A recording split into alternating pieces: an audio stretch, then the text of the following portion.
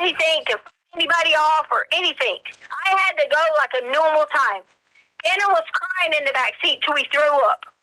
He threw up because he was so scared. He followed us all. He came with us all the way back to the house. Where's the footage showing people getting out of the car? Did you see that? Yeah, I saw it. Okay, who got out of the car? I mean, I saw you, and then I saw the shadow that somebody was talking about. Side. The only footage I seen is the one that you said the guy got paid for. That's the only one I saw. Okay, so when you get there, he's still in your car at this time. We all get out. The guy was with us the whole time. Okay. The whole entire time. I asked him, what did he want? He could take everything he wants. He could rob us. He could do whatever he fucking wanted. Have it all. There was a struggle. There was everything back and forth. Gannon was asking, did I know his Uncle Matt? Because he was saying, whoever Uncle Matt was, he don't like Uncle Matt. Uncle Matt came in at. Oh, she had something to do with it. Because I was freaking out how he would know someone by this name. I told you this. Okay. The guy was there when the police came. I didn't know where Gannon was at. I didn't know if he was hid. I didn't know anything. I just know I was terrified to say anything because he had the gun. And I was scared. What if he, Gannon, while I run up there and try to go get help? What if I leave to go get help and he's in here? There was nothing I could do to switch anything. My hands were tied that night. The girls were in the bedroom. My hands were tied to the little board that's on the back. My hands are tied there. Tied completely. Remember those same headphones I had on?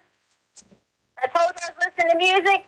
Yeah, I had to do that. And that little bandana that was down there, that's where that came from. I couldn't scream, couldn't get help. Harley and Lena were asleep.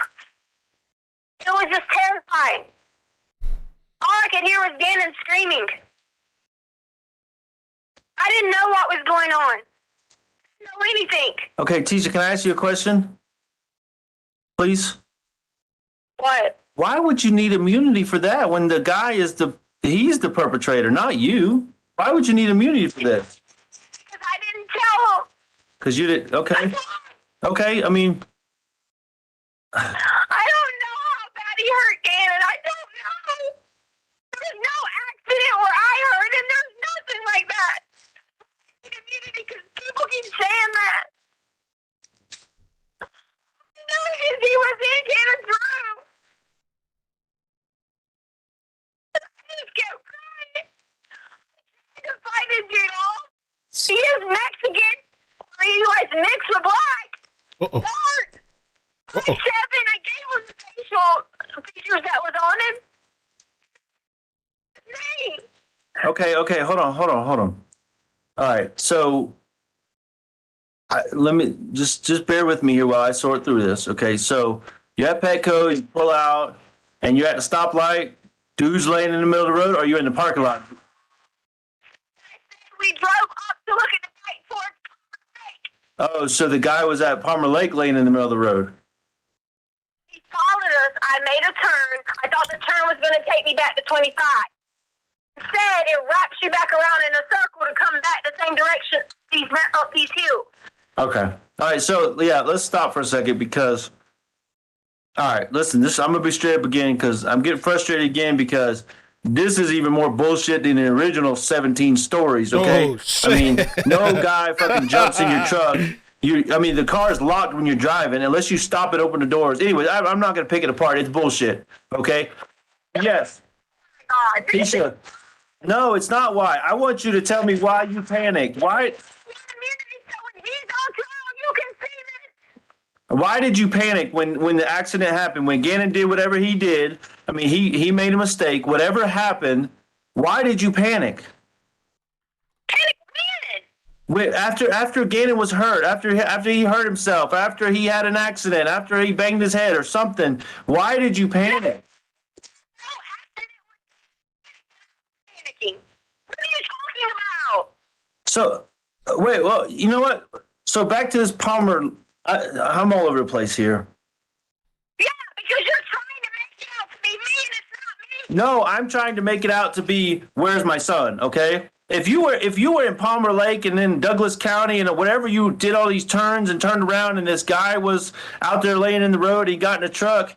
Why do they have your GPS in your car? You were in my truck. My phone. No, but I thought you told me yesterday you left your phone at Petco because you had to go back to get it. No, that was Gannon's phone. Gannon's phone was left at Petco. You told me, yes, Tisha, I'm not stupid now. Okay, listen, you know I'm better than that. You told me yesterday, you said it almost verbatim, almost quoting you now. You said, I set my phone on the counter, okay, because I had these 2 or 3 doggy sweaters or whatever, okay, and then... No, you told me yesterday it was your phone, and then you said it and you forgot it because you kept going and looking at him to make sure he wasn't getting out the truck. Now it's you. Tisha, but how is it all true when you've told me 7 different versions of the same thing? It can't all be true. He can't be a Mexican named Uncle Matt, lived it, but he wasn't there until he got in the... See how you keep doing? No, what I keep doing is not being stupid and letting you get me with bullshit, okay? I need the truth. Really? Yeah, really. Really? Really. Call it out. I mean, you can smirk all you want to. You can roll your eyes. You can hit the steering wheel. That doesn't change the fact that you have the truth and I don't. I mean, because, yeah, so yesterday... It wasn't a Mexican. It was the guy riding around in the Aubrey Holmes vehicle or whatever it's called. Okay, and you gave him the garage code, and then he came in. These things. But that's what I do understand. You're spinning me in 12 different directions to help. Immunity because they tell all this.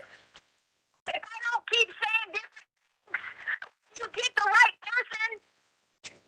You don't care about that. You don't care about the bounty if I say anything. No, Tisha, what I care about is you, and I care about our relationship and that the fact that we're talking together. No, you're not talking to the police. I'm not making you say anything. Okay, listen. I understand it. I understand what you're trying to do. I understand you feel like they're making you all these things, and I understand making you say all these things. Sorry. Okay, and the fact that you're having to say all these different stories because they're pressuring you, and I blame them completely. Okay, I understand that you're just in a bad situation because everybody's after you and you feel attacked and all these things. Okay, I understand that. But if you have any faith or respect in me, you got to understand that, I believe the truth is always easier than having to go 27 different directions. Okay. And that's what I'm trying to work out with you here is just the freaking truth. He hurt. I was tied with my arm. Okay, well, who is he? Who tied you up? Who did this? You didn't do it. Who did it? Who hurt Gannon? Who has Gannon? Who wants the money? Who hurt you? They're gonna kill me. Who is they? And how did he hurt Gannon? These are the questions I need to know. Who is he and who are they? He first told me his name was, but it's not. It's Quincy Brown. Quincy Brown. Quincy Brown. Oh, here we go. Lord Almighty.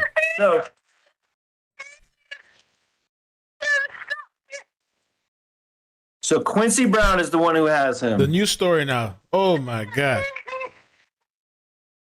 What was he driving when he was following you?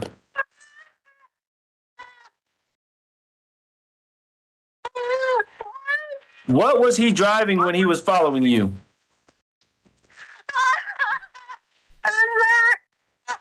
What?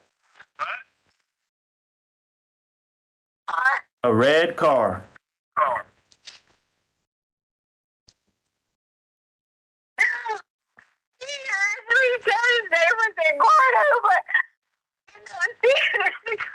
See, I think that's what I was saying. You're on it. The fact that you know his name, or he said Eduardo, but you found out his name was Quincy Brown, driving a red car.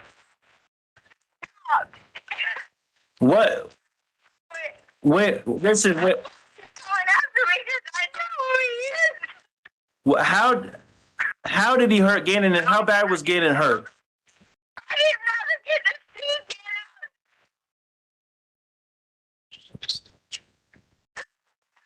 suitcase. Say that again. You said. I can't hear you, Tisha. Try to calm down. When I came out, Gannon was gone. I just could hear him screaming. I couldn't do anything. So Gannon was screaming, and you heard him. You heard. I heard. Right. No, I said heard. I said you heard, like you heard him screaming. The guy heard Gannon.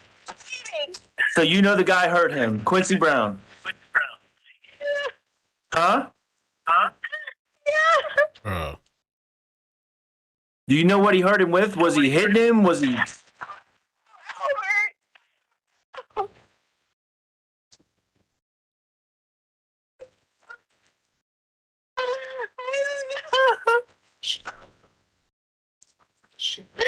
came back in there. He started taking boxes out. Okay, so how do you know Quincy Brown? How do you know it was him? He told me his name was Eduardo, but he came back in there taking boxes out. And I came Quincy Brown. I saw it. Oh, what boxes was he taking out? I thought he was going to rob our house and take things. So he had an ID on, and what did you see anything besides his name, like a company or something? Quincy Brown. It was his pocket. He had his big baggy pants on, and in his pocket, the paper fell out, and on top of the paper was his ID, and it had his picture, Quincy Brown. Okay, all right. But what kind of boxes? What boxes was he taking out? Was he out of the storage room? What? I mean, what? In the storage room. Oh, you were in the storage. Do what? You did. That's the first you told me that you were in the storage room. He tied me in the storage room, and I couldn't come out. I just did that. I'm sorry. You were crying and screaming. I couldn't understand that part. So now I know you were tied up. You couldn't do anything because you were screaming, and you had the bandana in your mouth. You were tied up. Is this after the police left and after Gannon and him were in the storage room, or before that, or what? It was after the police left late that night. I couldn't hardly. Okay. I realized that he was still in the house. Really laying in the room and told him to shut the door and don't come out. Okay. All right. So what boxes was he taking out of the storage room, or what? Okay, well, you brought that up, so that's huge. I mean, if he's taking boxes, what was in the boxes? I'm just trying to sort through all this, okay? Empty boxes, okay. So back up. Gannon and this Quincy Brown guy, they were in the storage room the whole time, and you were trying to point the police to the storage room? I never told you that. I said when the cops went to the storage room, I was trying to tell them, hey, there's a bunch of boxes piled up here. I even went to the little Christmas closet and was like, yeah, please look through there really good. But you did say that they were in there and that you tried to direct them somehow to the storage room. You did say that. Not what I said. That is not what I said. Okay, maybe I'm paraphrasing. Telling him where hiding places were in the storage room. Then where the fuck were they?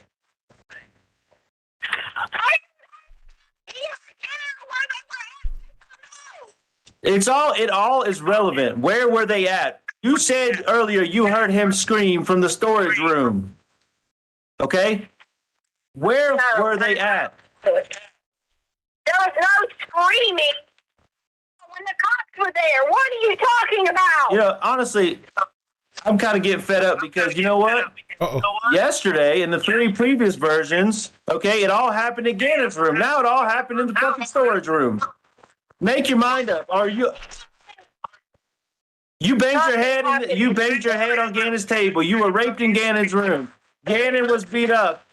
He was high-fiving the guy. He was jumping on him. He was loving him. Uncle Matt, he was a Mexican. It all happened in Gannon's room. Now it happened in the storage room. God damn it, Tisha, make some sense out of this. Wow. That is before the police got there, Albert.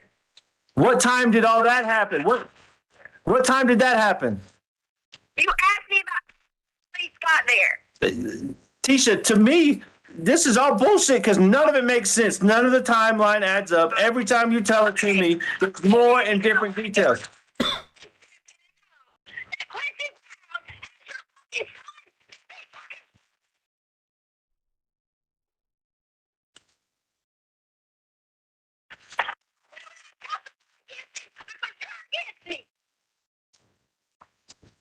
So, okay.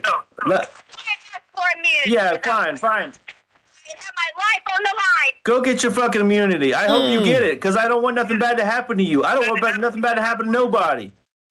I want my son back. I'm trying to help you get him back. So at what point did you call the police? The guy was with you. He was in the house. He was just letting you call the police? Because you said he was in the truck. Well, you, him, and Gannon were in the truck, come back from wherever the fuck you picked him up on the side of the road, and he just jumped in and said, "Here's a hamburger, take me home," or something, whatever. Okay? Yeah. I'm being a goddamn smartass because this is bullshit. There you go. So you're all in the house and you're just drinking sweet tea, and he's like, "I'm holding you at gunpoint, but go ahead and call the police, please." Right? That's your story. That's your story, Tisha. That's your story. Because initially he was already in the house when you got home with Gannon. That's what you told me initially. I am listening. Okay, so all right, so assume I believe you now. So Quincy Brown is the one holding Gannon for all the money, and you didn't tell me. So now, all this 3 weeks now, you've known who has my son. You've known he's out to get you or after you or whatever. And you think I'm going to be okay with me just finding this out after I've been crying my heart out for 3 weeks now? You think that's cool? Because you're worried about your immunity? Because I'm worried about my what? Immunity. That's all you said all day long after yesterday when you told me 7 different stories. Today it's immunity. And now I find about Quincy Brown in a red car with boxes, has my son, and he wants money, and you never told me about it. It's like we're playing fucking Clue here or something. Or Who's Who.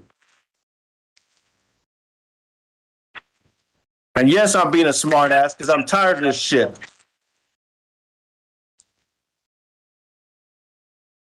I don't want nothing but my family and everything and Gannon to be there. I begged you to help me for days. I can tell you this. I begged you. But you would never have to not be around everybody and call me. Never. You know, it's funny. I'm going to stop you right there because it's funny. You started that statement again with, "I just want my family and Gannon." So that's why you keep saying shit like that. No, Gannon is part of your family. He's not an and, he's part of it. That's why I don't believe that shit, because you keep saying that. Go ahead. I am agreeing to testify against this. I am agreeing to even myself to walk out wherever money, risking a chance to fucking shoot me just to get Gannon. Hey, I'm going to tell you, listen, I know enough about immunity that you're not going to get immunity if you keep lying about this fucking Quincy guy. There's no fucking Quincy guy. There's no Eduardo. There's no Uncle Matt. There's nobody. Whatever. Yeah, whatever me all you want to, but there's no fucking Quincy. Yeah. Should have freaking told me about Quincy Brown from the get-go. That's why there's no fucking Quincy Brown. Really? Yeah, really, Tisha. Yeah, this is just blowing my mind here that you sit here and you want to be a family, the 4 of us in Gannon, like you say. You want us to get back together and be all intimate and, blah, blah, blah, blah, blah. But you keep fucking lying to me. 5 years of lies, and now my son's gone. Where is Gannon, Tisha? Quincy, that's who took him. Where the fuck is Gannon, Tisha? Quincy Brown. Where? Where's Quincy Brown? He's obviously, you know something about him. Is he in town? Are you in town? Is Gannon in town? Who's anywhere? Nobody knows where anybody is except for you. Earlier, you wanted to help. You wanted to listen so we could go have him arrested.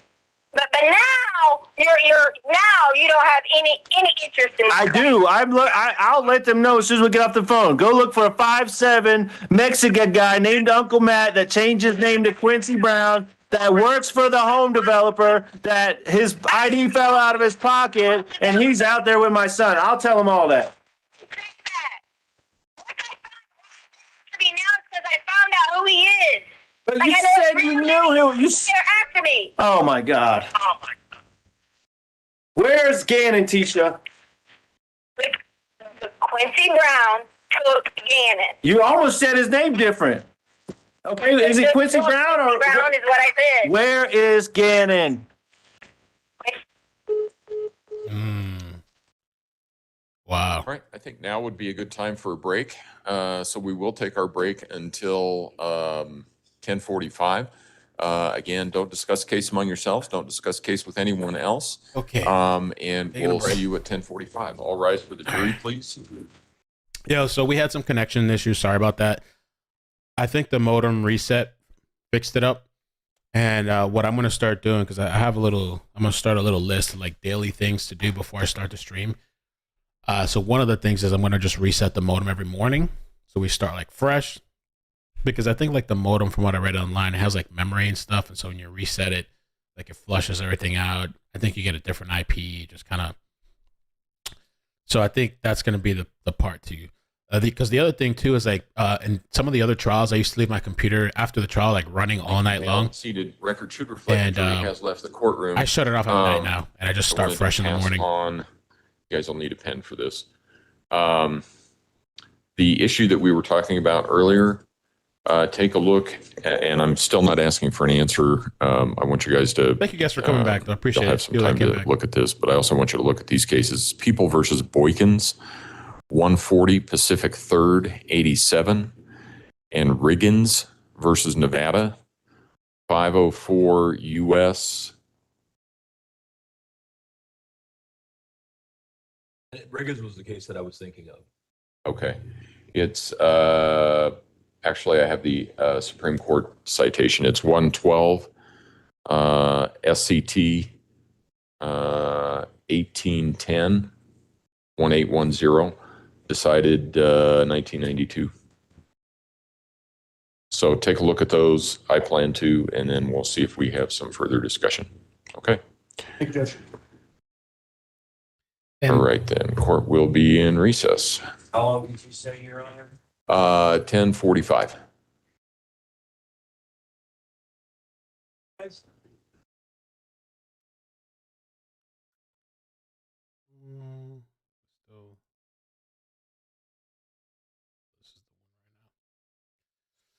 So the stream from earlier, it cut out. If you click that video now, there's like 1 minute left. I think once that video is done processing, then that stream will come back up. Let's see. Yeah, it's still processing right now, so I don't know. It could be a couple hours, 1 or 2 hours. If you were in the beginning of that stream, you want to watch it later on, give it like a few hours for it to process, and then it'll fix together. Because sometimes when the stream cuts out, what I realize, it just cuts the whole part of the other stream. It just leaves a little portion left. And then once the video is done processing, YouTube like puts it all together. What a crazy day. Let me just give some thanks to the people that sent super chats. And Jay and Nate, thank you for gifting 10 memberships. Thank you so much. Super kind of you. I think throughout the trial too, I'll probably gift some memberships as well. Thank you so much. Really kind of you. And like I said to you guys, like as the trial goes on, we will figure things out. We will, different screens, whatever looks better, audio settings, connection settings, whatever it is, we'll figure it out so that things are better. The viewing experience is better. Gamora's mom, thank you for the super chat. Gracias. Appreciate that. Jackie says, thanks for all your hard work. You are better than Geek Squad. I love you, Mel. Apparently, the Geek Squad, Luffy could talk about that for days. Rebecca, thank you for the membership. Alyssa, thank you for the membership. Jay and Nate, thanks for the super chat. Says, typical Mateo Eduardo, a.k.a. Quincy Brown, a.k.a. Petco. This woman came up with so many cockamamie stories, and it reminds me, every time I touch the table, like, boom, boom, boom, everything shakes. Reminds me of, like, just different experiences in life. People come up with these cockamamie stories. And I think the other thing too with the audio, because people are saying like, Leticia, you can't hear her audio. You can't. I think it's either two things. That's kind of really shaky. It's one or two things. It's just her connection's bad when she's talking on the phone, or that she's screaming so loud. I've like watched just different random videos online and like people arguing, or like some of these scammer calls, like these channels that expose the scammers, like the computer scammers, and then the scammer on the phone is like screaming at the top of their lungs. They're screaming so loud that the speaker, it's not even like distinguishable. Like I think the speaker has a max limit, or like maybe some sort of sound decibel that it can like take in, that it can decipher, and the person's just so loud screeching that the speaker or the microphone can't even pick up like what the hell they're saying, and so I think it just like cuts out or whatever. So I think Leticia's just like screaming like at the top of her lungs. She's like hysterical, crying, and then normal. And it reminds me, I literally, like, when I listen to some of those conversations of this woman going nuts, it makes me flash back like years ago to different instances of just different experiences, like just like going nuts, screaming. I'm like, wow. And oh, by the way, Dad, okay, Al, these calls are like wiretapped. He knows about it. So that's why he was so patient throughout these calls. Like, that's why he took his time. That's why, like, because even at the beginning, I'm like, damn, like, I would have like snapped at that point. But he's strategically, from the call that we heard yesterday to today's call, to now he's snapping. Now he's like all gloves off, going all in, calling out her bullshit, all these different stories. If you haven't seen the affidavit video that I did, you should check it out. I posted it like 2 days ago. It's on the playlist. In the description of this video, there's a playlist, and I titled it, I should change the title, but it's called Boy Found in Suitcase, the first words, but at the end it says affidavit. That has all the details. It's about an hour and a half long. So when all these cockamamie stories come up, that was mentioned in the affidavit, and like this whole Eduardo story, cockamamie story, all of a sudden now it's a black guy and some guy named Quincy Brown or whatever, which Quincy Brown did have like some sort of charges, but it completely unrelated to this. He has nothing to do with Gannon, obviously, with Gannon. But this woman was just coming up with stuff. And the crazy thing too, you can tell this woman is cold and vicious because Al is like desperate to find Gannon, like pleading. He said he was crying. I think at that point it had been 3 weeks they had sent him the call. And this biatch feels nothing inside. All she wants to do is save her own skin. That's all she cares about, is saving her own skin. So while he's here pleading, just tell me, where is he at? Some sort of clue. All she keeps talking about, that's really annoying, is the immunity. I have to figure that out sometime. It's too many things to adjust. Rebecca, thank you so much for the 3-month membership. Says, whoop, whoop, go Mel. Diggs, thank you for the super chat. Says, Teabag, you're amazing. I can't wait for everyone to see. I'll show that picture in a second here. ISO, happy birthday to you, first of all. Thank you for becoming a member. Says, sounds like a crappy marriage from the beginning. The Craft Alley, thank you for becoming a member. Miss Dog Lover, we all need a break. This is so hard to listen to. Maybe Leticia, she's the one that cut out the connection. Lilac Peach, thank you for the super chat. Says, where did you get the end table light, please? I got it on Amazon. If you shoot me an email, so Diggs actually recommended me those end tables. If you shoot me an email, I'll send you the link to the Amazon thing. I like the tables. The only thing is like the width is not as much as I'd like it to be a little bit. Is it the width or the length? Whatever. I'd like it there to be more space on it. There's not, like you see like the plaque, that's basically all the space that there is. Like you can't really put much else on there. So I just wish there was a little bit more space on there. But it's pretty cool. I mean, I can change the lights and stuff. There's like remotes and stuff like that. You can change to whatever you want. Oh, what the hell is that? Strobe. And then the other lights under the couch, those are other lights that I used to use in my old place. And that's hooked up to Bluetooth as well. I can change that if I wanted to. But it's pretty nice. Pretty nice end tables. C. Weiss Life, Mel Mafia for life. Thank you so much. Appreciate the people that came back. We almost had 5,000 people, and then the connection. You know how frustrating it is, because it reminds me of Comcast. two, it's like, damn, like I know all these people are watching. Now the connection's cut. People are gonna be like, what the hell? So, yeah. But I guess, and this is just beginning. We got like potentially 8 weeks. So things are gonna happen along the way. Q&A Grandma, thank you for becoming a member. Appreciate that. Thank you so much for the membership. Terry Howell, thank you for becoming a member. There was somebody on okay, just me Nicole, I missed the super chat. Why were the cops there before he went missing? That's what she just said. I don't know. Did she say that? No. She's referring to when the cops, after she called the police and said that Gannon was missing, I believe the cops had come to the house and looked in the house, and she's claiming that whoever it was alleged, supposedly the story that she made up that took Gannon, that person was still in the house and that somehow the cops missed Gannon. I think that's what you're referring to there. Phoenix, thank you for the super chat. Jay Nay, does Florida have charges on her also? Not that I know of. I don't think they will. I think it's just going to be these people handling it. But there is some people that were flown out from Florida today to Colorado, and they're going to be testifying. I thought it was like coroners or medical examiners, so that should be interesting.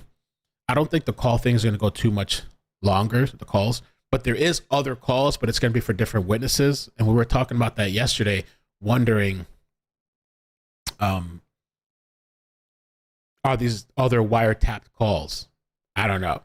That should be interesting. Kim Berger, thank you so much. As thumbs up, everyone. Yeah, don't forget to thumbs up, especially if you had to come back. We'll have to get the, it's 600 likes. So if we can, we're almost 3,000 people. If we can get the likes back up, you have to hit it again since we dropped the connection. Let me see. Did they fix the other stream yet? The other stream is fixed now too. So if on lunch break, you know what I'm saying? If you missed part of the call or like you got cut off in the middle. Let's see here. Let me hide this for a second.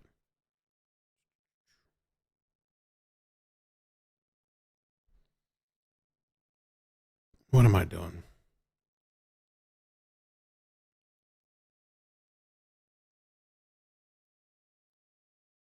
No. Oh, there it is. Okay. Gotta overlap that. There we go. So the earlier stream that got cut off, it's fixed and processed. So if you missed, it was getting really crazy right before it cut off. If you've missed that stream, you can always go back and watch it later. Hello? Calling me.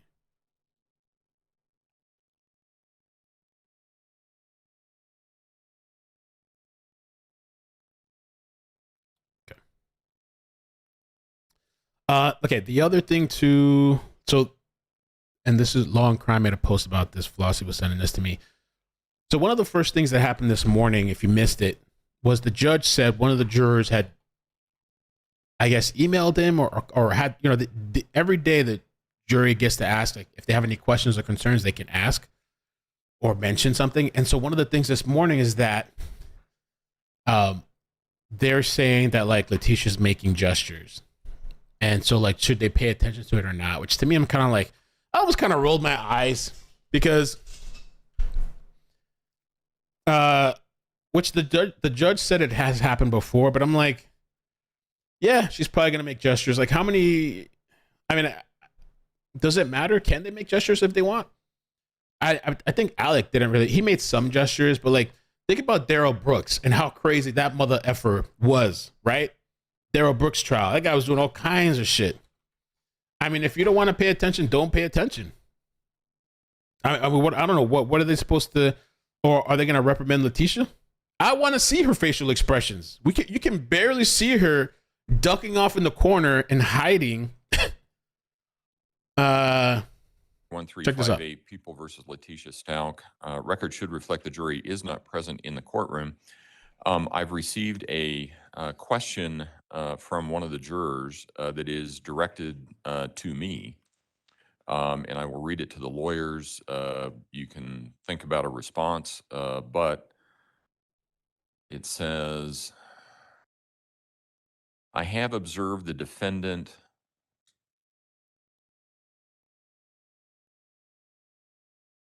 What do you guys think about the gesture It's thing? mouthing. I have observed the defendant mouthing Oh, y'all occasional don't know Darren words Brooks? or physical gestures Oh, like agreeing or disagreeing. Do we ignore this behavior? Let me show you something. I'll show you a little bit of Daryl. My initial thought, and I've had this question come up before in various different cases, and my initial thought is to tell them that the only evidence that they are to consider is the evidence that comes from the witness stand. We don't have to answer it right away, so you can think about it or tell me what your thoughts are now. Well, I do want to think about it more, but my initial impression is that actually don't think that's 100% accurate. I think observations of what's happening. Okay, Mr. Tellini. And I'm just, again, I know, this is just off the top of my head. I know there is case law regarding like forced medication of people with insanity pleas, and part of the reasoning against it is because the observations by the jury of the defendant can be important for that determination. And so if I could just have over lunch to look at it. Oh, yeah, no. Because like I said, I think that observations of the defendant She- is something that I don't want to. Okay, so she's made some gestures, but like barely. Like I had noticed the other day, she made some sort of like thing, but to me, it's like they're barely. I mean, she kind of hides her face a little bit. The only thing I noticed was yesterday. Really, like yesterday, she made some like gestures, like that's crazy, but it wasn't anything crazy. That's like, oh my god, it's like a disruption to the courtroom. Don't look at her then. She can't like it. And listen, I'm not Team Leticia at all, but I'm just like, come on, it's a little. Don't look at her then. What? She can't frown. She can't like blink her eye or some shit. Like, Your Honor. As to this particular piece of evidence only, Mr. Brooks, you may ask questions. Mr. Brooks is the psychopath that rammed his car in a parade and killed people. All right, and he represented himself in trial. Of Detective Casey. Objection, I don't consent to being called that name. And yeah, Noted. Do you have any questions? He's also like a sovereign citizen, whatever. Those people are. I don't know. I've never seen like a normal sovereign citizen person. I mean, I'm sure it's possible, but the ones that I see on the TV or on the internet, it's always like some crazy shit. I don't know. For the witness. This when did this video? When was this made a exhibit? Because I don't have it. Objection, that's not a question for the witness, Your Honor. That was a question. When Sustained. was this As to the video form made of an a exhibit? question. When was this video made an exhibit? That is a question. I object to the question directed at the witness, Your Honor. It's beyond the scope of his knowledge. Sustained. Well, he said he saw it. But that's not the question asked. So you can rephrase your question if you want to. When did you see this exhibit? When did you see it? With the understanding that you're asking when did he see the video, Grounds. I will When allow did you the see question this to be exhibit? asked. With that understanding, you may answer Detective Casey. Am I answering when I saw the video for the first time? There was at one point that the judge was like, he was arguing with the judge back and forth, and the judge was like, "You're literally scaring me right now. Like you're literally like freaking me out." Dr. Edward Moskowitz, thank you for the super chat earlier. I think I missed it. Dad is doing really good. Great to keep her on the line. Great job, Dad. I agree. I think he did a really good job. Lori, sorry I missed your super chat earlier. Hopefully you're still here. Thank you for covering this trial. She is victim blaming. And Miss Dog Lover earlier said too, this is the old trout going to take the stand. Oh, is the old trout going to take the stand? I highly doubt it, but it would be amazing. If Leticia took the stand, maybe in some sort of Hail Mary thing like Alec, Alec Murdoch. If she took the stand in a Hail Mary thing, I would love to see that. I don't see it happening because I just think they would tear her apart. But I don't know. It would be really interesting.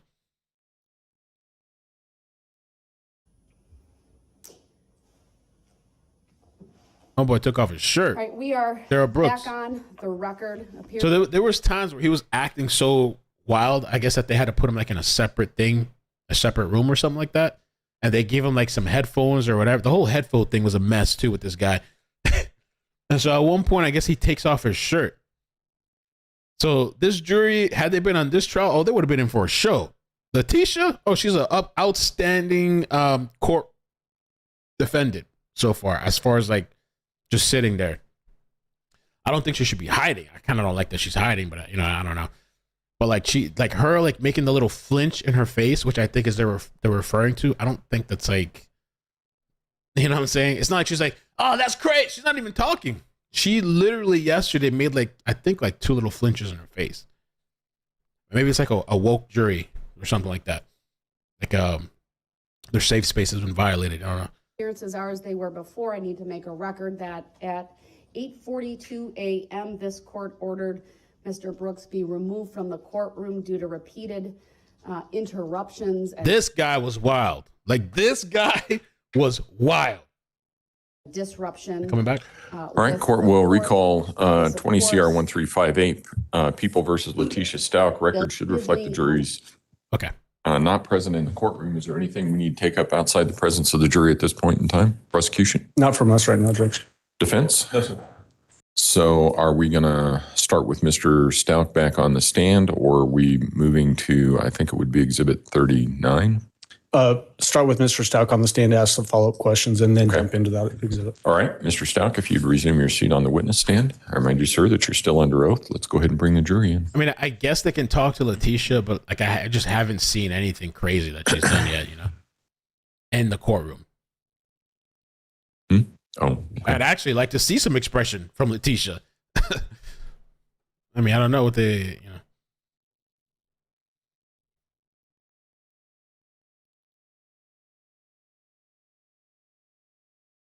Oh, and somebody sent me the makeup of the jury as far as I thought maybe age and gender or just gender. All rise for the jury, please. T-show. And it looks like the connection's smooth now. So I'll just have to, daily we'll do a reset of the modem just to be good. Each trial has taught me something, because the other trial I ended up getting I have a power electric surge protector under my computer. So in case the power goes out, the computer can run for a little bit. I want some gangster shit though. I don't know how long this one lasts. Thank you, may all be seated. Court Maybe will 30 recall minutes? 20 CR 1358, People versus Letecia Stauch. Record should reflect the jury has returned to the courtroom.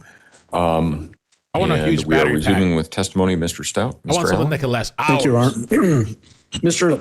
Stauch, in that last phone call that we just heard, February 14th, 2020, this is roughly about a little over 2 weeks after Gannon's missing. Is that right? Yeah, January 27th, so almost 3 weeks. Yeah. Yep. In the beginning portion of that phone call, sounded like the defendant was suggesting that some guy laid down on the road and then got in the truck, and Gannon threw up in the back of your truck. Yes, sir. When you got back from Oklahoma, did you drive your truck?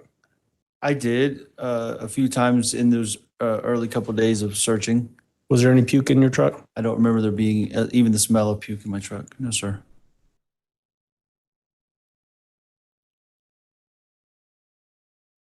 In that phone call, you started to press her to get details about whoever this guy was, this dude that she keeps describing. And in the call, it's just she uses a Mexican or a black dark, found out his name. You mentioned the name Aubrey Holmes. What was that all about? That would have been in the Lower Center Ranch neighborhood. I used to see a van, somewhat of the neighborhood headquarters or whatever. That's the home builder, maybe. I don't know specifically, but yeah, that was just a van or cars roaming around the neighborhood for supervision or whatever. Was that also a reference back to the story the defendant gave that she let one of the guys from the building area come into the house? Possibly, yes. Okay.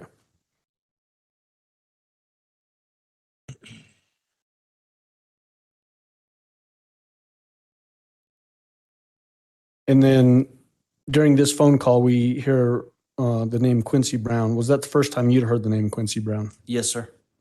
Did you know any Quincy Brown? No, sir.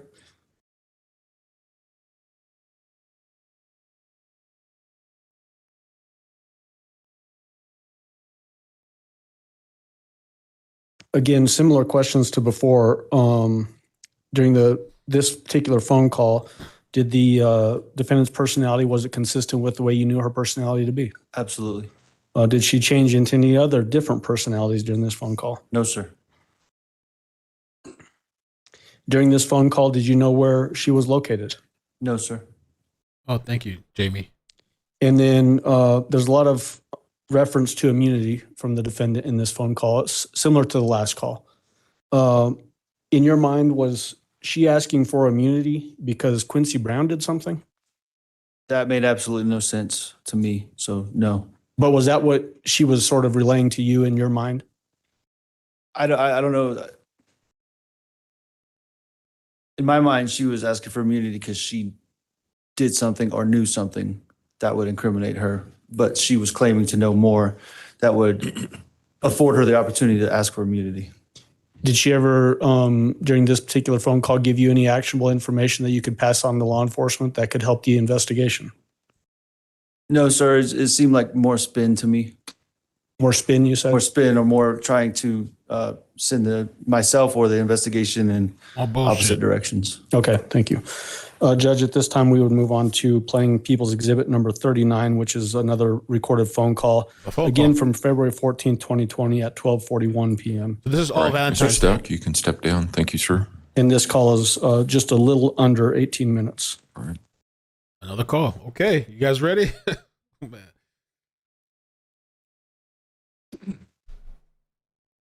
Best to be ready.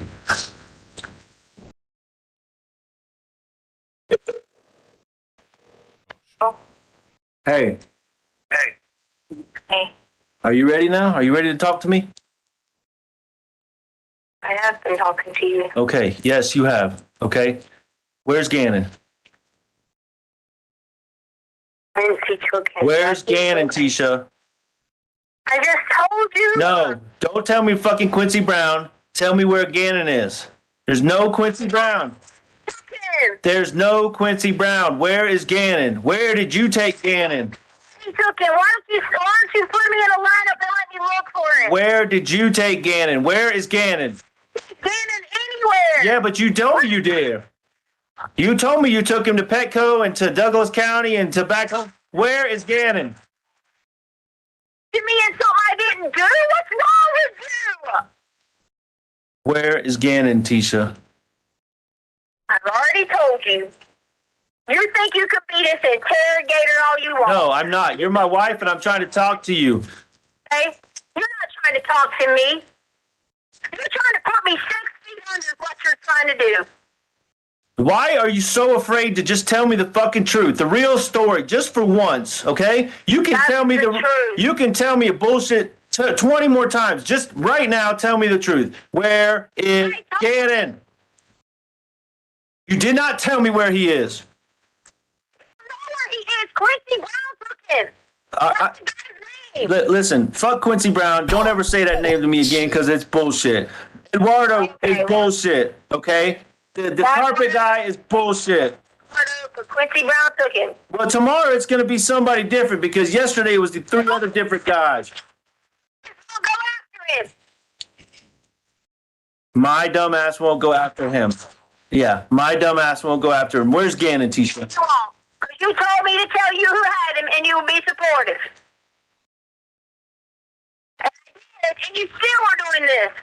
Listen, I'm not going to sit here and pick this thing apart anymore because it's bullshit. You said this guy had something on you, something blah, blah, blah. Excuse me, blah, blah, blah, blah, blah. You didn't want to tell me his name. Why would you not want to tell me Quincy Brown? Who the fuck is Quincy Brown?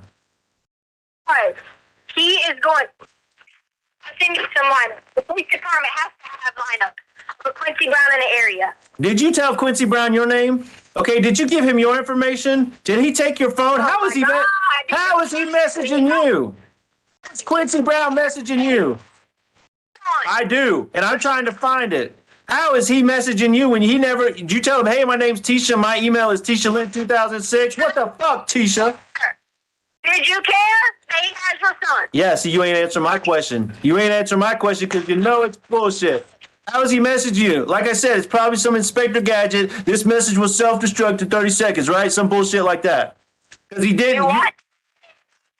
Talking about? Likewise. I don't know what the fuck you're talking about. This guy messaging you? What the fuck? He don't have your information? Okay, so he hasn't been outside of the hotel? Nope. Okay, then you're an idiot. Throw another one at me. What else hasn't he done? He ain't done shit. Because Quincy Brown don't fucking exist. Maybe they need to check you and Landon since y'all goddamn won't go look for him. Yeah, have them check me and Landon. They got all my shit.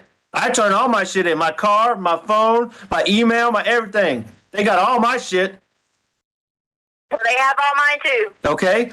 So I ain't worried about shit. Give me a place to look for Gannon. Tell me where he is. I don't. I'll go fucking look for him. What does Quincy Brown even look like? Is he the 5'7" Mexican? I mean, come on, goddammit. Come on. How is he messaging you? You never answered that question either. I'm getting messages. Ooh, so mysterious.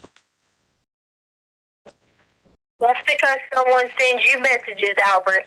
Doesn't fucking mean it's social media or anything like that. I didn't say what it was. I asked you what it was. Certain ways. So, I even called it into the FBI. oh, okay. Hey, there's this dude, blah, blah, blah, following us. Hey, there's another people following us. I've tried to help y'all. So, listen. I didn't tell you from the beginning who Quincy Brown was. Yeah, right. Just don't give a shit. Yeah, because you knew I wouldn't believe you because it's bullshit. So you're telling me this motherfucker came in there or got in the truck, come home, beat the shit out of you or whatever he did, beat the shit out of Gannon, took Gannon from the storage room or whatever the hell that's all about, and took him, and now he's got. I'll send you a picture. And now he's. Yeah, send it to me. Send that shit to me right now. Okay, send me fucking Quincy Brown. Okay.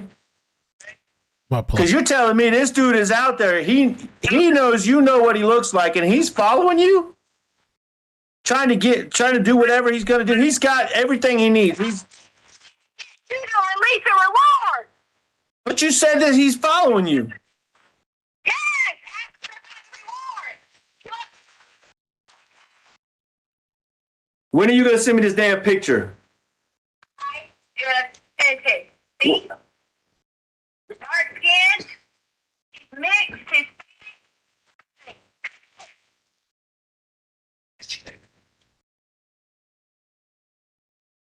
Are you freaking serious, Tisha?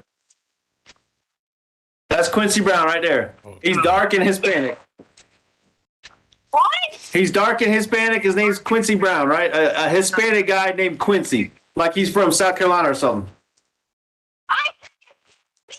Puerto Rican, mixed, All right, listen, Quincy. Oh my God. This is great. How did you fucking get a picture of Quincy Brown? You Googled him?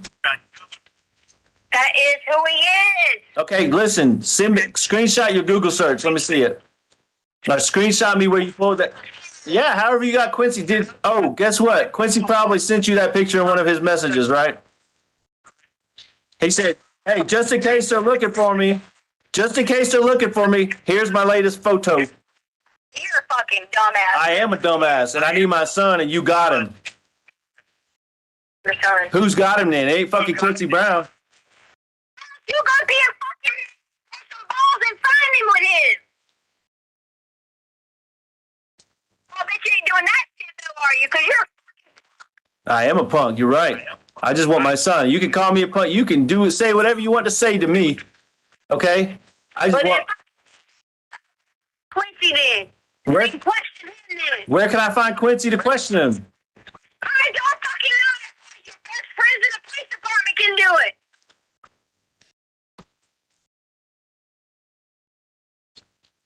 You're killing me, Tisha. I'm not killing you. Well, where's my son, teacher? This is the same fucking bullshit conversation we had for days and weeks about that $8,000 you took from me. And I said, where's the money? Where's the money? And then 2 weeks later, oh, I took it. I'm so sorry, blah, blah, blah. It's the same shit we're doing again. Money, you dumbass. Yeah, I am a dumbass, but it's the same fucking conversation. Where's my son, Tisha? Quincy hasn't. Quincy, do you know him? Fucking go find him. Apparently you do, because he's got something against you. Okay?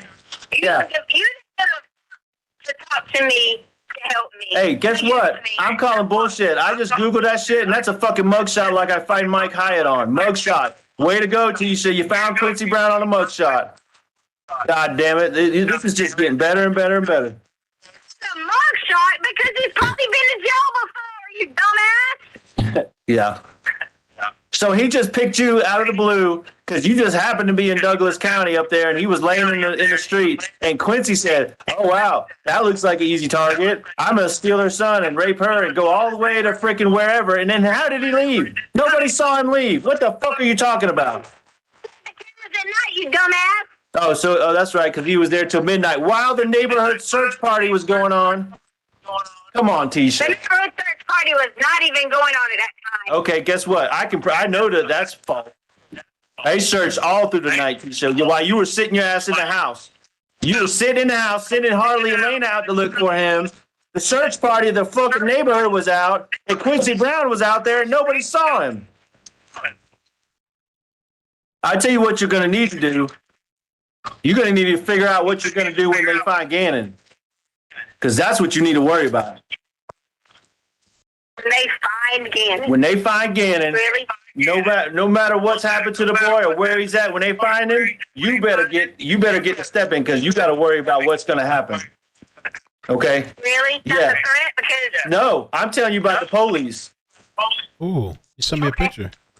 if that's how you want to take it then, and you don't want any help, then Yeah, fine. because we're going to find him. And how the hell would you know they're barking up the wrong tree? You keep saying they're looking in the wrong place. You don't ask me. I'm the wrong tree. But that doesn't make any sense. They're looking where you supposedly told them Quincy Brown got in the truck at. What the fuck, Tisha? That's the exact tree they're looking at. I said me. I was talking about me. Yeah, but you keep saying no. That's not true. You said There.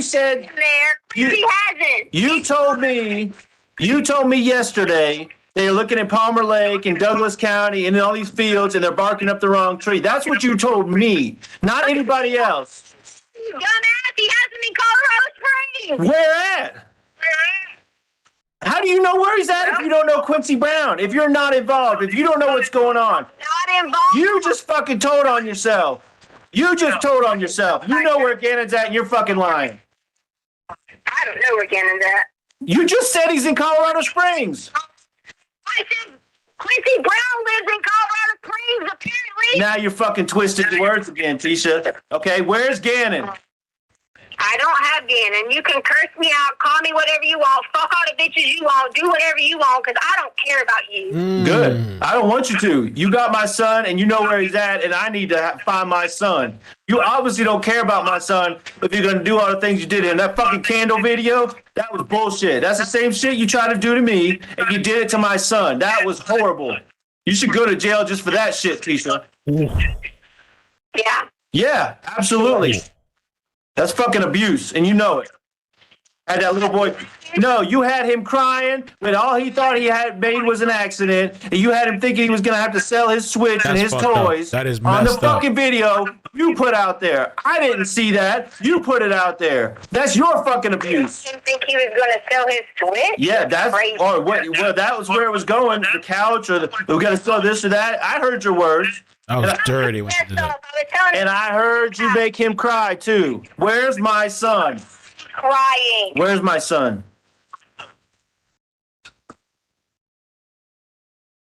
Where is he, Tisha? Why are you pausing? You don't care where he's at, so it don't matter. I do care. I told you where I think he's at. You told me he wasn't there. You said they're barking up the wrong tree, and then you said he is in Colorado Springs. You said that. Not me. Not the police. Not nobody else. You said it. That's why you said they're barking up the wrong tree, because you know where he's at. And you need to tell me. I wish I did. You're a fucking liar. Tell me where he's at. I wish I did, so that I bring him to you and say to you how you really were a supportive husband. You listen.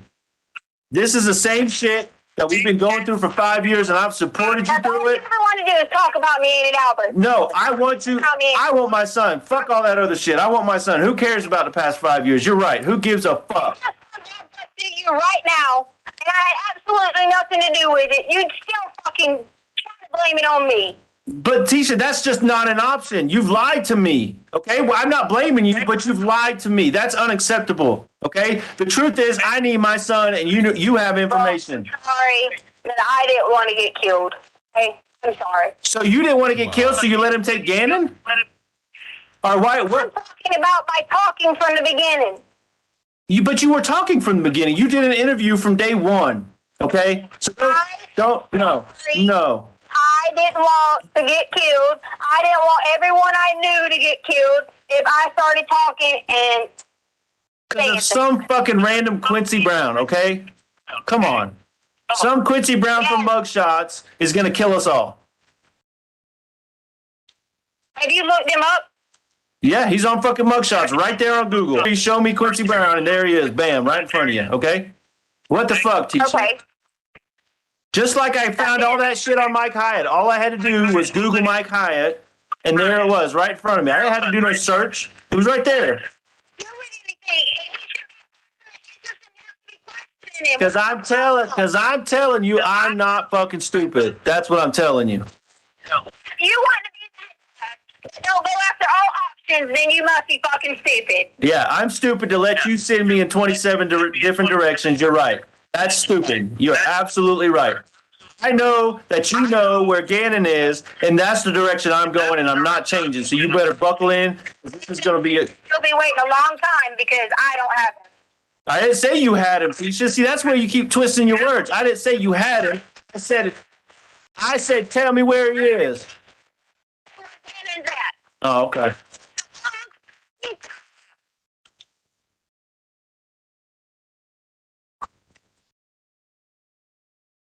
Damn time. Okay. Because I don't have him. And I don't know where he's at. I do that every day. But you just said he's in Colorado Springs, so make your mind up.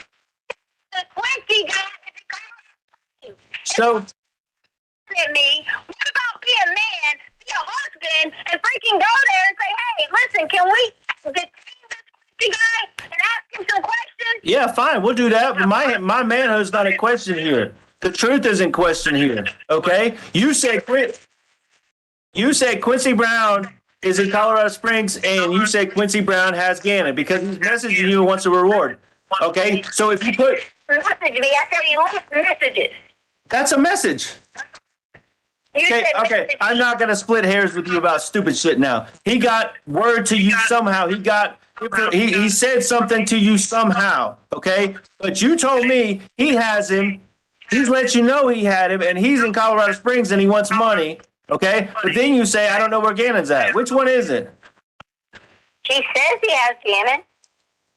He says he has Gannon, and he's in Colorado Springs. But I would even be willing to put my life on the line to freaking go out and carry to wherever the meat's going to be, knowing that somebody might shoot me. All right, listen, I'm about to end my rope here. Okay, you're fucking lying, and I'm done with it. Okay. Okay. You haven't even told me where you're at. I mean, there's so many freaking lies. You say help me protect me. God damn it, you're not in Colorado Springs, Tisha. Send me your location right now. Then send me your location right now. Quit fucking playing. Send it to me on my phone. Take a picture. So you want me to send you my location? I've offered. Save your family. Yeah. She'll be doing. Yep. All right, listen. Obviously, this gap between us ain't getting no closer because you won't tell me where my son is. So I'm done. You got anything else to say before I hang up on you? Good. Don't email me. Don't call me. Don't message me. Don't use my name in the media. Don't say shit about me until you tell me where my son is.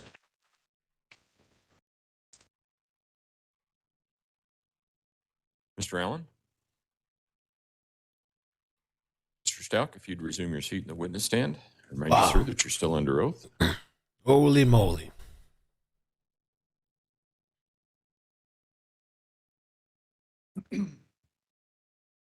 Mr. Stauch, in that particular phone call, you made a comment about the candle incident and that the defendant was doing the same thing to Gannon that she did to you. What were you talking about there? Manipulation. Meaning the defendant manipulating situations? The defendant manipulating situations as I witnessed in that video her doing to Gannon. Sounds like potentially the defendant sent you a text message to tell you who this Quincy Brown was. Did that happen? In that phone During call? that phone call, yes, sir. Did you then do a Google search for a Quincy Brown? I believe I did on the spot, yes, sir. And what did you find when you Googled Quincy Brown? Exactly what I referenced. I call it mugshots, but like, lineup.com or mugshots.com, whatever it was specifically, but his face next to a bunch of other people that have been arrested. Was that essentially a sex offender that was wanted in the Colorado Springs area? Yes, sir. Did you ever have any independent knowledge that Quincy Brown was somehow involved in Gannon's disappearance? No, sir. You asked the defendant in there, or actually the defendant, I'm sorry, said that she was in Colorado Springs. Did you know where she was at that time? No, sir. Did you think she was in Colorado Springs? No, sir. And then similar to the other calls, her personality that she was using in that phone call, was it consistent with the way you know her? Absolutely. Did she ever change into a different personality? No, sir. All right, thank you. We will move on to, Your Honor, People's Exhibit 40, which is another recorded phone call, February 14th, 2020, 1:21 p.m. All right. Mr. Stauch, you can go ahead and step down. Thank you, sir. And this is just short of 16 minutes, Judge. Okay.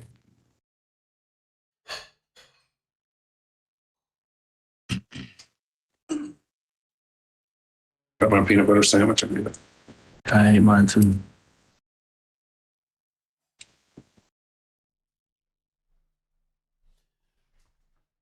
Thank you, Kumi. Hello? Are you still along? What? Are you still along? Yes. Okay, here, you asked for one more chance. Here it is. I'm going to shut up. You just say what you got to say. I ain't going to say shit.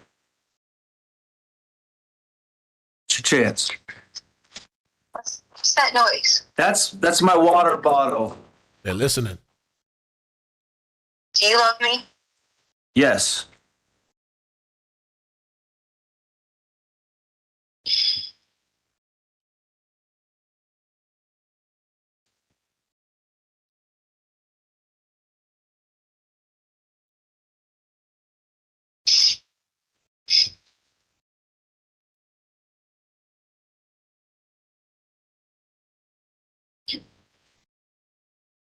Oh.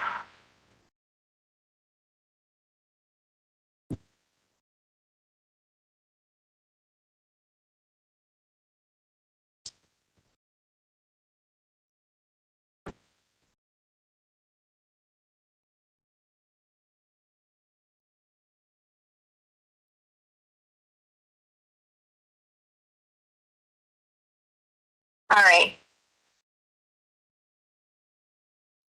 If you know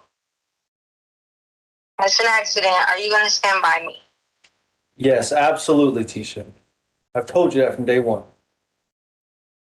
I'm sorry for all the stories. I just didn't know what to do.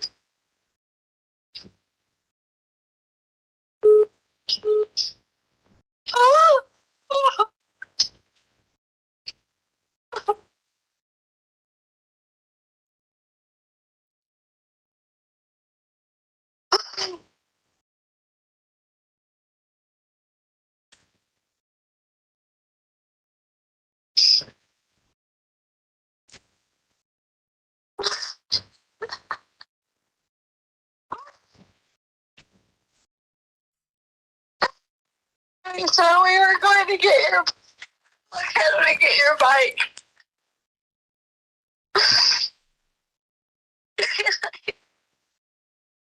I was letting get it right. It was really big, so I got pink.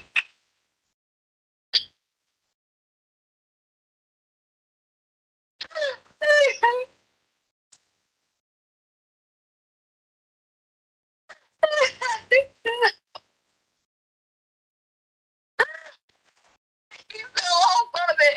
It hurt bad.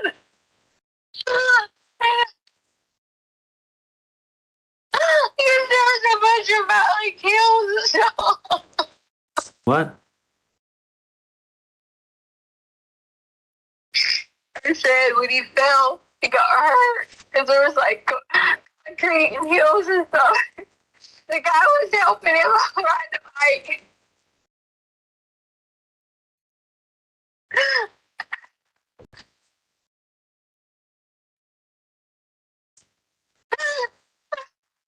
Tisha, babe, what, how bad did he get hurt? How bad it was, he was bleeding. Where was he bleeding from? His arms, his knees, his head. So his head was bleeding? And this, oh God. And he promised me he was going to go back to his house and get some bandages and call 911 because we had accidentally left him all in Petco.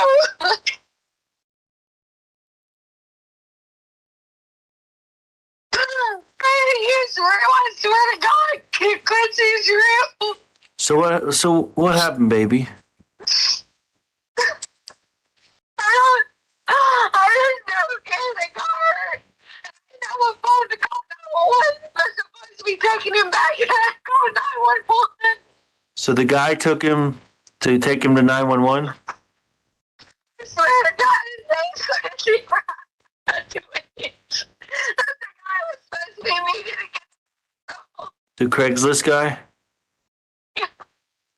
And you met him where? Like up in wherever that Those messages. My actual phone was why I shoot. I was scared he didn't come back with it.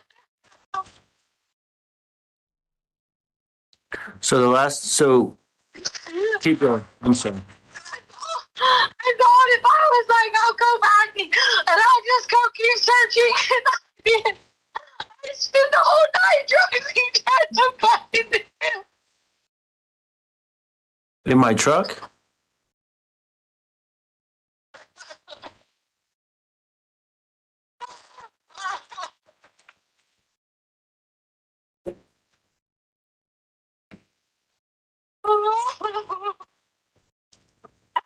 Sure, I'm sorry for these stories. I just didn't want to do this. I didn't want you to hate me.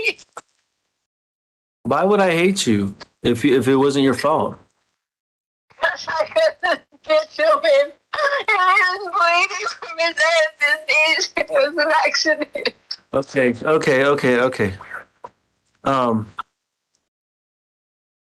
So to start over. This is really hard to hear, okay? But so you left Petco. You don't talk to me like that where you're going to go down this road and chastise me and tell I'm not. You're telling me the truth now. Sure, it's called my job. Okay, and I believe you now, because thank you for telling me the truth. This means the world to me, and where was this at? Like, what exit? You mentioned the exit yesterday. What exit was this at? It was like 163. I don't know. It's on my phone. Okay, so if you can reach out to them and then give you your phone, then they could find it, right? Can you think of a landmark? Just like, help me find him, babe. Just help me, because I can go search. I can go right now and search. That's the only reason I asked for immunity, because I didn't feel it was an accident. And I wasn't trying to cover up anything. I was trying to figure out why he took him. If I said something like you saw it hurt us in the house or something, I'm not. They would start looking for him.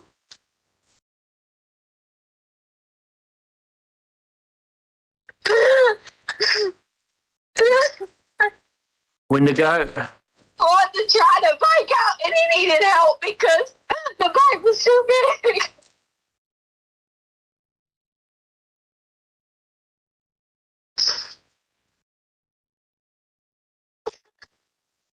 And you want to know why I've been gone? Why my car's been in that direction? I've been driving up and down there all the time until they took my car.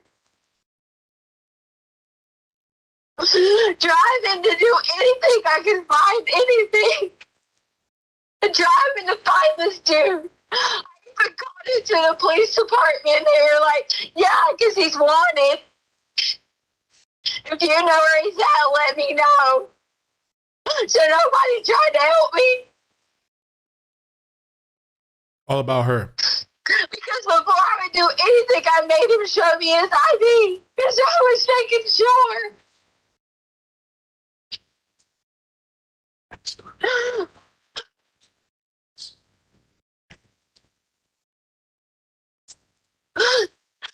It's fucking the bike today, that's all. Hey, but Tisha, hold on. You went to his house, or where did you meet this guy at, Quincy Brown or whatever? Because if you went to his house, they could have. Please. I'm listening. I need to tell you. Okay. He said to me that he would be off that exit. When I turn off the exit, you can look. Okay. I turned off the exit left because I thought that was direction, but he thought I was coming from south. From north, so I turned off right and went towards the other direction, and I didn't see anyone with a bike in a store. Okay. So there was a store? He said there was a store. I said I didn't see anyone with a bike in the store. Oh. So I went the other direction. I got you. When I went the other direction, I see him with the bike, and I said, "Hey, there's the guy with the bike," and I made him show me his ID, and legit, we talked. Some kind of biking, and this was a tour bike, and I got a little nervous because I said, why would he have some tour bike and he's trying to sell it? You know, like, I was asking him questions like, did you not ride anymore? Did you get hurt? You know, like these stories I was asking him. Then I realized I didn't have the phone because I had left it at Petco. So then, Gannon was like high-fiving him and talking to him and stuff like that.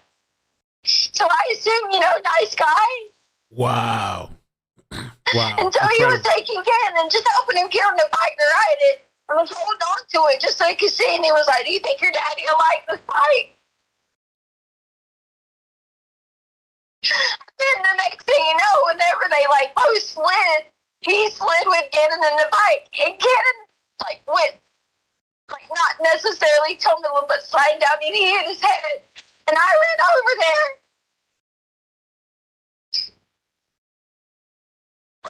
I was just trying to help and call 911, but I didn't have my phone.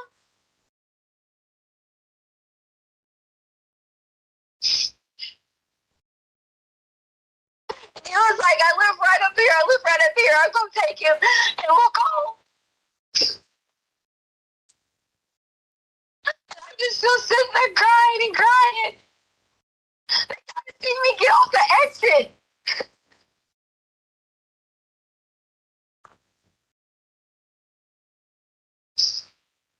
That's why I've been adamant about you finding this dude.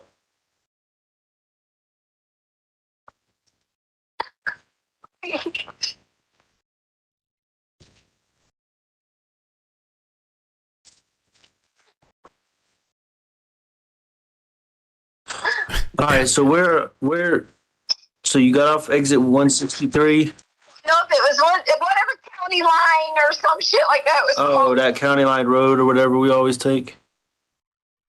It was on that road? No, you had to turn off of that road. I went the wrong way to start with. So I turned right. Because he thought I was coming from the direction I was supposed to turn right. But this was the exit off 25 that you turned the wrong way, or off of County Line Road? Off of 25. You can get off and go both directions. Okay. All right. I'm trying to narrow it down so I can go look, but so was there anything else besides you said he scraped his knees, he scraped his elbows, he busted his head, and he had the burns on his arms. Well, there was some bad burns, Albert. The burns were just little bubbles from the fire. That had nothing to do with it. Now maybe it could have scraped them open some because he already had them, but Gannon was fine. He was talking to me. He wasn't complaining with any kind of pain. I would have took him straight to the doctor if the burns would have had any kind of pain to him. Okay.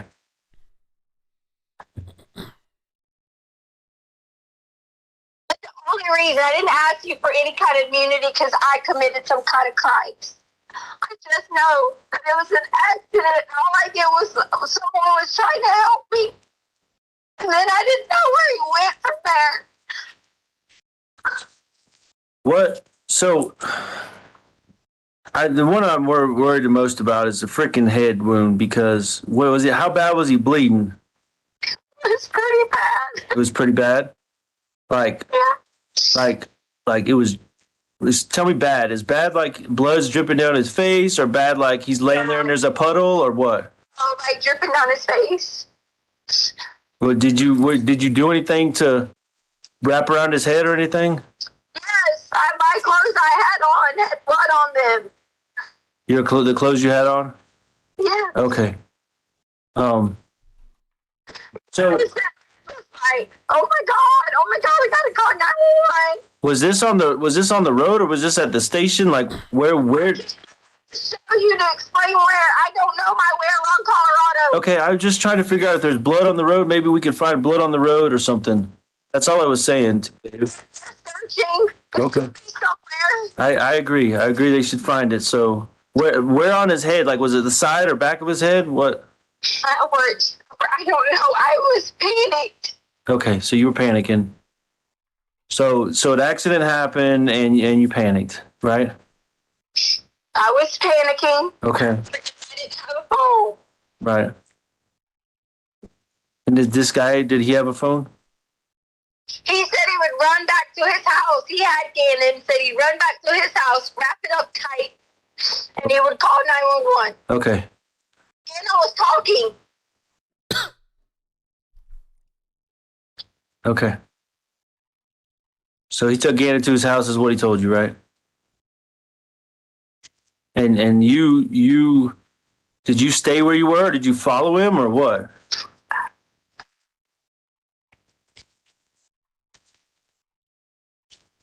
Babe. Wow.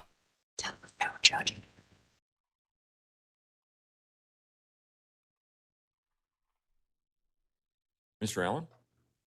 Your Honor, we would just have Mr. Stauch come back to the stand. Mr. Stauch, if you'd resume your seat in the witness stand, or maybe, sir, that you're still under oath.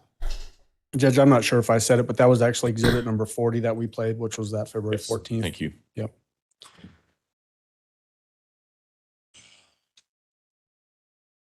Mr. Stauch, in this particular phone call, you hear the defendant sounding potentially like crying.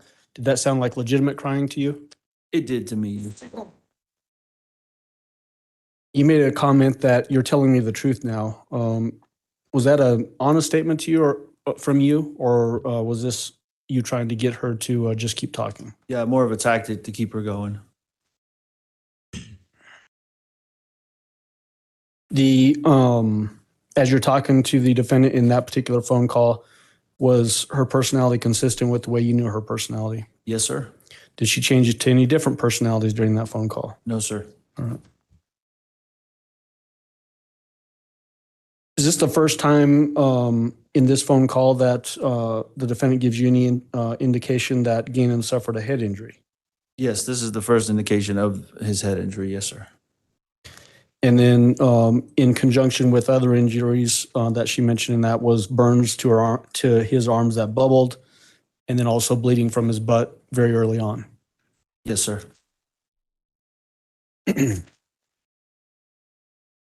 In that phone call, do you remember when the defendant describes having blood on her clothes and using her clothing to stop the bleeding on Gannon's head? Yes, sir. Did you ever see anything that corroborated that version of the story, such as any clothes with blood stains on them when you got home from Oklahoma? I did not. No, sir. Okay.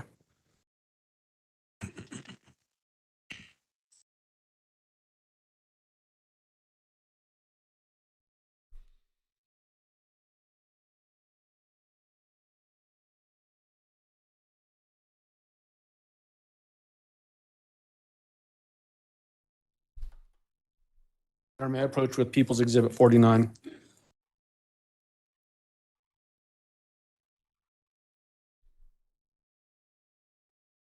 You may go ahead. Mr. Stauch, I'm showing you People's Exhibit You please flip through that and let me know. Oops. Let me see. It's almost time. Lunchtime.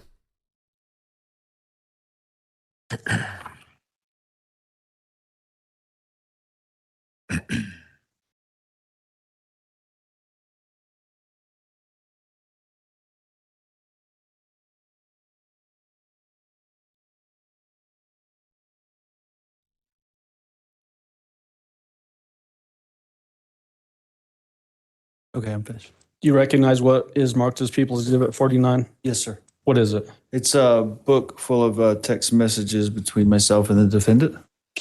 Is the date range for this particular group of text messages basically February 29th through March 1st of 2020? If you look at the timestamps on them? Yes, it is. Are those fair and accurate representations of the text messages that she sent, or at least came from her phone and that you responded with? Yes, sir.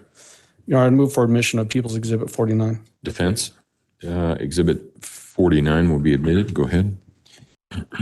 May I approach the witness with People's Exhibit 206? Yes.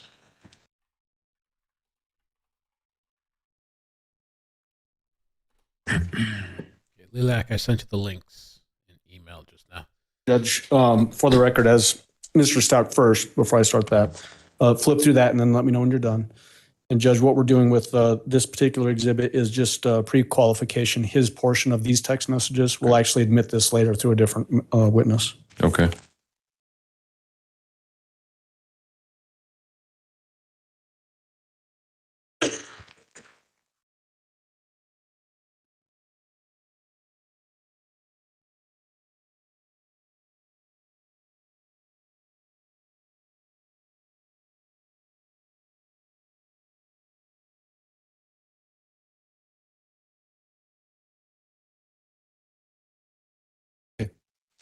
Do you recognize that item? Yes, sir. What do you recognize that as? It's communications between myself and Harley's phone. Harley Hunt? Harley Hunt. Okay. Between her phone. And what I'm asking you specifically for your portion of this exhibit, the text messages that came from you or from your phone, do those appear to be fair and accurate representations of your communications? Yes, sir. Okay, thank you. Or may I retrieve that? Yes.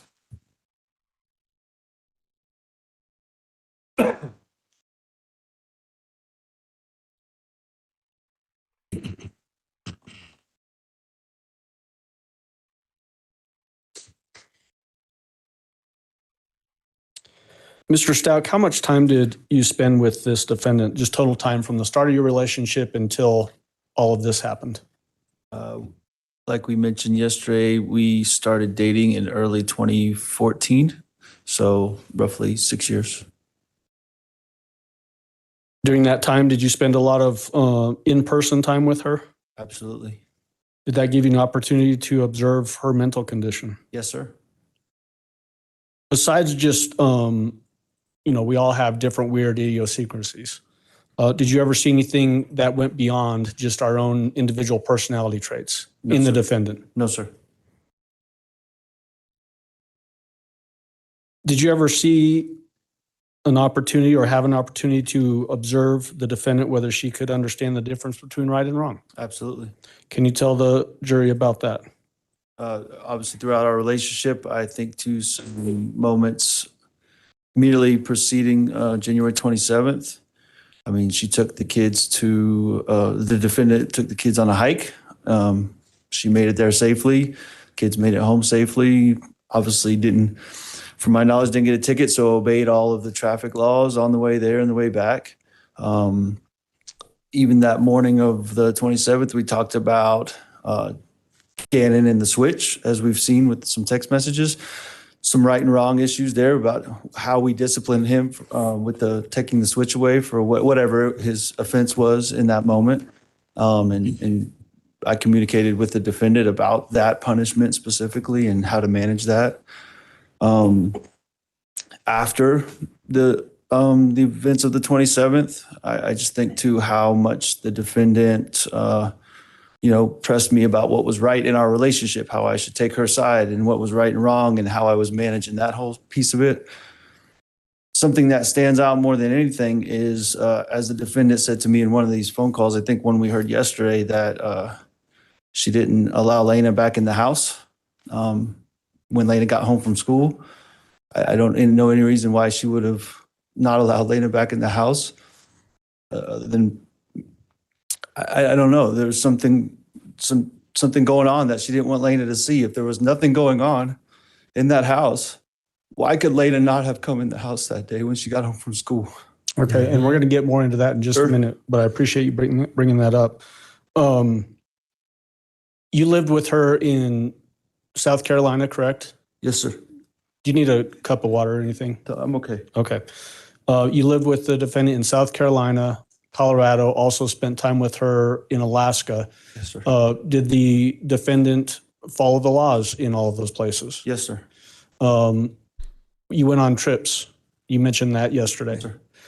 Who would typically plan the trips? She would plan and organize just about every trip or vacation we went on, and she was very good at it and was able to get us to, the port on time for cruises, to the terminal on time for plane trips, and organize rental cars. We always get it there and back on time. I mean, always, exactly what we needed to do.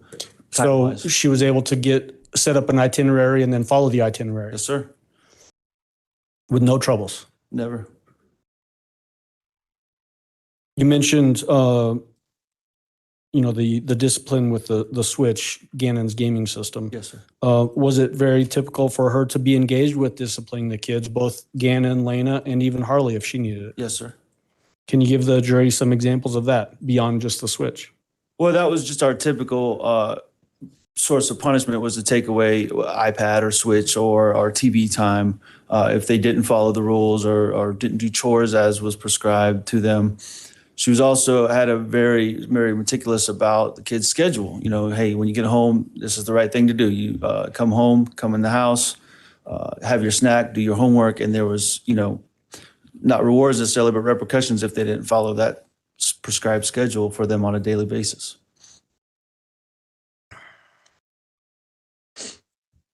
What about during the time frame so if we're going to narrow the scope of what we're talking about here, Mr. Stauch, the time frame as we get to January 2020, and especially that Saturday night when you left up to DIA, did you ever have any concerns that she was having this crack in her mental health? No, sir. What would you have done if you had observed some major crack in her mental health? I would not have gone on that trip. I did have the flexibility to cancel my training and move it to another time if need be. I would not have left the house and not left the kids there if I had any concerns or she showed signs of a mental crack approaching. And at any time during your relationship with the defendant, did you ever see her have some major crack in her mental health condition? No, sir.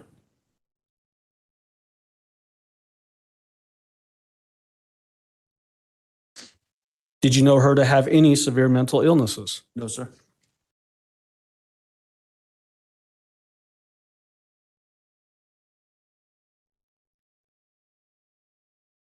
I want to ask you what you just got into a little bit ago, and that is in relation to January 27th. Was there a period of time in the afternoon of that day when you were trying to get a hold of the defendant? Yes, sir. How were you trying to get a hold of her? I remember making a phone call or two. I don't remember how many specifically, but that was just not answered. And also text messages? Yes, sir. Did you ever get an answer during that window of time from mid-afternoon of the 27th? I don't remember specifically when. I know at some point in that afternoon we had a conversation about I wanted some new headphones, and we talked about what an appropriate price range would be and where is a good place for me to go look, whether I was on base or at the PX or the Apple Store or whatever. So once again, another conversation about what is right, wrong, appropriate. But I don't remember specifically when that happened. I just remember it was that afternoon after I got out of class. When you look back on it now, does that seem significant to you? It was as soon as all this started happening, that was a very significant moment. Does that coincide with your understanding of when what you just described, that the defendant would not let Lena in the house after getting home from school? Is that the same time frame?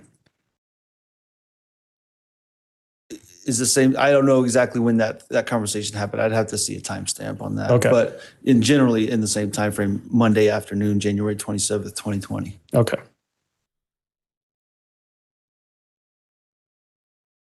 All right, may I have just a moment? You may. Somebody in the chat said, "Oh, if you guys could help me out with the likes too, please, I'd appreciate that. We have to start a new stream over because I had to reset the modem." Somebody in the chat said, "I was focused on his career. He needed someone to take care of his kids. Anyone can see how intelligent he is."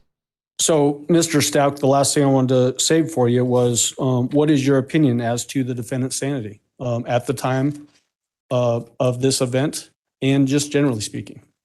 I believe is and was 100% absolutely sane based on all the things I witnessed and I've laid out. I have no other indication for anything else. And when you say it that way, are you talking about in the totality of your relationship? From the time I met her till even today. Okay. And then very specifically to when you left on January 26th, January 25th, you left the house on that Saturday. What is your opinion as to her sanity on January 25th? 100% sane. What about January 26th? Same thing, 100% sane. And January 27th when Gannon went missing? Sane. Okay, thank you. What That's all about I have, Your Honor. And what about in February Cross-examination. and March? Mr. Tellini? Yeah, what about sure. what about in February too, and all those lies and cockamamie bullshit, and then in March and however long? Was she insane then too? Letecia. So Letecia. Oh, by the way, I got to see this person text me. Oh, she didn't. Okay. So there's somebody in the trial that's sitting in there. Just in the I don't even know what you call it anymore. The people there that are just watching. Her name is Crime Curious. I might call her, I think that's her on the right side, and the black, my mouse won't detect right now because of the screen capture. She's on the right side in the back. You can't see her now because this guy's covering on Leticia's side. Not that she agrees with Letecia, but maybe the other side's full. I might call her the last 30 minutes of the lunch break. The first 30 minutes, I have to leave for about 30 minutes or something like that. I'm going to leave the stream up and running. But for the second half, I might call her real quick.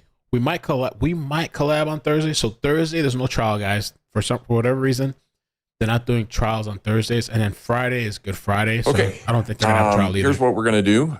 We're going to take our lunch break early, and then we will come back for cross-examination. So if I can have everyone back in the jury room a little bit before 1 o'clock, we should be able to start on time at 1 o'clock. So again, do not discuss the case among yourselves. Don't discuss the case with anyone else. Don't do any research about any aspect of this case. And with that, we will see you at 1 o'clock. All rise for the jury, please. So they're taking lunch break early. It's going to be, I am so curious to see the cross-examination. I don't think they're going to go hard because the father is a victim. I don't think they're going to rail the guy. But I'm curious. They're desperate. I'm curious to see maybe, I don't know. I don't think they're going to go hard with that. I just don't see it because it could turn off the jury. Maybe I can call this person. I only got 15 minutes. Maybe I can call her now. Thank you. You may be seated. Record should reflect the jury has left the courtroom. With that, we will take our noon recess, and we'll be back at 1 o'clock. Thank you. And they're saying they're going to come back at 1 o'clock. So that's 2 hours. 2 hour difference. So it'll be 3 o'clock. So about about an hour. About an hour and 15 minutes, they'll be back, which is what they've been saying they're going to do for breaks. My friend texts me, focus on his career that makes my blood boil. He's in the effing military, and being focused is kind of frowned upon. And not being focused is kind of frowned upon. I don't think that person meant it like that. I think they meant it in a positive way. I can totally relate. I mean, military thing is you're serving your country and stuff. But I can totally relate, you're working hard as shit to try to, with my ex, one of my, my daughter's mother, like she didn't understand that concept. She would always be kind of like complaining, I want to go on vacation. This was back when I was working at the hospital. I really wasn't making much. And always complaining. I want to, you know, not really working hard to earn stuff, just wants things to be there. And so always complaining about, I want to go on vacation, which I just need a vacation. I just need a vacation. And she didn't understand because she hated YouTube also. She couldn't stand YouTube. Back then, like I was doing the 40 hours, 40-hour regular job, then trying to do YouTube when I could. And, you know, some people don't understand like the sacrifice, or some people just think that things are just going to appear there.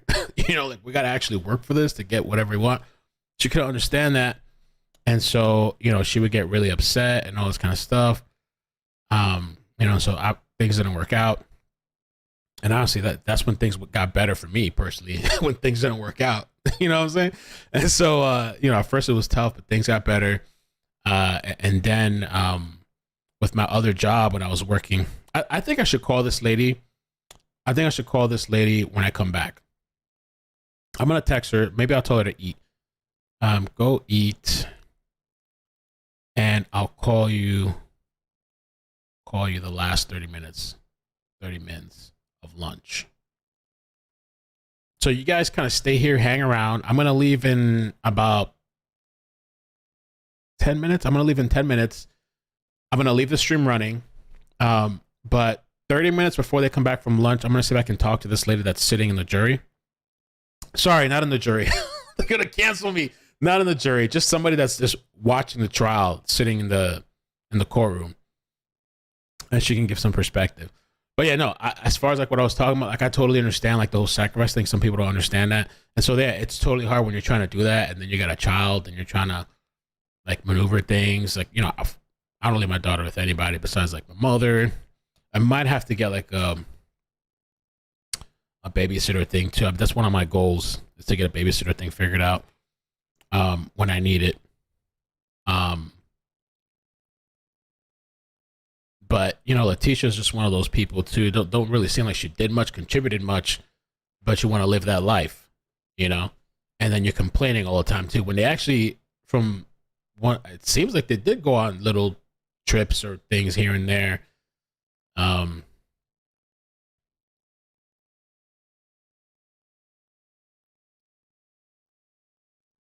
It just it reminds me of that. Again, and I had another thought too.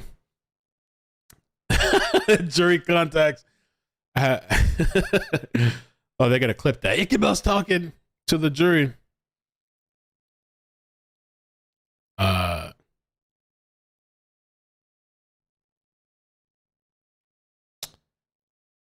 Well, maybe I won't go there. Let me. There was something I wanted to show. I'm not sure what though. I have about maybe 7 minutes. But yeah, because I think people were kind of going in hard on Dad. Like, guy, he's in the military. He was deployed. This woman did some sneak shit while the guy was gone. You know what I'm saying? That's when you kill and murder Gannon, which the defense is not even arguing she murdered him. They're saying she was insane at the time. And because of her childhood abuse, she was reliving those moments. So I forgot what kind of personality disorder they said she had. Oh, there you go. Yo, Matthew. Yo, I was literally talking to my friend Flossie about that. That's what she called him. They called him. Matthew in the chat says they call them a dependopotamus. Dependopotamus. She was explaining that to me. I don't even remember what. Let me see if I can find a definition.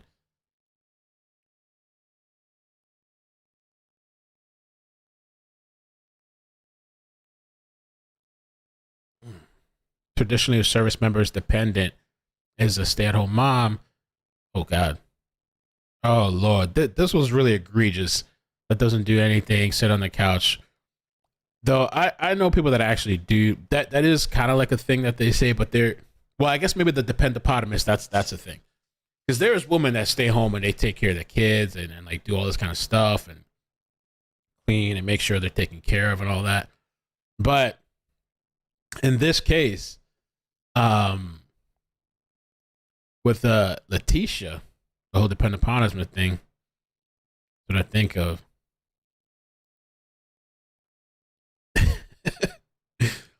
Oh, and say Elmo's Fire says in the chat. So Leticia and Landon were friends at first. When Al met Leticia and her husband, I think her husband was still with her. Okay, wait. Leticia and Landon were friends at first. When Al met Leticia and her husband, so Leticia was married too? I think her husband was still with her. That's why there is so much animosity between the two. Hi, Stacy says, my ex-husband murdered his mom. Wow. And only got 10 years with the same lying defense. Wow. Wow. Dependopotamus. It's a thing. It's a term. I didn't even know about that. Dependas. Diggs text me. Dependas.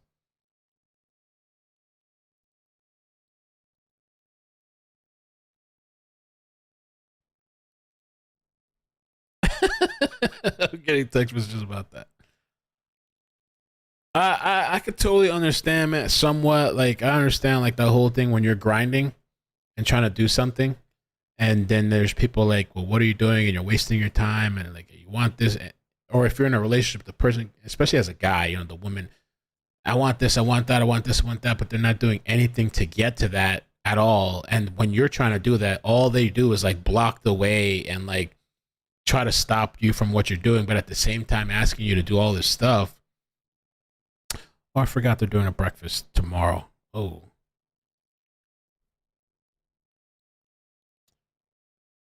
Breakfast. That's nice. That's nice. They're doing like a breakfast thing in my complex, but then they say you got to hand out personalized notes as a thank you. I don't want to hand out personalized notes. Can I just leave some candy or something, or like a bagel or something? Or no, not. I can't bring a bagel to breakfast. I don't know any of these people. Handing out. Oh, they're handing out personalized notes from you to share. I don't have personalized notes for the maintenance people.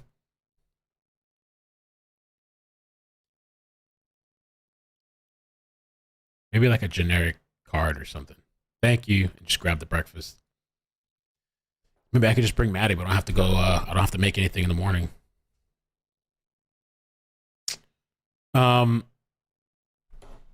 Dependables. I didn't know that was a thing. And so some of those people, I guess they bounce around from people to people and they're just hoping to, I don't know. I guess that's kind of the life for some people. Like, because if you get with a military person, you can, you're a dependent, I guess, because that's what happens. You become like a dependent. And then you kind of have the life if you choose to. See, people can do that and really hold it down. But then also, if you don't want to, you can just take advantage. Take the kids to school, go out partying, go hooking up with a bunch of guys. Because a lot of those military people get cheated on, don't they? This guy's gone. It's a celebration. Yes. Yes, he's gone. This guy, I got a few minutes. A couple more minutes. Let me get this real quick here, too. I want to show you the Quincy Brown thing real quick. Diggs had sent this to me. Forgot they closed out WebEx, too.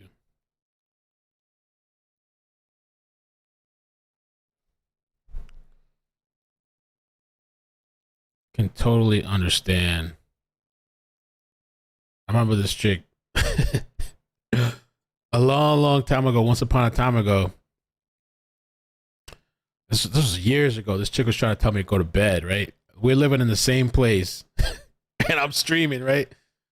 She's like, I got home from somewhere and I get on to stream a little bit and she's like yelling from her, go to bed.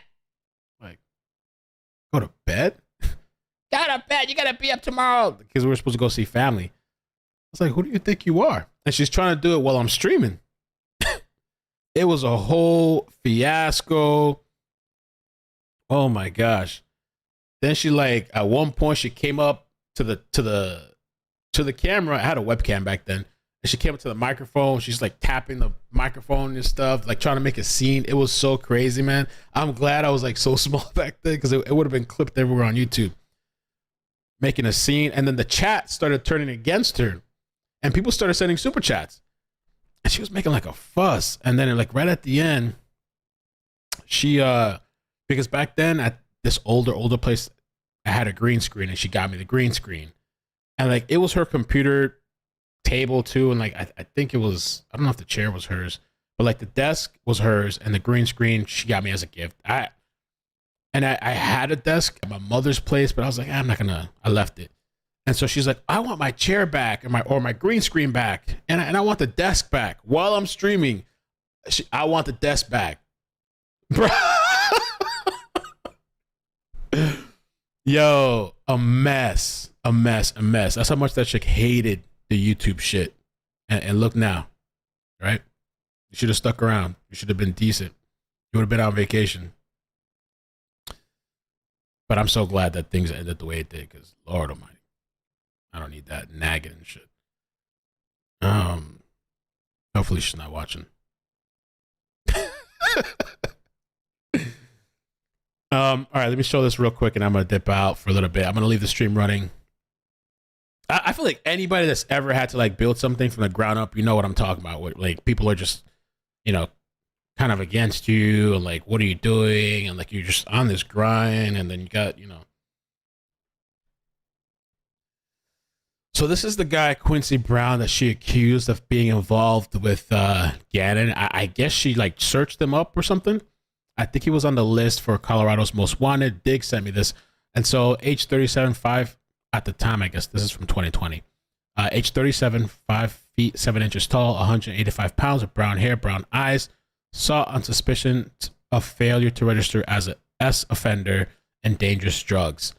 So I guess she picked him out and, figured because of this not registering as an S offender, that maybe she could like pin it on this guy and maybe send these people on a wild goose chase. And so that this is the person that Leticia was referencing. I wonder if he ever, is he missing right now? Or he's locked up right now? We should get like a jailhouse interview, see what he has to say about this shit. Man, that's some bullshit. And apparently he's an S offender too, though. Maybe we don't want to talk to him. But I'm curious. I wonder if he's seen this in the news. His name is coming up all over the news and stuff. She might be. I've sometimes said things and people start texting me. You talking about me? I don't really think she watches anymore, but she watches like my YouTube stories sometimes. So she's been dragging this guy through the mud. Him and the other guy. I guess Eduardo doesn't exist. The Mexican guy, the 5'7" whatever. Eduardo. All right, let me fix a little lunch break thing here, and then I'll dip out. Lunch break. Back. I think we'll be back. I want to say like back in, let me just say 2:40 Eastern, just to be safe. 2:40 p.m. Eastern. I'm going to see if I can call that person that's been watching the trial. She has a really good timeline as well that I'd like to show to you guys. Crime Curious, not Circus.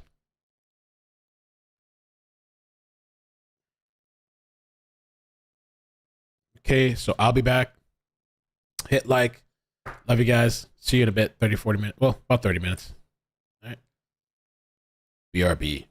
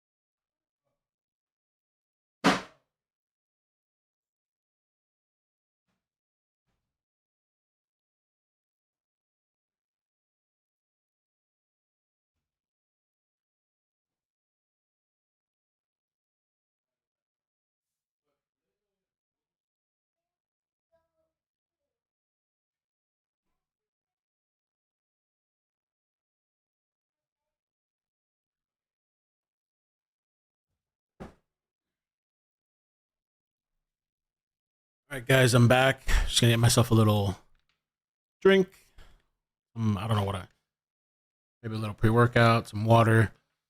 I am gonna call somebody. This lady, Crime Circus. Her name is Jennifer Knight. And so the plan is we're gonna do something informal. We're just gonna talk on the phone for a little bit. But ideally, it'd be nice to have her on tomorrow on a dedicated live stream, collaborate. And what I'll do is like on Discord, I'll see if I can get some questions from you guys, and I'll try to get some questions as well. And, you know, maybe do a little something short since there's no trial tomorrow. It worked. Beetle. Maybe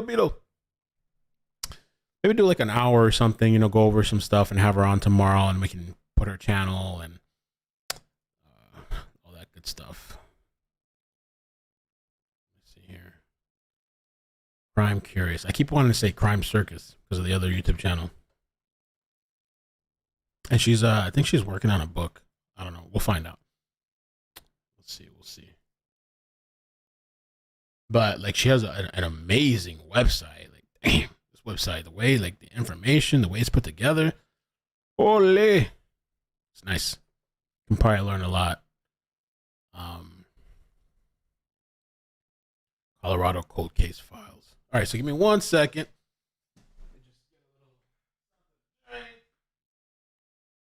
I love you. Do you love me too?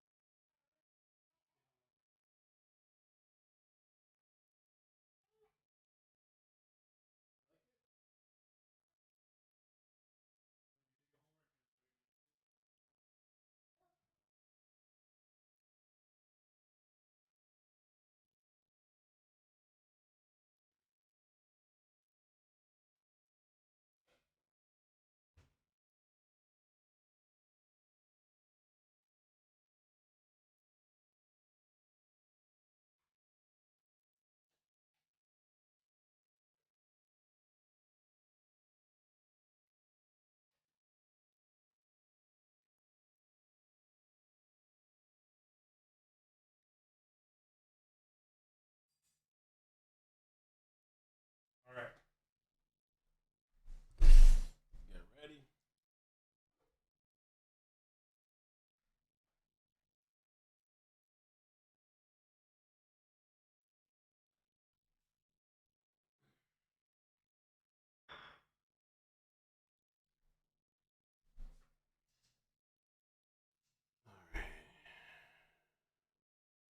What the heck is this?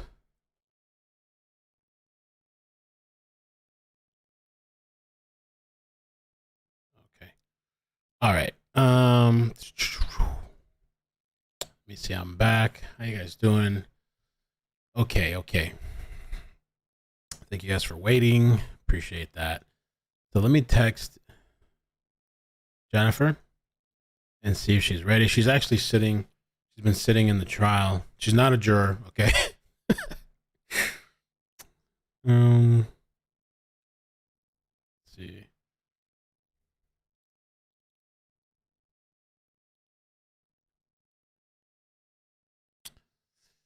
And I'll just talk to her on the phone. I'll put it on speakerphone, I think. Let me up my mic, the volume up. There you go. Testing. Okay.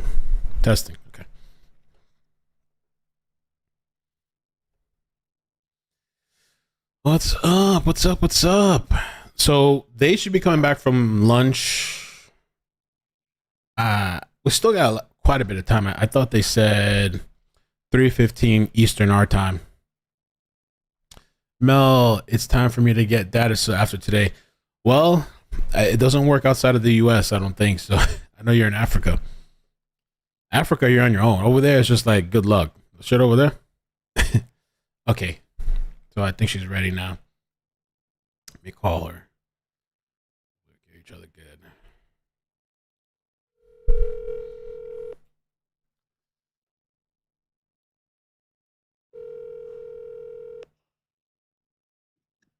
Hello. Hi, Jennifer. How you doing? Good, good. Doing what I did on the first day. The first day was a little rougher than I had expected. Now, I had been to some of the pretrial hearings, you know, and so I had seen Leticia before in person, and I had seen Albert before in person. But Monday was the first time I saw Gannon's mom, so, you know, and it just, it ended up being a little more emotional than I thought. So I didn't come to court yesterday, and I was kind of glad that I chose to watch instead from the internet. And because here's the thing, when you're watching on the internet, you can smoke as many cigarettes or True. whatever you want as you want, right? Right. But when you're sitting in that courtroom, you can't adjust the volume of the nonsense that's happening on those phone calls. You know, you can't get away from it. You can't turn it down. So, are you sitting? Because I think I saw you on video. So are you sitting on Leticia's side in the back?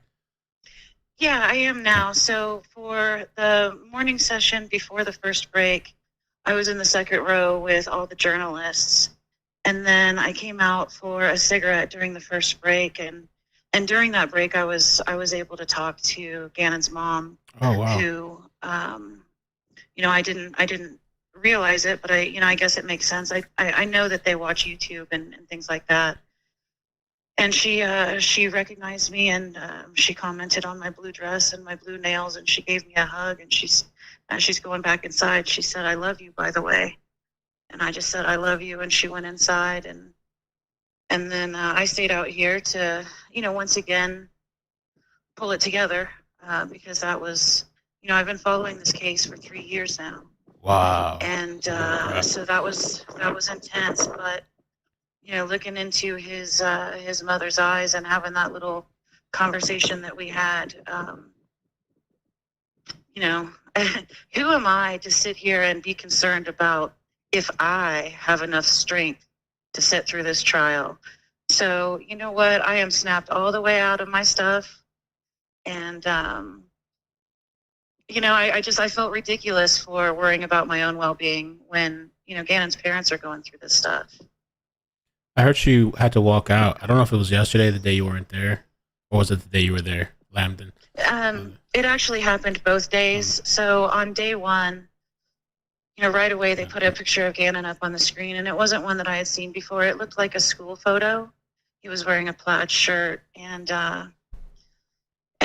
she had to excuse herself, you know, right away. And then she ended up coming back in after the defense had begun their opening statement. And then I saw that it happened again on Tuesday, but like I said, I wasn't physically here. I was actually watching on your channel. I just recognized it to be her. And so just so everybody knows too, like, this is just a quick informal conversation, because I'd like to have you on tomorrow. I know you have a stream with another lawyer tomorrow, but we'll figure it out so we can probably get you on video. But just a little bit about maybe yourself, just if you want to let people know. Yeah. So my day job is I'm a cold case project manager for Excalibur Private Investigation. And my boss is a PI. He's also a former special agent of the FBI. Oh, wow. And so that's my day job. And, you know, I'm an El Paso County voter. And when Gannon went missing, I was actually bartending up in Palmer Lake.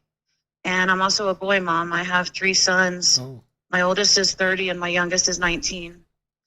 And so, you know, this case hit close to home in every possible way. And I'm also a writer. And so I have decided to write a book, not about Letecia Stauch, you know, as much as I'm sure she would love that, okay? I'm sure she would love somebody writing a book about her, but it is not about her. It is about due process in the case against her, but it's also about open source intelligence in the court of public opinion.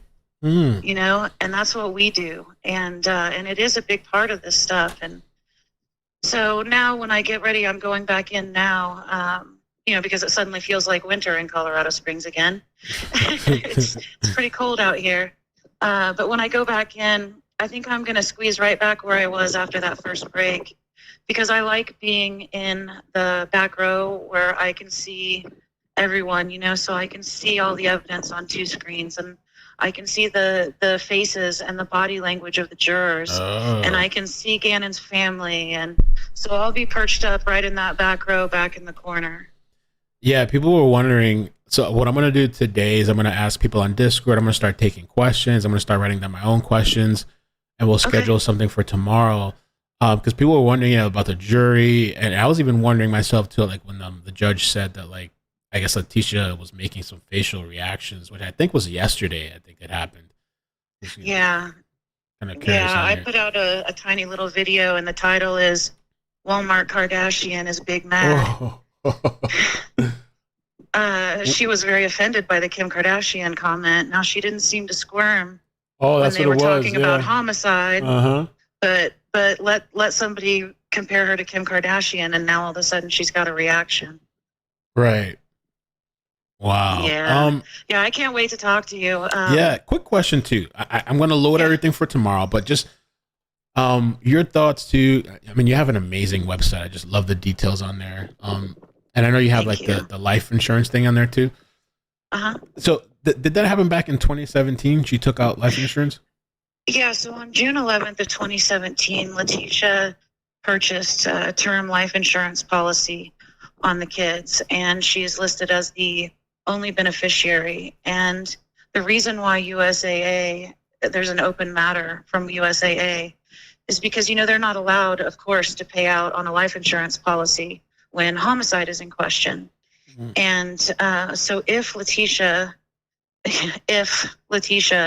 is found guilty, then that policy would pay to Gannon's estate, which is considered to be his mother and father, Landon and Albert. Oh, okay. And so the other interesting thing my friend was telling me, because she was looking at your website, and she was saying that one of the things she noticed is that when Letecia took this out, she was the only beneficiary. Yes. Wow. Yeah. You know, I don't even know if Albert knew it existed. Wow. That's crazy. Yeah.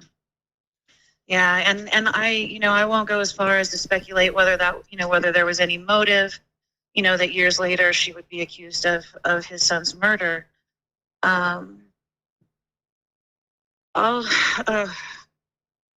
I know for sure is that she had the nerve to contact the life insurance company from the El Paso County Jail.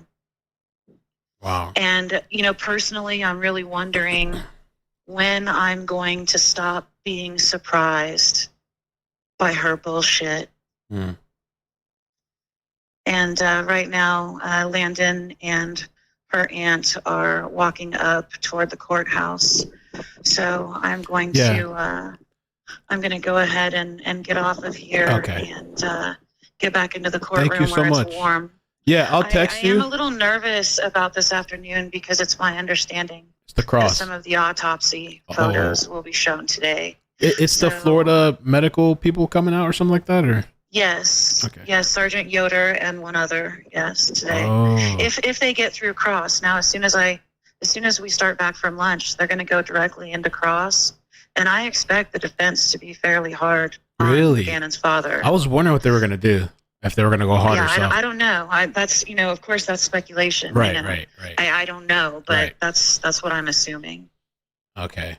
Well, thank you so much. I'll text you. We'll talk later, and we'll schedule a time for tomorrow, because I'm sure people would love to hear from you, and then we'll share your channel and all that. Yeah, absolutely. I am at your service. All right. Thank you so much, Jen. Okay. Bye, Mel. All right. Bye. Okay. So, she seems like very, very knowledgeable. She reached out, I think, in chat. I think it was yesterday or the day before. I think it was yesterday. MBL told me about it, and then so she DM'd me on Instagram, but like she DM'd me on my other account that I never really checked. But we got in contact, we exchanged numbers. Super knowledgeable. She's in there in the courtroom, and so I'll talk to her later, and we'll schedule something for tomorrow, because tomorrow there is no trial, guys. So I figured we could have her on. She's going to be on another channel. I don't know which channel tomorrow, on a lawyer channel. So we'll work around that. I'll let you guys know tomorrow sometime. I'll schedule it in advance, and we'll do something tomorrow. I figured we could do something for like an hour, pop in. I'd like to make like a little Q&A thing on Discord, but like a separate channel, because I don't want it to get mixed up with all the other stuff. And tonight I'll think about the questions, and I'll go through whatever questions you guys have too. That life insurance thing is really interesting. Let me see if I can connect to the, let me see if it's available yet. It might not be available because it's kind of still early, but we'll try. Oh, I think we can connect.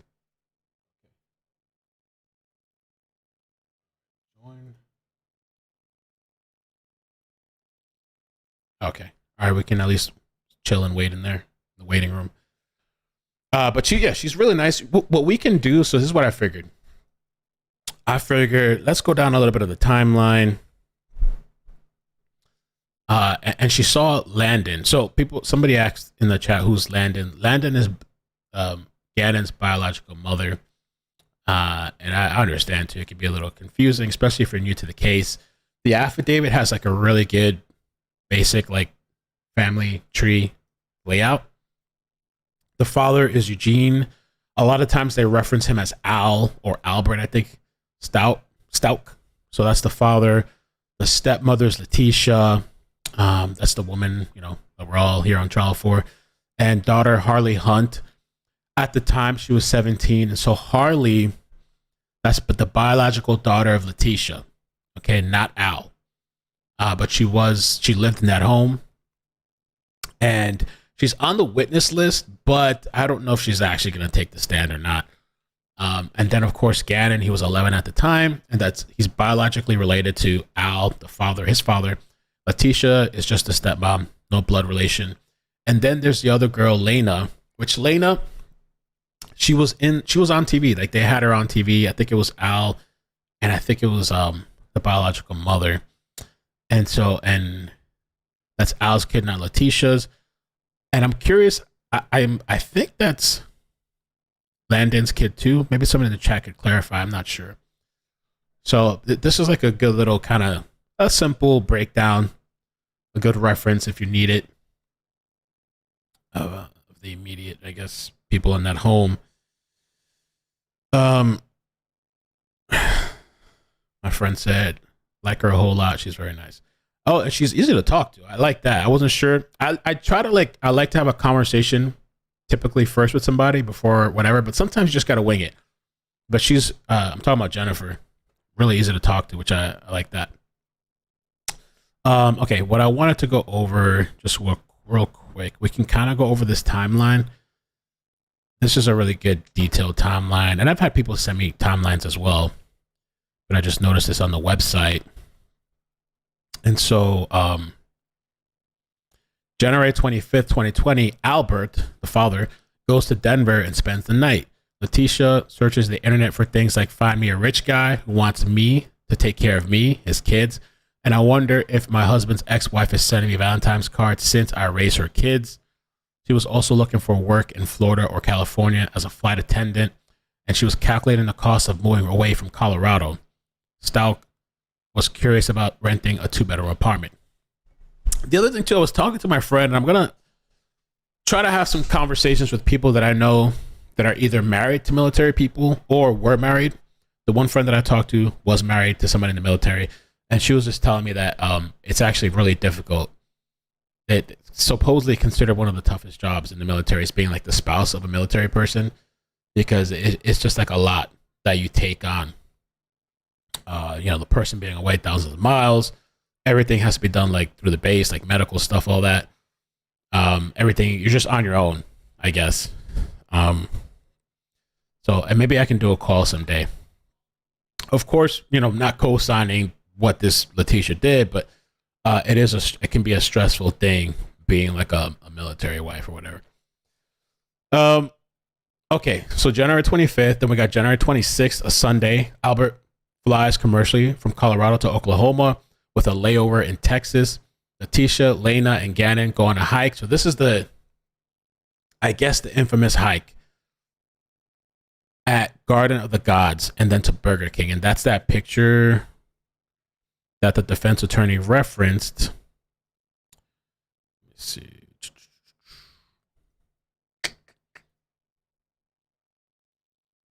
I have a folder here with pictures that doesn't have the picture that I need. Amazing.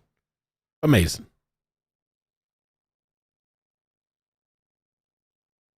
Here it is. So disorganized. Tonight I'll have to kind of move around the stuff, but it's this picture. This is the hike picture. Like the day before. So that's Lena, Gannon, Leticia. That's where the lawyer's like, oh, you see? They're smiling. So, Harley Hunt was at work Sunday evening, but claims she did see Gannon alive, and allegedly, well, when she arrived home from work, she works at Massage Envy, or at the time she did. Massage Envy closes at 10. Okay. Gannon allegedly sets a carpet on fire with a candle. Leticia makes an accidental video somewhere around 11 p.m. while berating her stepson, making him pinky promise that he had not done it on purpose, which that was just so manipulative and so messed up, and to make him feel guilty when probably, who knows, if she did that herself and burned him herself. Sweet Lips, thank you so much for the 5 membership gifts. Thank you. It's really kind of you. And congratulations to the people that got that. And Mo, thanks for the 18-month membership. So she went to Burger King after he pooped his pants. Her stories never make sense. None of them do. None of them do. Let me just make sure I got the super chats though before I thank you for becoming a member, Sweet Lips. KJ 3-month membership. Get it right. Not all military spouses are. Hey, I said that. I didn't say they were all dependent upon me. She said, "Get it right. Not all military spouses are dependent upon but you will know one when you see one." True. I have friends that are. Well, I know one friend that. She's not a dependent upon but I could totally see that. And the conversations that I had on the phone was that these people that do that are dependent upon they're looking to like kind of come up. Like the higher the rank the person is, the more money you can get. Sometimes it might bounce around from somebody that's higher ranked. All their kids will get benefits and stuff. Sometimes they'll try to get pregnant. And it's like there's people that actively seek out to get with a military person, I guess, for those benefits. Which is, I guess it's not surprising. I didn't know about that, but it makes sense. Monday, January 27, 2020, 4:37 a.m., Leticia, her employer, texts her employer falsely stating that her stepfather died tragically over the weekend and that she would therefore not be coming to work. Covered that in the affidavit. That's an extreme. And maybe now I'll keep that as a red flag. If I know anybody that's done that, pretend that they're found. I just feel like that's like a bad omen to like, I don't know, to like do that and be like, yeah, I don't know, my mother, my grandmother died, just not to go to work. Man, unless they're dead already and the job doesn't know. I don't know. Morning, Leticia texts Albert stating Gannon had been awake most of the night with stomach problems. Morning, Leticia excuses Gannon's absence from school. 8:13 a.m., Leticia snaps a photo of Gannon in his bed. 9:56 a.m., Leticia's phone is locked but not turned off. 10:16 a.m., Leticia and Gannon leave the home in Albert's red Nissan Frontier truck. 10:37 a.m., a text message is sent from Gannon's phone to Harley's phone that reads, "Tisha left phone at home. If you need her, text me." Which, by the way, I put the links to this article and I put the links to Jennifer's channel in the description. But tomorrow when we do a stream, we'll formally put all the links as well again and introduce her. Okay. So 10:37, a text message is sent from Gannon's phone to Harley's phone that reads, "Tisha left phone at home. If you need her, text me." From Gannon's to Harley. And that's probably Yeah, it's probably Tisha doing that. Sure. 11:22 a.m. Leticia is seen making a purchase at Petco on the north end of Colorado Springs, 22 miles from home. Gannon is not visible on camera. And I still don't understand what was the purpose of this Petco purchase or whatever. And I think they said she went twice, right? So it's the north end of Colorado Springs, 22 miles from the home. Gannon is not visible on camera. So at 11:22 a.m. 12:06 p.m., a text message is sent from Albert's phone to Gannon's phone that reads, "Hey, buddy."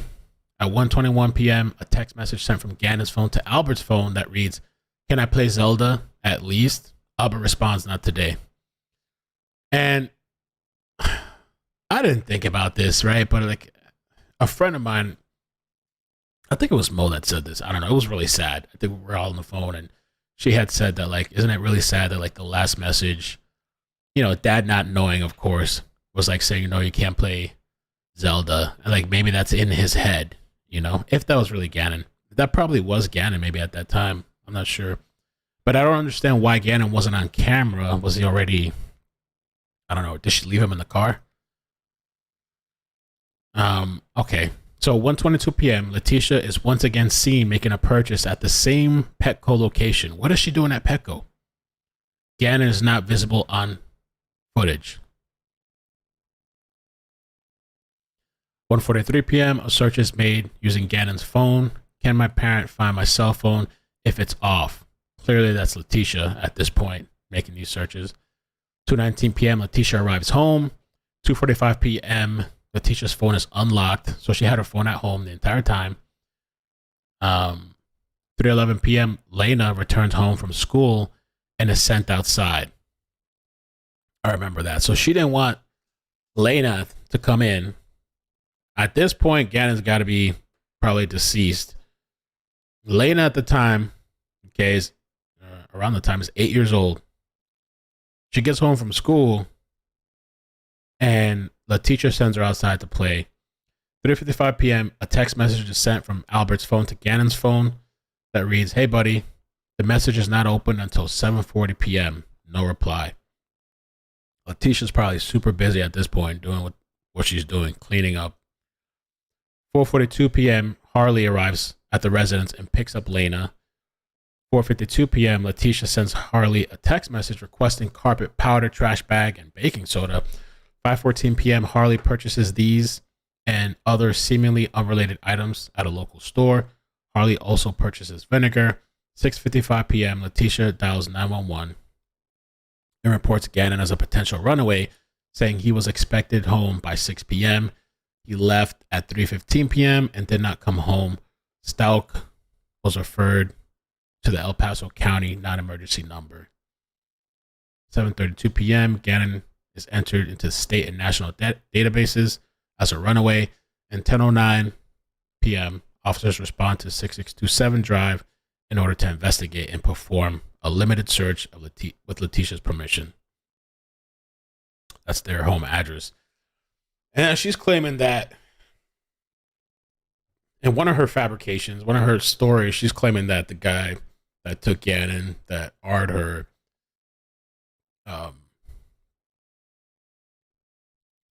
that Ard her was in the house. Dick says Lena is, Landon's kid too. Okay. And then he was in the car during Petco. So, Leticia left him in the car. All right. And so the day after, January 28th, let me just check here real quick. And welcome back, everybody. We're waiting for them to start. We got about 15 minutes, so we're just going through a timeline. I actually had a really interesting conversation with a lady that's sitting in the trial. So if you missed that, you can rewind back. It's like maybe 5 minutes. But I'm going to have her on tomorrow. We're going to do a stream together. And she's very knowledgeable about the case. And she actually, this is her website. Mia, thank you for the super chat. Says, always enjoy your channel. Thank you so much. Appreciate the support. So Tuesday, the day after, January 28th, 2020, 8:30 a.m., Leticia rents a Kia Rio and picks it up at the Colorado Springs airport. She leaves the black Volkswagen Tiguan in the parking lot of the airport. And I think that's the vehicle that she keeps lying and telling people that she left it at, I think at a school or somewhere, an elementary school. Leticia gives Harley the directive, pull your car in the garage via text message. 8:50 a.m., Albert's plane arrives and Leticia picks him up at the Colorado Springs airport in a rental car. She does not disclose the exact location of the Tiguan, telling him instead that it was parked near a school. 4:04 p.m., authorities ask for Gannon's toothbrush in order to get a sample of his DNA. And that was one of the Google searches. When she goes like, why are they asking for toothbrush? Do they suspect? I don't remember the words verbatim, but it was something like, why are they asking for the toothbrush? Do they suspect me or something like that? So she's already thinking like, damn, they're on to me kind of thing, you know? 4:19 p.m., Leticia uses her phone. Oh, there you go. To search the internet. This woman, she did such a detailed timeline. She got it all. She did an internet search. They're asking for our son's toothbrush, but said nothing is wrong. They're asking for her son's toothbrush, but said nothing is wrong. 4:31 p.m., Leticia has a text conversation with Albert. She thinks detectives are hiding something because they asked for Gannon's toothbrush. And 7:02 p.m., she retrieves the Tiguan from the airport. 8:08 p.m., the Tiguan sits idle at a nearby supermarket for about 10 minutes. 9:15 p.m., Leticia arrives at Highway 105 South, Perry Park Road, in Palmer Lake. Her iPhone was disconnected from cellular network. She spent about 15 minutes in the area. What was she doing there? Oh, that's where this is where the part of, I think originally Gannon was disposed of, and also where they found the particle board. 10:26 p.m., Harley leaves the Stauch residence and uses her Volkswagen Jetta to meet Leticia in the area of Powers and Carefree parking lot of Harley's work. 10:45 p.m., Leticia makes a statement to Detective Bethel via text message that reads, "What do you want from me? Because I have nothing. One of your very own leaked to me what you guys were doing. I did nothing and being set up. I'm not really even sure other than being told that by another blue with El Paso. I was told I couldn't go home to sleep, and on top of that, men were sent to a home with a minor female, and she was forced to stay there, not even leave for food. Every conversation that was said, even at this moment, I can hear inside. What do you want from me?" Detective Bethel responds, "Come in to talk to me. I would just like information to find Gannon." Let me get a little break here for a second. The other thing too, I really should start making a list of things to delve into for tomorrow, because I forgot who told me. Maybe Diggs or something. So when this whole fiasco was going on, that probable cause affidavit was leaked out, right? Was it leaked out? Who leaked that out? And the whole other thing too, with like this court's history, what was it during the preliminary stuff? Something leaked out, didn't it? And that person that leaked it out is in trouble too. Are they getting charged or something like that?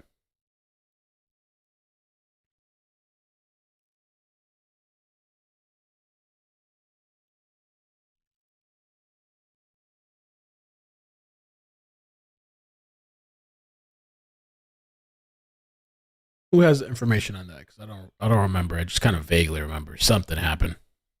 Mr. Stauch, if you would resume your seat on the witness stand, sir. Oh, we're back. We're back. And I remind you, sir, that you're still under oath. Let's go ahead and bring the jury in. Okay, we're back. We'll talk more later.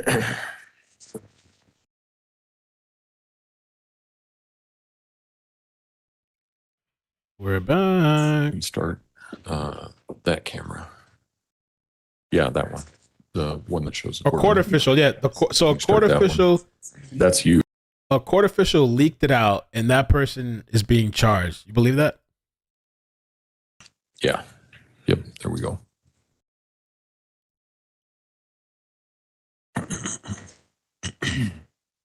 Sitting in cuffs with the really weird eyes. I don't think so. I might have to look. All No, right. you've got it. You set up the screen.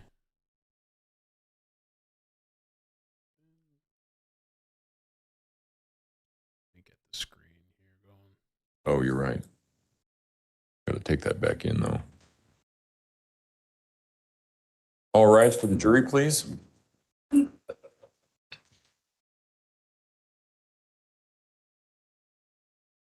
So that automatically resets on and out. Yeah.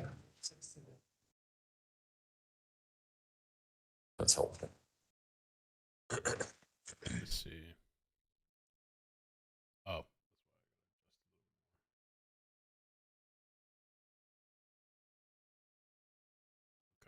There.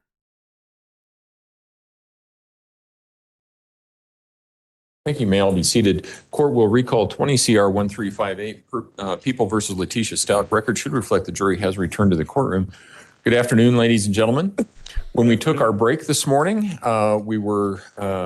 we had finished the direct examination of Mr. Stauch. At this point in time, the defense has an opportunity to cross-examine Mr. Stauch, and that's where we will begin. Mr. Tellini. Good afternoon, Mr. Stauch. Silly. I know this is emotional and difficult, so I'm going to try to keep my questions somewhat brief. If at any time you don't understand any of my questions, just ask me to repeat them.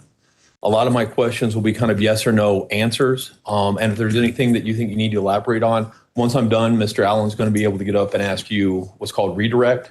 And so be able to, anything that you think needs to be added on or clarified, Mr. Allen will have the opportunity to do that. Is that okay? Yes, sir. Okay. I want to kind of go back. I'm going to do this somewhat chronologically. I'm going to go back to 2014 when you first met Ms. Stauch. And at that point in time, you were going through a divorce, correct? Yes, sir. And that it had kind of been initiated but not finalized legally? I mean, in South Carolina, there's a 1-year waiting period. Yeah. In a no-fault type divorce situation, and we were in that period. So, Okay. yes, sir. So you guys, physically, you guys had been separated, but you're waiting for the legality of the divorce to conclude? Yeah, the final date of the divorce. Okay. Yes, sir. And were you in the military at that point in time? Yes, sir. Okay. And also one of the things that you did for enjoyment and recreation is you played softball. Yes, sir. How many teams did you play on? Oh, I couldn't even give you a number. We played year round. Okay. Myself and Landon and the defendant, co-ed, men's, women's league, whatever. We played year round pretty much. And that's when you first met Ms. Stauch? Yes, on that fall 2013 team is the first time I ever remember having interactions with her. And she was a pretty good softball player? Yes, sir. And in fact, later on, when you guys moved here, she ended up actually helping coach out the Whitefield softball team. Yes, sir. Okay. And then in the spring, summer 2014, the relationship progressed to a romantic relationship? Yes, sir. And at that point in time, you were kind of more or less living by yourself. Well, as I explained yesterday, I still owned my house. Yeah. I call it the marital residence with Landon, and which sold in the August timeframe. Okay. So I was we had every other week custody arrangement with Miss Hyatt or with Landon at that point. So I was in my house 1 week at a time. And then after you moved from your house, then Landon kind of was a primary caretaker, custodian of Gannon and Lena, correct? She had the majority of the parenting time in the custody arrangement. Yes. Sir. Okay. And then they would come with you guys for, a weekend here, a weekend. Was it every weekend or every other weekend or? I got them, if I remember correctly, I got them every Wednesday night and then every other weekend would be Okay. my parenting time. And I usually picked them up from school, dropped them off back at school the next day or whatever. Sure. And you guys were all living, this is all in Myrtle Beach, correct? In that general area. Landon was a little bit outside of Myrtle Beach, but yeah, we were all in that general area. Okay. And I think you described, yesterday, especially, at the beginning, the relationship was fun, fresh, and it was a good time. And it was, that'd be correct? Yes, sir. And it seemed it had progressed pretty quickly. Yes, sir. And then, so you start dating kind of in 2014, and then by 2015, you guys had moved in together. Yeah, we got married in January 2015. Okay. So move pretty quickly. And then at some point in time, you ended up filing for you to be the primary custodian parent of Gannon and Lena. Yes, sir. And you did that because you had some safety concerns. Just some reservations about different things Landon was doing, and so I took it to the courts. Yes, sir. I mean, you had some concerns that there was criminal activity going on in her house. Yes, sir. I mean, you had some concerns about drug use going on in the house. Yes, sir. As it relates to the relationship with. And I'll bring it there. I think I see where it's going, overruled. And you had some concerns about, is it Mike Hyatt or Hoyt? Hyatt. And that was the person who you're just referencing in those phone calls, correct? Yes, sir. That you looked up and you'd seen his mugshots and so forth. Yes, sir. And that's who Landon was living with at that point in time. Who was living with? With Landon, that's who Landon was living with. Landon, as far as I know, yes, sir. Okay. And you thought it would be, because of those safety concerns, you wanted Gannon and Lena to come live with you and Miss Stauch. Yes, sir. Because you thought that would be a safer environment for your two children. Yes, sir.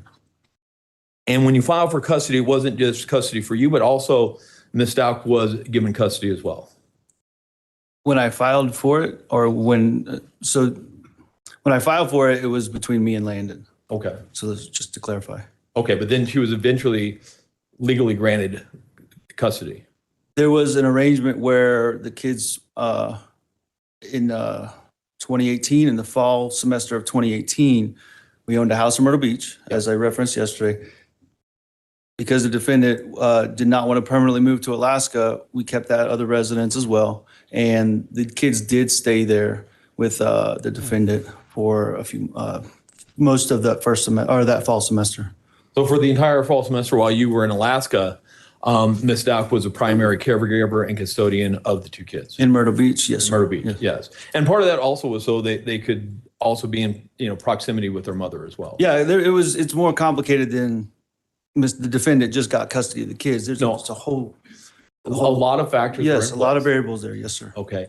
But you felt comfortable and you felt that was a safer environment for them to be with Miss Stauch as opposed to being with Landon At that time, yes, sir. at that point in time, based upon your dealing with her, based upon what you knew of her, and based upon what you knew was going on with Landon. Yes, sir.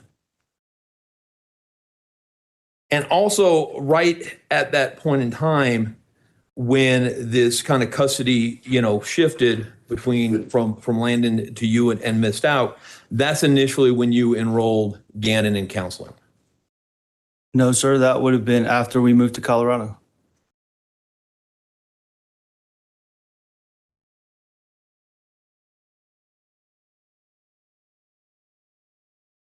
As I testified yesterday, January of 2019 is when that began. I didn't get here until February. So in the late winter, early spring portion of 2019. So you're talking 3 to 6 months later.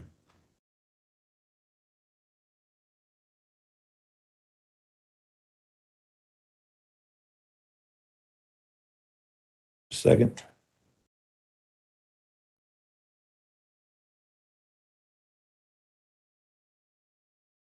Do you remember kind of that back in January of 2020, January 28th or 29th, you sat down, you had an interview with Detective Mark Riley? Yes. Do you remember telling Detective Riley, as soon as me and my ex split up, got divorced, and I got custody, I started taking them to counseling? I don't remember saying that. If you have a Are you? transcript or something I can look at. 4702. You're aware that, you've had a lot of interaction with Mr. Allen, correct? Yes. And you're aware that a lot of the interviews that the El Paso County Sheriffs, as well as many of these phone calls that they made transcripts of, Yes, sir. when Absolutely. looking at that transcript, refresh your recollection. Absolutely. I may approach? You may.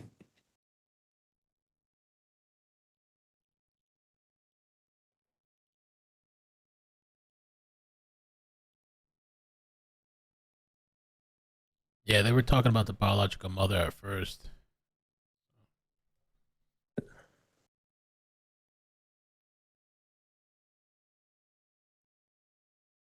Does that refresh your recollection? I mean, if that's a transcript of it, then yes, that's what I said. So that indicates to you that you told the detective back then that you got Gannon in counseling right after the custody split, and you did that primarily because of the custody issue. Yeah, and I don't know why I said that specifically, but the Dr. Burtek I referenced in this, that did not begin until, as I already stated, late winter, early spring 2019. Okay. So- Approach? Sure. You may, yes.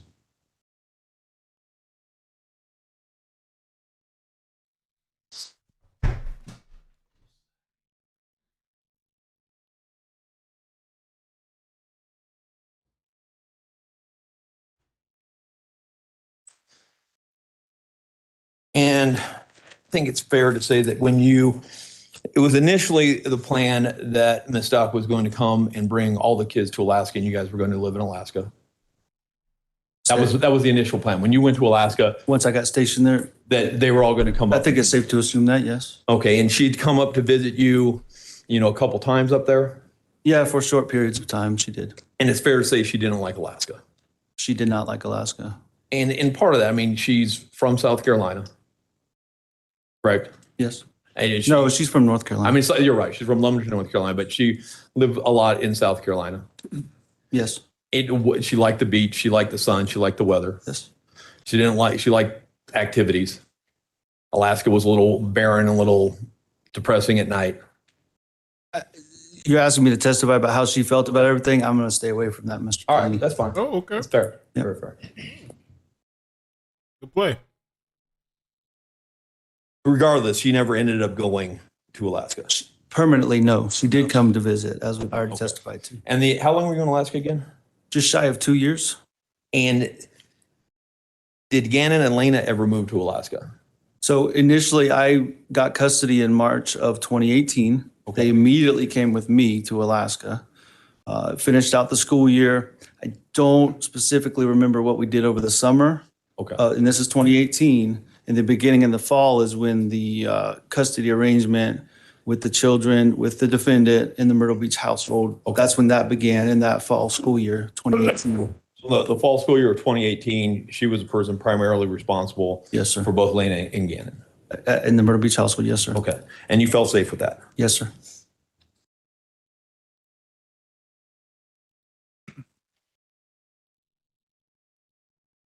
And overall, at least what you observed, it appeared, that she had a fairly good relationship with Gannon, Ms. Stauch did. From what I observed, yes, sir. I mean, I think you've indicated in some of these prior interviews that she appeared to care for him and he loved her. Yeah, absolutely. I testified to that yesterday. I felt like he had some love and trust he had some love in his heart, and he definitely had trust for her. And you remember, was it in Mother's Day of 2018, you actually did a Mother's Day card for Ms. Stauch? I don't remember that specifically, unless you had a picture or something. I do, of if it. I may approach. You may. Approach with what's been marked as defense exhibit. What's the point? B is in Bravo. B is in Bravo, yes. Thank you. Thank you, Laura. Does that look familiar to you? I've seen this picture before, yes. Okay, and that was written by Gannon to Ms. Stauch. I cannot attest to who was written by. I was shown this picture by the defendant, yes, sir. Okay, does that appear to be Gannon's handwriting? It's similar to his handwriting, yes, sir. Maybe she did it herself. Drew that I shit don't to have herself. anything else to compare it to right now, and I haven't seen his handwriting in 3 She's years, crazy. Mr. Delaney. She might have wrote that So- shit herself.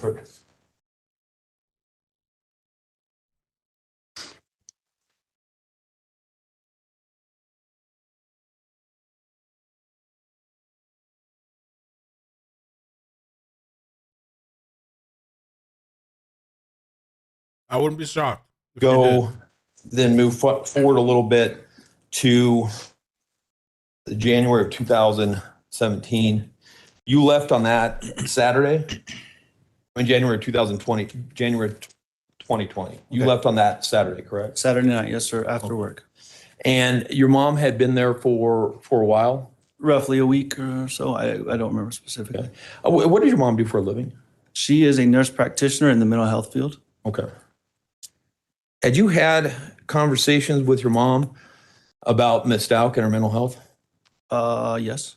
And you'd raised some concerns with your mom about Ms. Stauch's mental health? Yes. And your mom thought she needed to be on medication? I don't remember that specifically. So. Okay.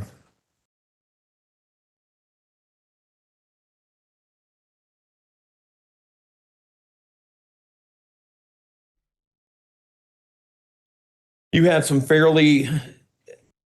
you left Saturday, slept most of the day. You got in early Sunday morning into Oklahoma? Yes. No, it was Sunday afternoon by the time I got there. Okay. Because remember when I got off the plane, the defendant shared the news about Kobe Bryant passing away. Oh, that's right. So it was in the afternoon some point. She a big Kobe Bryant fan? I don't remember. I mean, I think so. I don't remember that sticking out. More Derek Jeter was her, and the Yankees was the defendant's super fan. But so you had fairly decent communication with her for most of Sunday? I believe so, yeah. Nothing seemed out of the ordinary? Nothing out of the ordinary Sunday.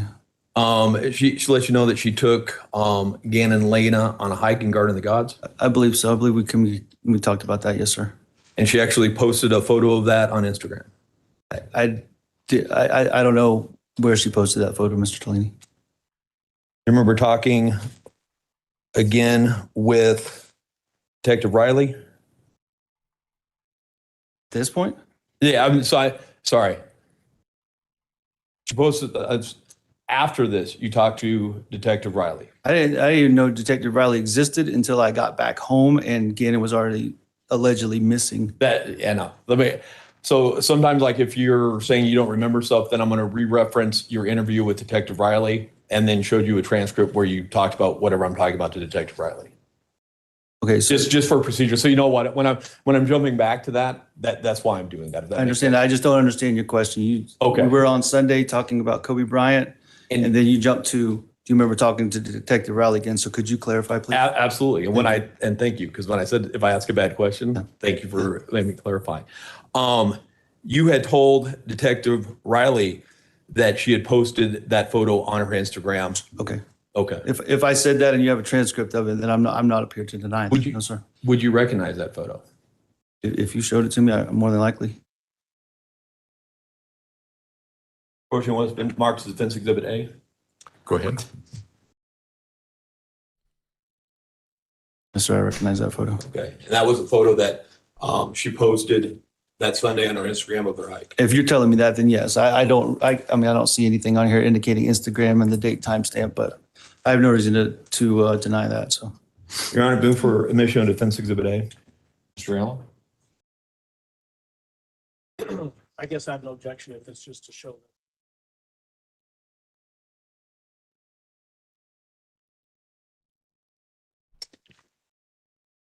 That limited purpose. That is the admitted purpose. Okay.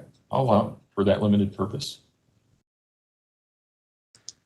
She also indicated that he was. would you like this back, Mr. Twain? We can. Here, thank you. I don't want to sit right in front of me. Absolutely.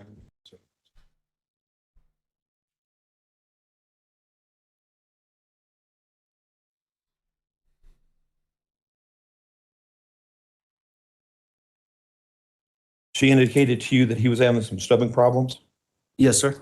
and that wasn't unusual. Sometimes he would have stomach. That was common. Very. She indicated to you that she was going to keep him home from school on Monday. Yes, sir. And at the point in time when she said that, that seemed somewhat normal to you. Keeping him home from school didn't seem normal, but the fact that he had a stomach issue and if it was to the point of, embarrassment or whatever, then that was absolutely acceptable. Okay. And part of it, he would worry about incontinence at school. Like he was worried about having an accident at school. That was a worry that he had. At that point, I don't believe that was a worry of his. He typically was able to manage it well and then deal with it at home. I mean, he was 11 years old at that point, so. And you commented to Detective Riley. Then Monday she kept him home because it didn't, we got to give him some medicine to help clean him out till he gets past that point. And that was a common practice. Okay. Yes. So he would get blocked up and you give him Miralax to get everything out and then he would be okay. Yes, sir. Okay.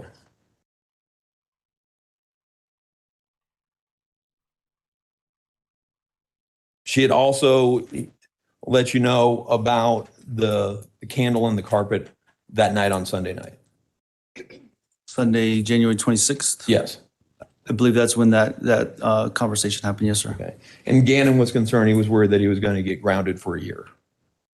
All of that came from the defendant. I never spoke to Gannon about his grounding. I received messages from his phone about it, but I never spoke to him directly about that at that point. Okay. And that Monday comes and you don't have, there's some communication, but maybe not as much as normal. And then you get notified that Gannon hasn't come home. Right. And I imagine at some point, that sends you, into a panic. Well, I mean, to be clear, I was in military school and training. Sure. So when you say not normal, it was actually normal for what I was doing at the time. Okay. I mean, but I'm saying when Gannon doesn't come home, and it's getting to the point where it's much later than it would be normally for him to come home, even being out late. And so, I mean, you start getting very nervous.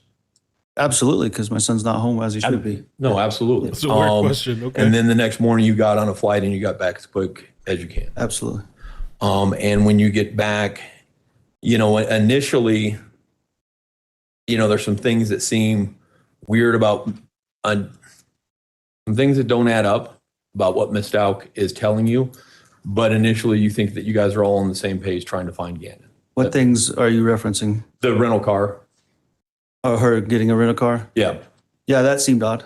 That seemed odd, but nothing that you're not suspecting her of anything at that point in time. It just seems weird that she's picking you up in a rental car. Yeah, her picking me up in a rental car was absolutely weird. Yes, sir. And you have some interviews, again, with some different law enforcement and so forth. What specific interviews are you referencing? You had a couple different ones. I think the first one, I believe it was at Starbucks, but it was with Detective Bethel. There was a few, Detective Riley, Detective Bethel, and I think one other representative was there at Starbucks with myself and the defendant. Yes, sir. And you're trying to figure out anything, where Gannon can be, if somebody would have taken him, anything like that, and you're talking to him. I'm doing whatever I can for my son at that point, all during that time frame. Yes, sir. Absolutely. And at some point in time, you even had thought maybe like it could be Layden or it could be Mike involved. I don't remember ever having the thought that Landon was involved in any way. She, regardless of opinions about her, she loved her children.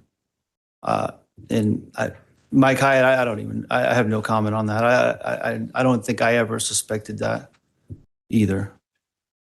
Do you remember telling Detective Bethel, the mom's married to a guy that's got a lot of trouble with the law? And that was one of my first instincts, was like when the come and go came up and they said that he would walk all nonchalant and everything was normal, like the dude was here or something, because he's got a lot of trouble in his background. So like it came to my mind. It was worth putting down. I don't know if anything is legit. And that's exactly what I said. It came to my mind and I didn't know if anything was legit. So that's exactly what I just said. Yeah. And then as that kind of goes on and everything like that, the stuff just starts based upon what Ms. Stauch is telling you. It's not adding up. Repeat that, please, sir. As this kind of day goes on and the days are progressing, the things that Ms. Stauch is telling you about your son and where he might be, it's starting to not add up with you. Yeah, starting with the rental car, as we've already addressed, it starts to not add up. Yes, and then when you see that her car is not at French Elementary, like I said, was kind of, I think what you testified yesterday, that was kind of the pivotal moment for you. Yes, sir. And then you go down to the police station, you want her to come down as well, and she won't come down to meet you at the sheriff's station. Just to clarify, she was supposed to be the one to go to the police station. The defendant was. Yeah. The first time I went down there, I went in her stead because they asked to bring something to get Gannon's DNA or whatever. And I said, he's my son. I'm going to take it down there and I'm going to, lead the charge, if you will, whatever. And then, so I went down there and that's when the first interview took place, just to clarify. And then after that, though, you come back again. And it's my understanding you were trying to get her to come down, even on that second interview, come down to the police station to be re-interviewed, or the sheriff's station. When you say re-interviewed, you mean me or the Her. defendant? I don't know when she was interviewed the first time or at all. I just know I went twice. The first time, as I indicated, when she was supposed to go, the defendant was supposed to go. The Yeah. second time, that evening was after I had discovered the defendant's car was not where she claimed it to have been.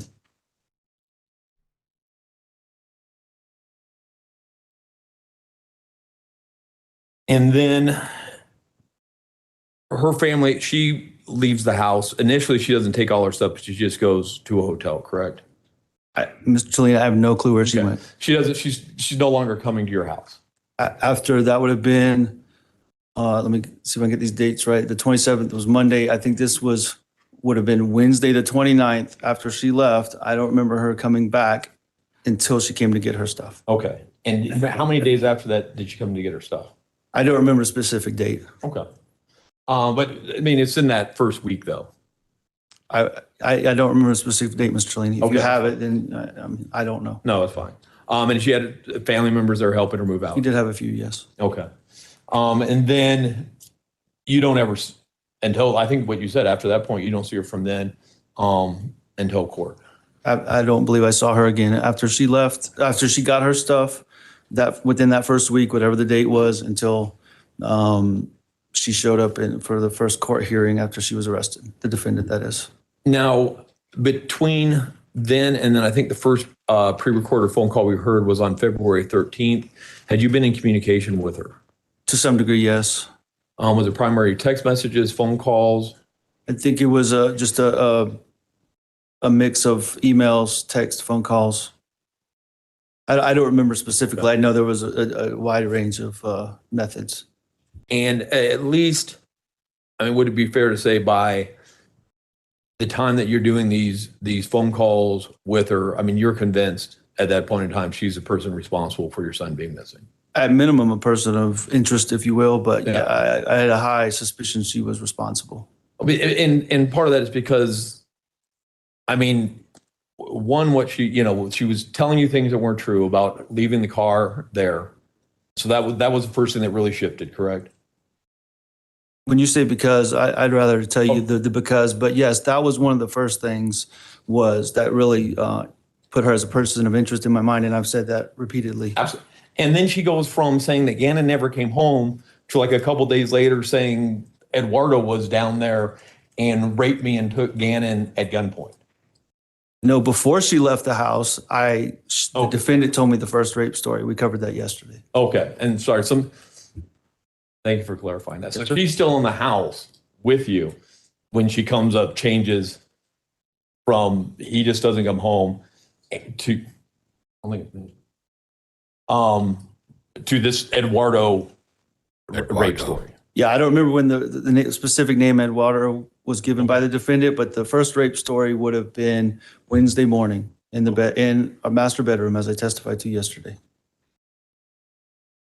And then you're aware that she goes down to the sheriff's statement and does an interview about the rape story. I believe that was later that morning or early afternoon. I don't know specifically when she got there. Okay. I mean, and at that point, I mean, it's fair to say now, I mean, whatever suspicions, I mean, your suspicions have become more heightened at that point about her involvement. When it goes from he doesn't come home to this seemingly ridiculous story. Yeah, and I've been pretty clear from the point of not finding her car where the defendant said it was. From that point forward, everything just compounded, and my suspicions just got worse and worse against the defendant. Absolutely. And what you know of her, I think you've said this to a couple people. I mean, she's an intelligent person. Do you have record of me saying that to someone? I do.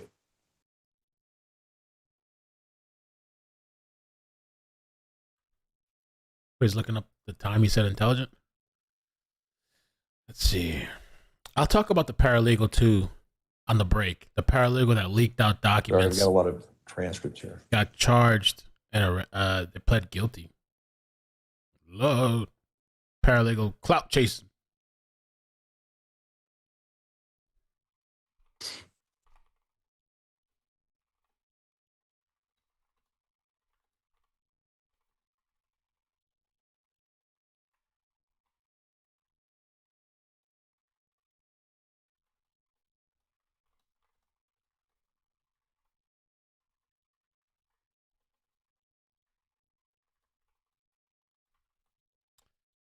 I'm wondering too, because I saw what Elsa was saying. I was thinking, that can the defense attorney even keep up with all the lies? And if I'm on the witness stand, listen, it's not my burden to keep up with all your bullshit either. The Leticia shit, you need to have a record of that. I can't tell you. I don't know what's what. I have the document in front of me. I don't know what's what. That's not my burden to keep up with all the lies this crazy chick came up with. I mean, when you're trying to catch somebody in that, I guess you gotta try to keep try to keep track of it. But I can't even talk. That's how twisted I am. Wow. We're indicating that she had a stacked education. Once again, do you have that somewhere? Better find that shit. She's looking over too. Let me see. A little bit better. Leticia. Yeah, this was an interview with Detective Bethel.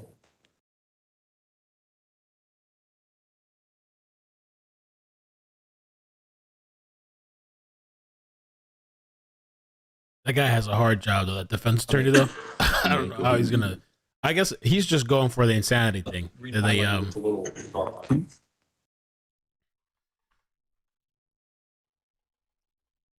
So that was the second one. Do you have that? I'll just go with that one. But you indicated that she had a stacked education. Yeah. Okay. Obviously, I did. You may go ahead. She's pleading not guilty by reason of insanity. That's where her plea is. She first said not guilty, but then she changed it to not guilty by reason of insanity. So they're just trying to go for that. I think they're gonna have a hard time. We'll see. So was it that Wednesday then after she goes down to the sheriff's station that then she doesn't come home at that point? So I don't know where she. So okay, she that left day that morning. She left sometime Wednesday, middle of the day. I don't know specifically when. Okay. Detective Riley was at the house. I heard the conversation between them two. She left with the intent to follow him downtown to the sheriff's station. I don't know where she went from there. Did she ever come back home after that other than to get her stuff? Not while I was there. I never witnessed her coming back home after that.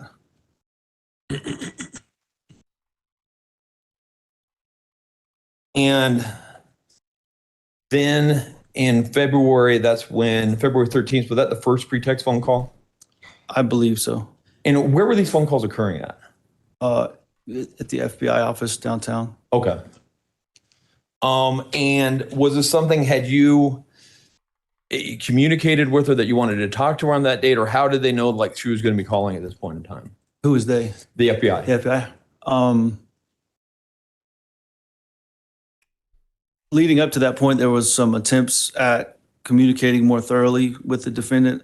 Yeah. The defendant reached out to me and said, "Hey, we would need to talk," as you heard in some of the phone calls. Yeah. So I believe as of that, like I said this morning, I tried to keep her on the hook, if you will. No, absolutely. Through messages. And then, all of those would have been planned to some degree.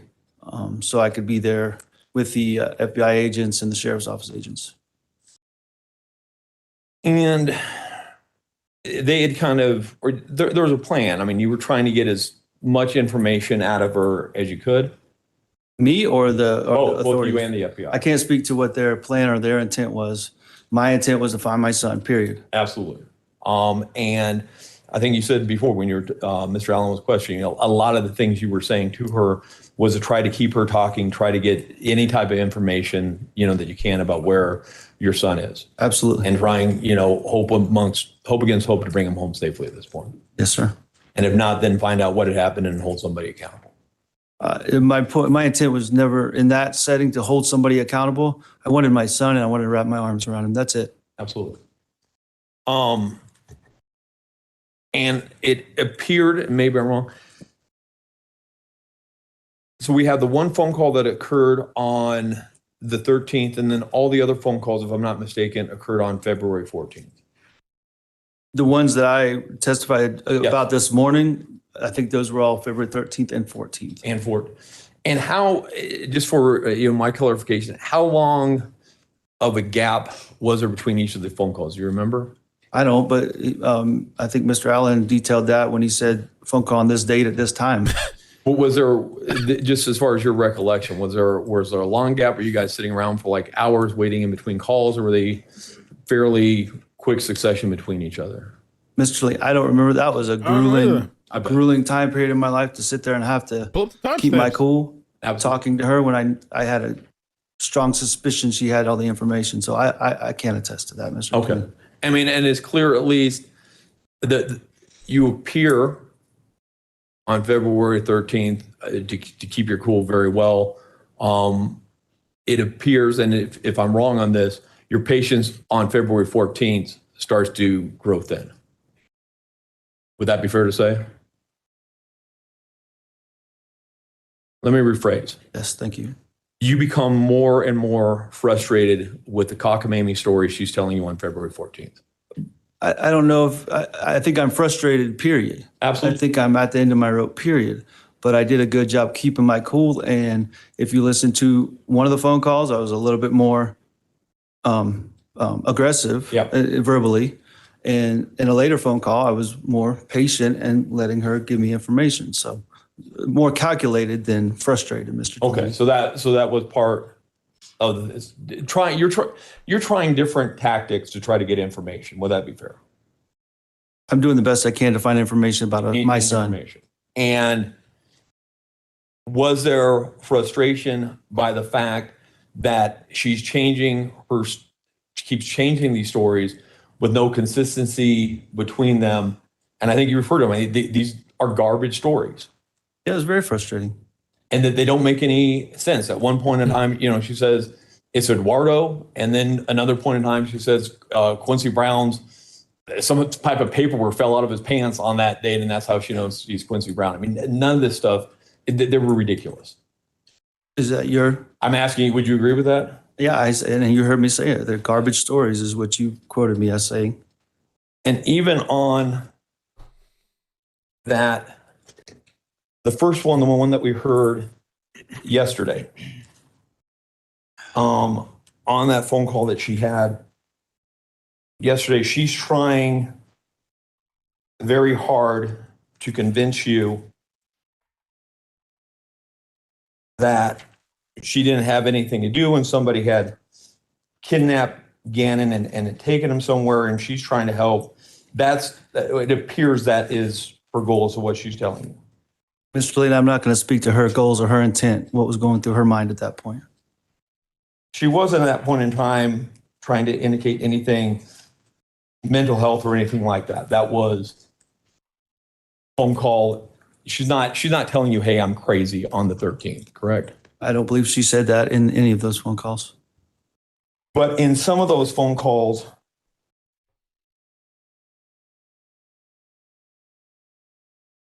she does make some statements. And I'm going on to the February 13th phone call. She indicates at one point in time when she's talking to you, I have completely parts of the information and not part of the information. Are you quoting that? Could you say that again? She told you that she has part of the information, but she doesn't have part of the information. Okay.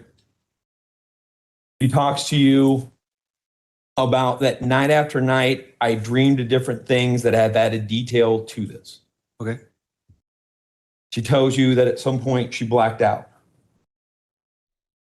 Are you quoting Yes. from? Okay, then I have no reason to deny her saying that, yes. At one point, she says, I sit back and remember it, like play it in my mind, play it in my head again, play it in my head again, play it in my head again. Okay. She says, when I woke up and like out of the state of confusion, I was going crazy. Okay.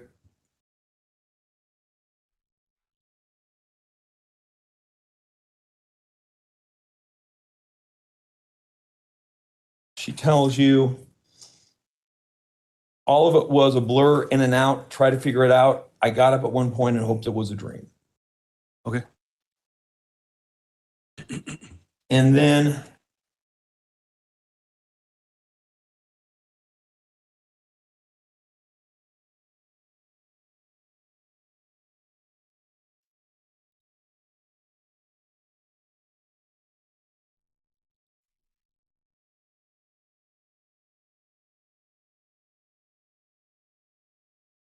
on that next phone call that occurred on the 14th, she's talking to you and she indicates you're going back and forth. I think it was the second to last phone call that you had with her. You guys are going kind of back and forth. And at one point, you're trying to figure out where Gannon is. She says, Tesha doesn't know where Gannon is. I don't remember her saying that, but Okay. if you want to show me that, you don't have to, but I don't remember her saying that. Okay. It's on the recording. They have it. Okay. What are the voices in her head he's trying to say?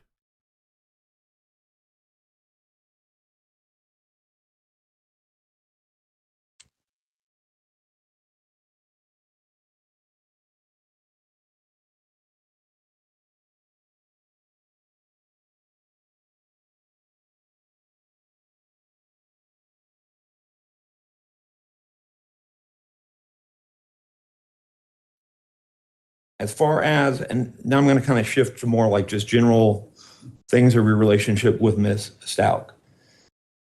You've indicated that at some point, and sometimes with her, it's like you're living on a roller coaster. She can be up and down. Did I say that to someone? Yeah. Again, this is a Detective Bethel.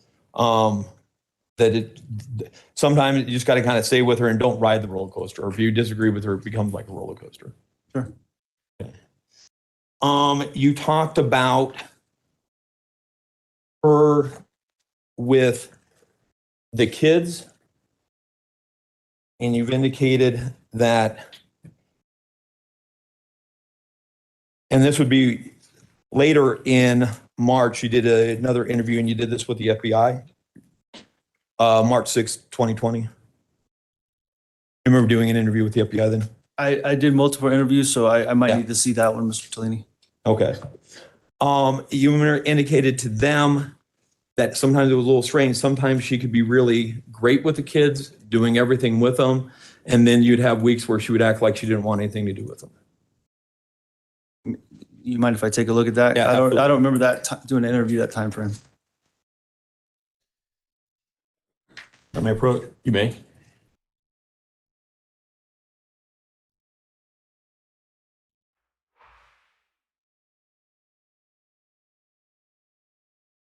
Okay.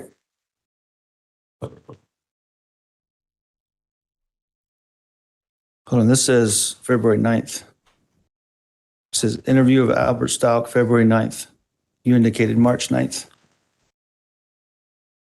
That's because the first page has a 3. Okay. So you're right. So February 9th, so that's my fault. Thank you. I think I'm going to blame that on the FBI because on the first page of that interview, they have 3-9. But you're correct. So on Can we February, clarify what the date actually is of the it interview? is, you are correct. It is February February. 9th. You did that interview with the FBI. Yes, Thank sir. you. But that point in time, you told them that some point she would be really great with the kids, and then other times she wouldn't want it. She wouldn't. Yes, sir, absolutely.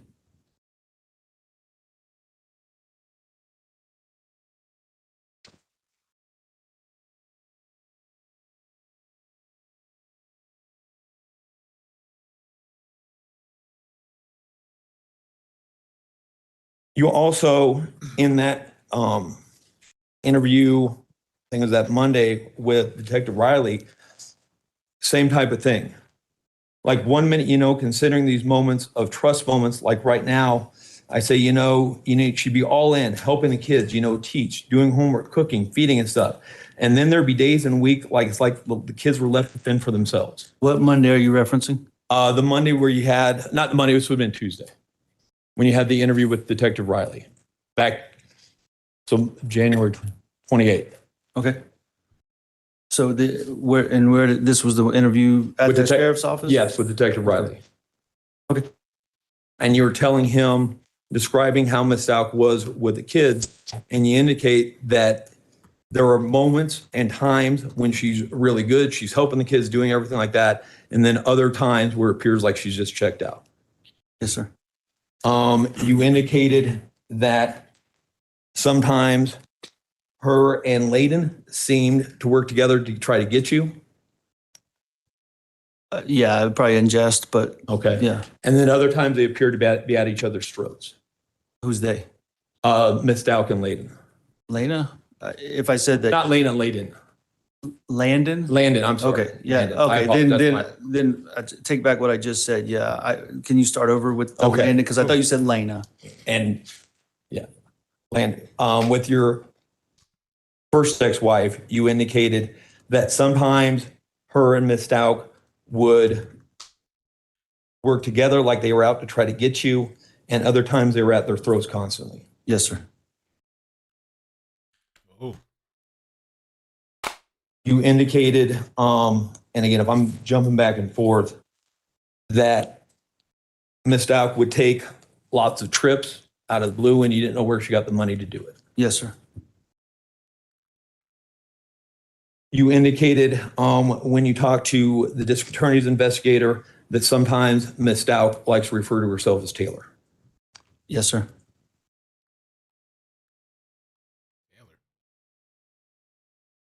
She had, let me jump back a little bit and we're almost done, sir. Take your time, Mr. Trelawney. Okay, thank you.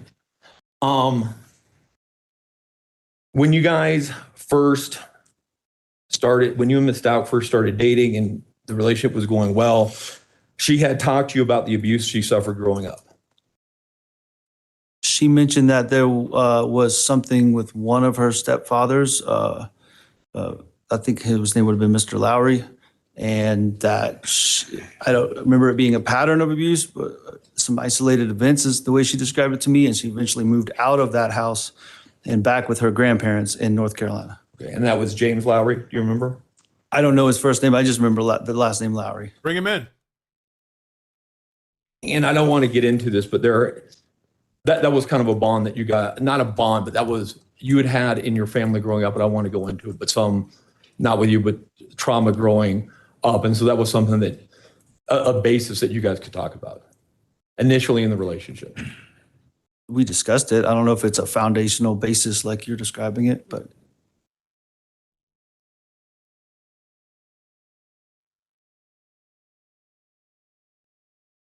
She had issues maintaining steady employment.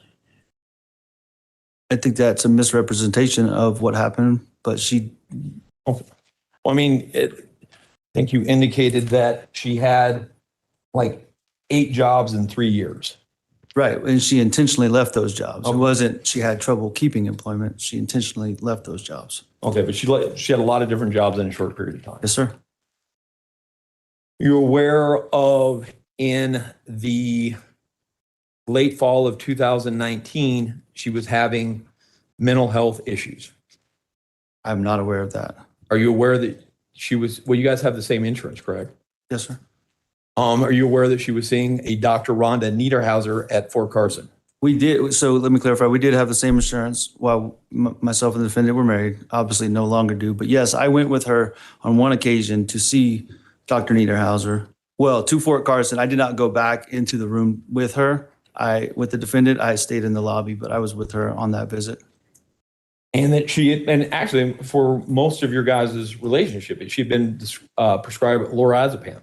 I don't know for sure if most of our relationship. I know she at some point saw somebody for anxiety and got a prescription for something. Yeah, That's all. anxiety. That's all I remember, Mr. Tellini. Are you aware that Dr. Niederhauser advised her to quit her job because her mental health issues were becoming so severe? I am not aware of that. Okay.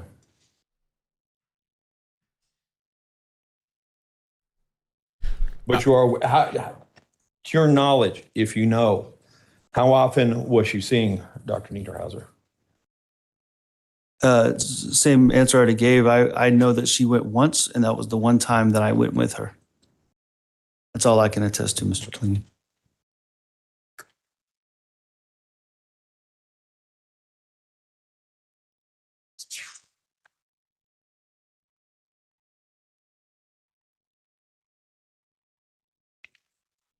I hope they got more than Zaddy bars. She was taking Zaddy bars. What other shit you got? Xanax. Bet got more than that. I thought they were gonna say like some other shit, some other depression thing or something. They just said something for an anxiety, but When you had again, I'm jumping back to when you had that interview with Detective Riley.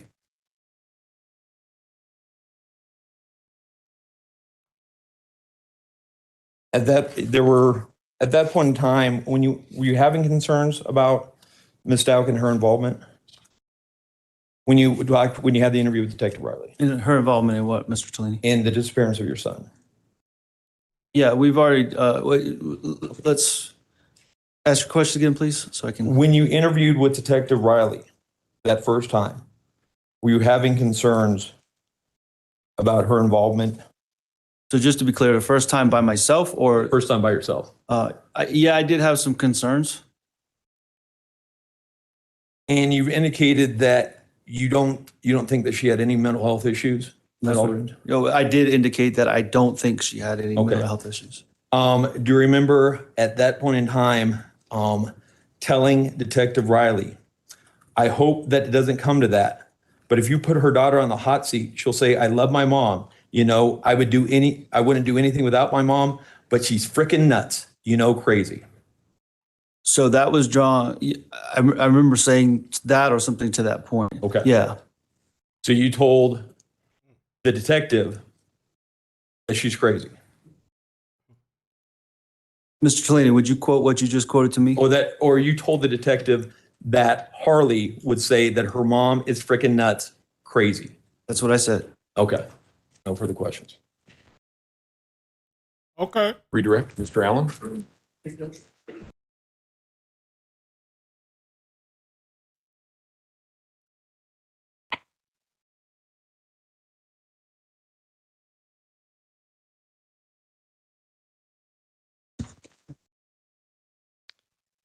There were some questions, Mr. Stauch, about the defendant being a good softball player. Do you remember those? Yes, sir. Does softball have rules? Absolutely. Did the defendant know how to follow those rules? Absolutely. Did she know how to play the game? Very well. Did she know how to use specific techniques and strategies in playing softball? I would say her being a coach at the high school softball level would indicate all those things are yes. You jumped to my next question. Yeah. Did she also go through efforts to teach other people how to play the follow the rules of softball? Yes, sir. Is that an indication that she knew the difference between right and wrong? Yes, sir. You were asked at the very beginning too about when you got custody of your kiddos, Gannon and Lena, that it was a safer environment with the defendant than with Landon. Do you remember those questions? Yes, sir. Would you have thought that if the defendant had severe mental health disease or defect? Absolutely not. Did she have a severe mental health disease or defect back then? No, sir. You were asked in different points of the cross-examination about your interviews with Detective Riley. And I want to be a little bit more of a timeline here. Do you remember having an interview with Detective Riley and other people at Starbucks, and that being your first contact with law enforcement in this case in person? Yes, sir. And then you went to the El Paso County Sheriff's Office to deliver, I think you said, some stuff for DNA. What did you deliver? I remember there being a toothbrush and maybe, I don't remember specifically, but some sort of article of clothing, a shoe or something that would have his, it wasn't spoken to me that way, but I assumed it was for DNA purposes. And then I think you said that you had an interview at the end of that. When you dropped the stuff off, then you did an interview. Yeah, absolutely. Do you remember what day that was? That would have been Tuesday, January 28th, 2020. Okay. The Starbucks thing, when did that occur? Was that also Tuesday, January? Tuesday, earlier in the day. Okay. And then you had a third interview in person at the sheriff's office when you came back. What day was that? Later in the evening, Tuesday, January 28th, 2020. You were asked about specifically shown a specific page of the interview, the first one at Starbucks, where Mr. Tellini was asking you about when you got Gannon into counseling. Yes. And there was some disagreement between you and Mr. Tellini about when that counseling may have started or when you said that the counseling had started. Who is Dr. Burtek? She was I don't know specifically, but she was some sort of family health counselor that Gannon got assigned to at Fort Carson. So could you have signed Gannon up for counseling at Fort Carson before you got to Colorado? No, sir. So did that occur after you got to Colorado? Yes, sir. Which was in when? I got here February 15th or thereabouts, 2019. When you were having that first contact with Detective Riley at Starbucks, did you have a lot on your mind? Absolutely. The information that you had on your mind as it relates to Gannon being missing, where were you getting that information from that initial period of time? Everything was coming from the defendant. At that time, did you have any reason to necessarily disbelieve her that Gannon had left and not come home? No, sir, not at that time. And did that change over time? Yes, sir. Did that change over time because of the defendant's specific actions? Yes, sir.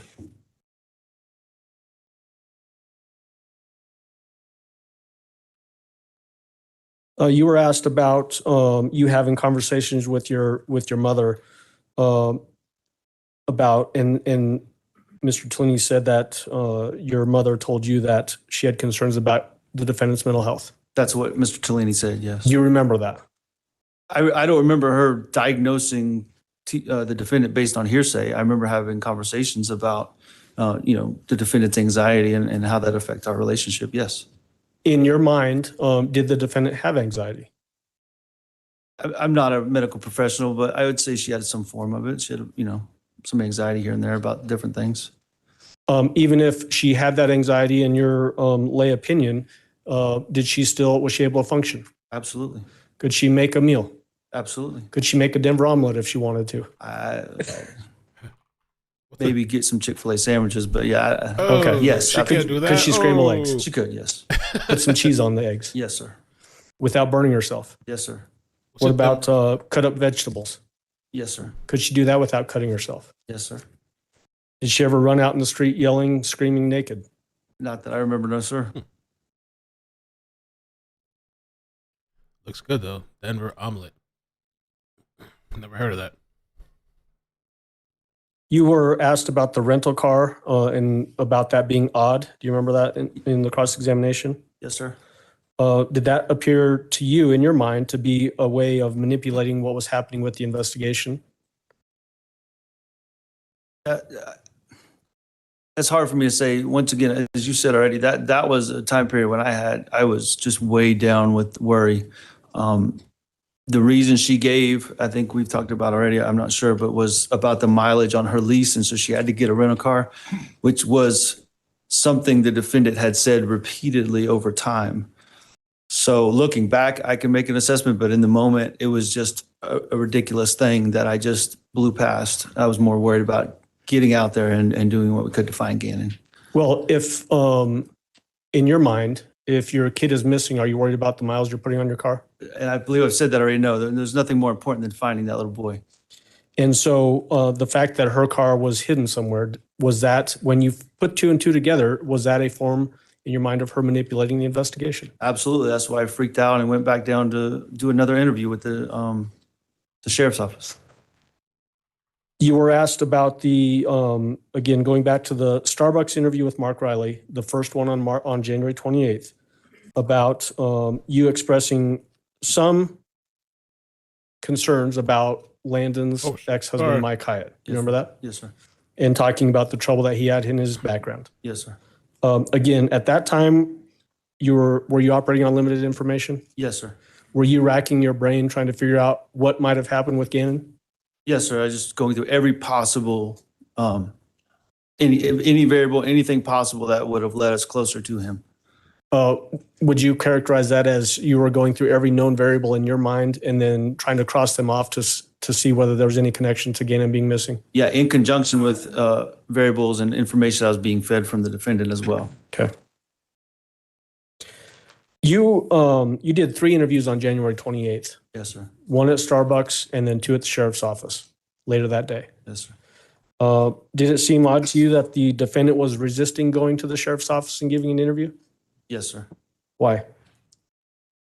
Once again, if the feelings are true and honest about we need to work together to find Gannon, as the defendant said repeatedly, what is there to hide from?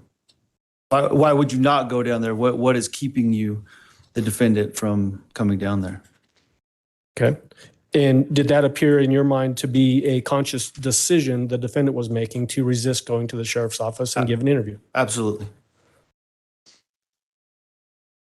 You talked about getting text messages and phone calls during this time that these recorded phone calls were happening. Yes, sir. Did the defendant change I guess, the source of those phone calls over time? And let me be more clear. You obviously gave us earlier her specific phone number that you knew you had with her at AT&T. Yes, sir.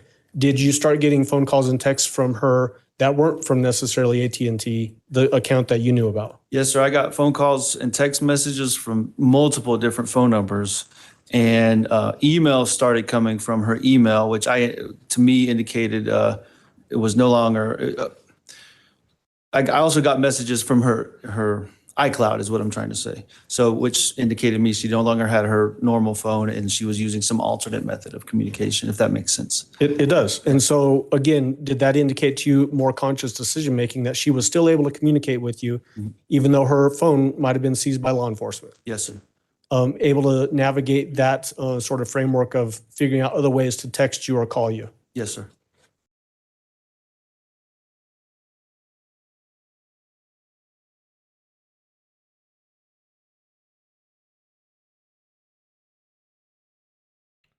You were asked about these phone calls that we've heard in the stories that the defendant was giving you, and the way Mr. Tellini characterized them was that there was no consistency in the stories. Do you remember that? Yes, sir.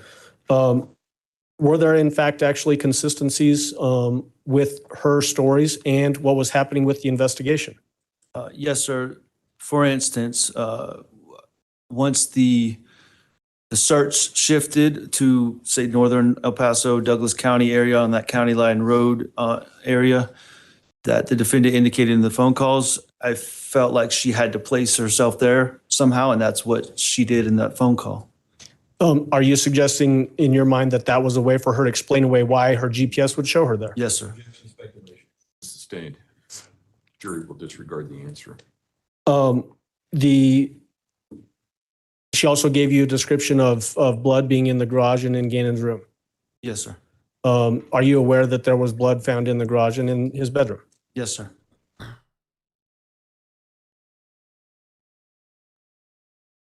And then as it relates to that El Paso County, Douglas County line, so up north, were you aware that there was a board with Gannon's blood and DNA found on it up in that area? I was made aware of that. Yes, sir. You got into some questions about your relationship with the defendant, and you were specifically asked about a statement you made about the relationship between the two of you was like riding a roller coaster. Do you remember that? Yes, sir. Why was it like riding a roller coaster? I think that's the normal ebb and flow of many relationships. I don't think that's uncommon. We had our ups and downs in our relationship. That's what that indicated. Well, let me ask you more specifically, based on your belief that she would manipulate you sometimes, did that add to the effect of riding a roller coaster? Yeah, that would have been the extreme lows in our relationship. Yes, sir. When she would manipulate you? Yes, sir. Was it common for her to manipulate you? Yes, sir. You were asked about sometimes she would be great and sometimes not. Do you remember that? Yes, sir. When the sometimes not period of time, what was that a result of? Oftentimes a result of that manipulation that we just discussed, or lies or mistruths the defendant would tell that I would have to sort through, as you heard me do in these phone calls, that I have to sort through these lies and get to the truth. Was it ever those lows, the sometimes not part, were those ever a result of her suffering from a severe mental illness or disease? No, sir. Ever? No, sir.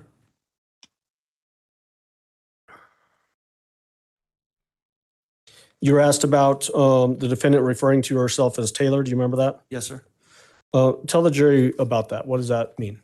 So I believe when I met the defendant, her Facebook profile said Tisha Taylor Harden. And of course, I had questions about that because her middle name is Lynn, I believe, the defendant's middle name. The defendant would always say, I always wanted my middle name to be Taylor. I don't like the name Lynn. And that's where I left it at that. So anytime Taylor ever came up, I just, in my mind, referred back to that's what she preferred her name to be. Well, did she ever use the name Taylor and start acting crazy? No, sir. Did she ever use the name Taylor and start talking in other languages? No, sir. Did she ever use the name Taylor and start having other personalities? No, sir. Was Taylor ever associated with her having a severe mental illness or disease or defect? No, sir. You were asked about the defendant having difficulty maintaining steady employment. Do you remember that? Yes, sir. You answered that the defendant intentionally left those jobs. Yes, sir. So expand on that for the jury. What do you mean by that? So, for instance, when we, I think in the tail end of our dating relationship, in the first part of our married relationship, she was working at Myrtle Beach Middle or Elementary School and quit, resigned from that position, causing her to have to seek new employment. Okay. And why that's significant, because I disagreed with the decision. It was what I, outside looking in, a great place of employment for her, and she seemed fine there. Okay. And then you were asked about Dr. Niederhauser, right? Do you remember that? Yes, sir. And Mr. Tellini told you that the defendant was being seen for anxiety. You remember that? Yes, sir. Did you know whether she was being seen for anxiety or not? I did not. Once again, I only accompanied her as far as the waiting room that one visit, and then she went to the back, was seen, and then the defendant, that is, came out, and we went home. To your knowledge, was the defendant ever seen for a severe mental disease or defect? No, sir. And then finally, do you remember the defendant in this investigation, whether she ever told you to not talk to the police? She did. How many times? I don't remember how many times. One stands out specifically. Okay. And then did you try to call her during your second interview? I believe I did. I'd have to hear or listen to it to confirm, but I think so. And I'm talking about your interview that you did with Detective Riley at the sheriff's office. So the first one at the sheriff's office? Second interview at the sheriff's evening. So the third one total? Yes, Okay, let me that's fine. finish.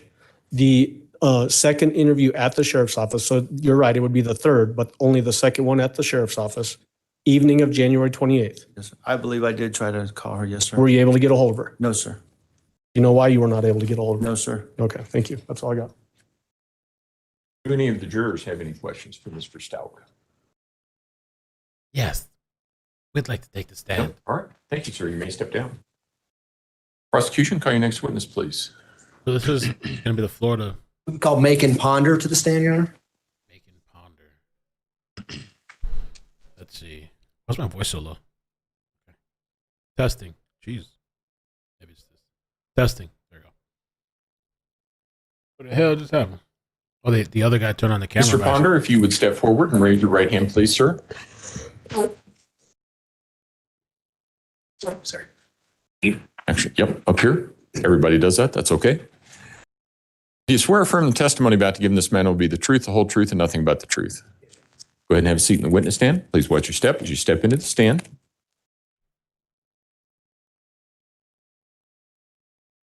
The chair does not move. Everybody does that. The microphone moves, but the chair does not.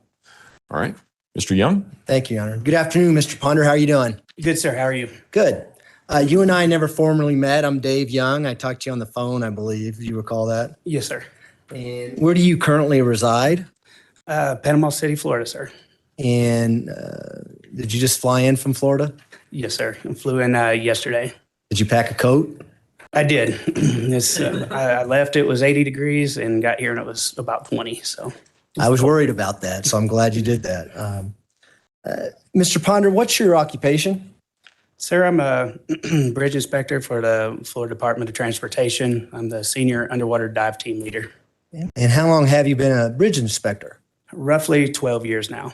And what do you do as a bridge inspector? I know the title's kind of self-explanatory, but let the jury know what you do. The short and skinny is basically we, every 2 years, our bridges are required to be inspected. We get a list of bridges each month, and we break up into teams and go and inspect those bridges accordingly each month. Okay. And how often would you inspect certain bridges? Every 2 years. Okay. I'm going to take you back to March 17th of 2020. Were you in that role as a bridge inspector back then in Florida? Yes, sir. And did you have an opportunity to be inspecting a bridge by the name of Escambia Bridge? Yes, sir. And what's the name of that bridge? Did I get that right? Yes, sir. Just Escambia River Bridge. And can you describe this bridge for the jury? Yes, it's just a concrete bridge, rather long. The basically the environment out there is the river is closer to what we would call the near end of it. And after you get over the river, the bridge actually continues on for a lot further, just due to the marshy area. There's marsh on both sides. It's really inaccessible to any vehicles. And what city is this bridge close to? Pensacola, Florida. And how close is this bridge to the actual ocean, the Gulf of Mexico? Several miles. As the crow flies, maybe 7 or 8 miles. And I'm assuming, does the bridge go over the Escambia River? Yes, sir. And does the river go into the Gulf of Mexico? Eventually, the river actually dumps out into Escambia Bay, and then Escambia Bay goes out to the pass and then into the Gulf of Mexico. And how often, was this another 2 years you would inspect this particular bridge, every 2 years? Yes, sir. Our department for the state of Florida, we inspect bridges every 2 years on interstate systems and any state roads. They have some different stipulations on our county bridges, but our office only handles state highways and the interstate. So it would have been March of 2018 or approximately then when this bridge was inspected last. Is that fair? It would have been inspected 2 years prior in the month of March. Okay. It doesn't have to be on the exact day. And approximately how long is this entire bridge that you're inspecting? I would say roughly 12 to 1,300 feet. Okay. Is that the only part that covers the river, or is it, when you talk about this marsh area, does a bridge extend over a marsh area as well? Yes, sir. And so would that be miles or? No, that whole area is fairly marshy. There's a set of bridges all the way down through that on that span of US 90. That just happens to be the first bridge on that, starting in that span on that stretch of highway. So what are you doing when you go out to this particular bridge to inspect it? What are you looking for? Our job as bridge inspectors to find any kind of defects, any kind of issues that would harm the traveling public. We look for cracks in the deck, cracks in the underside of the deck. As a diver, we look at the piles underwater, look at any kind of cracks and spalls being any kind of missing concrete on those piles or columns. And if it was a steel structure, it'd be the same thing. You'd look for cracks and welds and stuff. And so do you have someone, particularly on March 17th, 2020, with you as you're doing this inspection? Yes, sir. We always go out as a team, primarily for safety, but also, we're always on the interstate or on busy roads. So we're always having somebody watch our back when we're taking the notes and watching out for traffic or operating a piece of equipment, if need be, while somebody else is taking notes. And so do you inspect the surface area of the bridge as well as the side of the bridge and below the bridge? And you indicated you even get in the water and look at the pillars. Absolutely. Yes, sir. We try to do the best we can to look at 100% of the bridge every inspection. So could you please tell the jury about March 17, 2020? Did you locate something? Did you locate a suitcase underneath the bridge? Yes, sir. During that inspection, the particular bridge that we were inspecting requires an underbridge inspection machine. The particular machine allows us to gain access to the underside of the bridge due to the height and over water.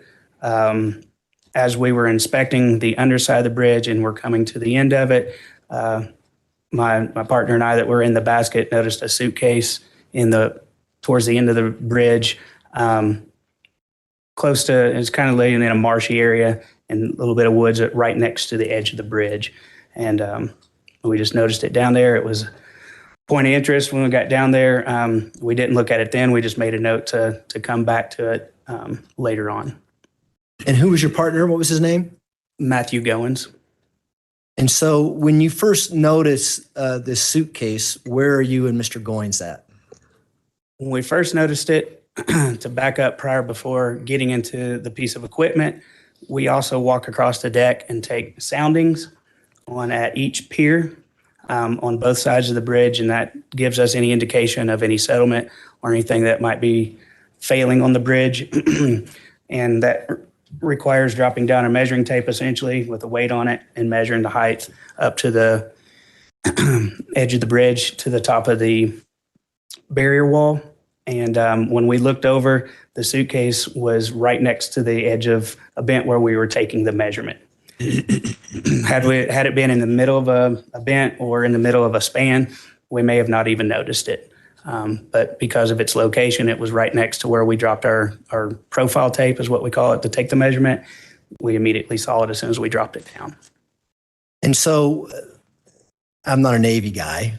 When you say deck, are you talking about the road area of the bridge where the vehicles go? Yes, sir. That's what we call the deck. We take our measurements at the top of the barrier wall. Anybody that's driven over a bridge, the concrete walls on the outside is where we take our measurements from. And so are you and Mr. Goins looking over the edge of the bridge and you see a suitcase directly down below? Yes, sir.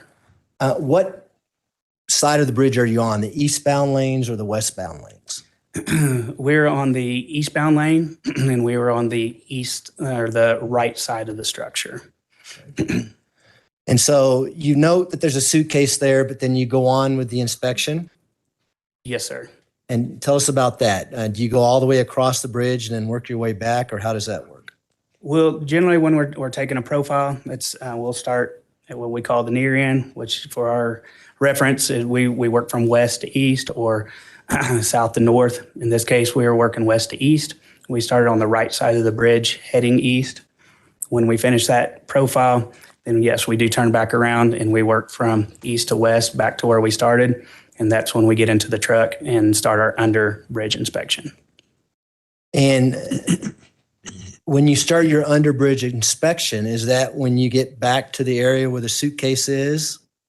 It wasn't for, no, sir. It wasn't for probably roughly an hour, hour and a half later, maybe even a little bit longer, because when we started the under inspection, we start back at the beginning of the bridge. Okay. And where we found the suitcase right. was Thank you, guys. almost at the very end of the bridge. Hold on. And this bridge goes east and west, is that right? Yes, sir. So you're starting the undercarriage portion on the east side, working your way west, is that right? No, sir. We're starting on the the west end, working towards the east. Okay. And so what happens when you get back to that area where the suitcase is? Because of the profile and as the bridge, there's the hump in the bridge. When we got towards the end of the structure, the bridge starts to become lower, closer to the ground. And at that point, we didn't need the truck anymore. So we were able to lower the basket down to the ground line and get out, and was going to finish our inspection from there. And that's when we lowered down to the ground, we've remembered that we had seen the suitcase. We finished up our inspection and then went back to the suitcase. And why did you go back to the suitcase? Pure curiosity. Okay. And again, is Mr. Goins with you at this point in time as well? Yes, sir. So what happens when you get back to the suitcase? We got back to the suitcase, and where it was lying at kind of an odd angle, but the handle was towards the underside of the bridge. So I reached out for the handle and immediately noticed it was very, very heavy. And I looked back and remember telling Matt, I said, I don't know what's in this. I said, but it's heavy. I said, and where it was at, it had the possibility of being waterlogged. We didn't know if there was clothing or something in it. We just noticed that whatever it was probably waterlogged and saturated, just due to how heavy it was. And I imagine you get a lot of rain in Florida? Yes, sir. Do you get a lot of rain in the months of February and March? We can. March normally is fairly rainy season, but again, where the suitcase was really right at the edge of the marsh, and depending on tide, you don't necessarily have to have a lot of rain for that area to be influenced by tide. Okay. So you, Mr. Goins, get up to the suitcase. You said it appeared to be heavy. What happened after that? Because of where it was at, it was very, very marshy and muddy. We, of course, didn't know what was in it, but underneath the bridge where it was at was very flat and sandy. And we kind of like made a decision, let's pull it out of the mud and pull it underneath the bridge where it was flat and sandy, and whatever it was in it, we'll just open it there rather than in the muddy marsh, just sticks and a lot of sticks and stuff there. So we pulled it underneath the bridge. And what, did you open it? Yes, sir. Tell us about that. I was the first one to unzip it. And before we opened it, as soon as we unzipped it, we immediately noticed the smell. That's what hit us first. I remember looking up at Matt, who's quite a bit taller than me. And I said, Matt, I think there's something dead in here. And unfortunately, we do come across, sometimes somebody will throw out a litter of puppies or something in a bag. And, that's not uncommon. And it smelled, but it was so strong. It was different that day. So I didn't initially open it, and we kind of thought about what we were going to do first. When we finally went ahead and unzipped the rest of it, the smell was so overpowering. We kind of took a step back, and the first thing I remember seeing was just two little feet, and that had little football socks on them. The best I remember, I remember there being little socks on them. And before anything else happened, we couldn't really make out what it was. Matt dumped the suitcase over, and of course, we initially immediately knew it was a body. But after looking at it, it was we couldn't tell male or female, boy or girl. We didn't know. A lot of black hair. And then I turned away. What was the size of this suitcase? Do you remember? Roughly the size of a checked bag. It wouldn't have been it was too big to be a carry-on, but roughly the size of an older checked bag suitcase. And was there anything else in the suitcase besides the body? Lots of blankets.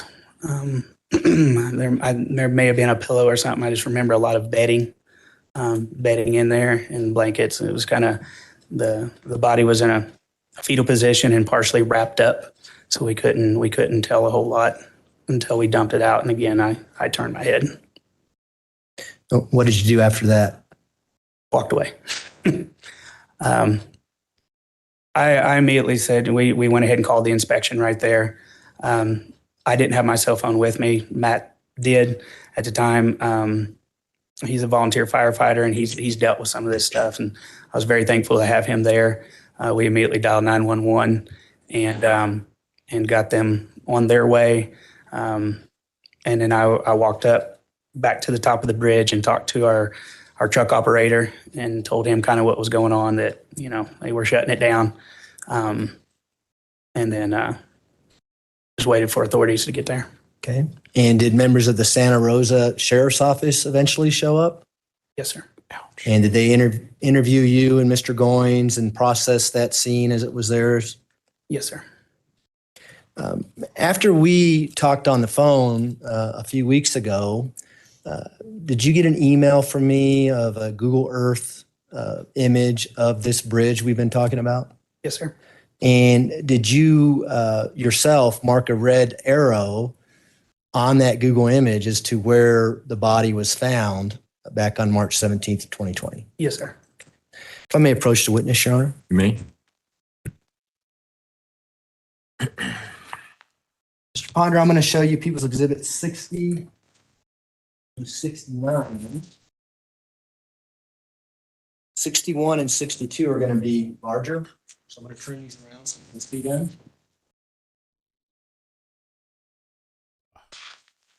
Mr. Ponder, Yes, if sir. you were Your looking Honor. for a drink of water, there's a water pitcher right there and some cups if you would like some. Yeah, he looks. And I thought I didn't know it was a random Be find. careful when you that take they the lid found off, it comes out Gannon. fast. I thought like they had tracked something down to her location and that's how they found Gannon. I didn't know like this guy, the inspector, the Florida Bridge inspector, had just came across and found his body like that. Holy crap. Sorry about the camera stuff. Thank you for the chat letting me know the witness camera's on. Appreciate that. You can just take a moment to look at those photographs and then I'll ask you some questions about them. Just readjusting right now since they have more cameras now.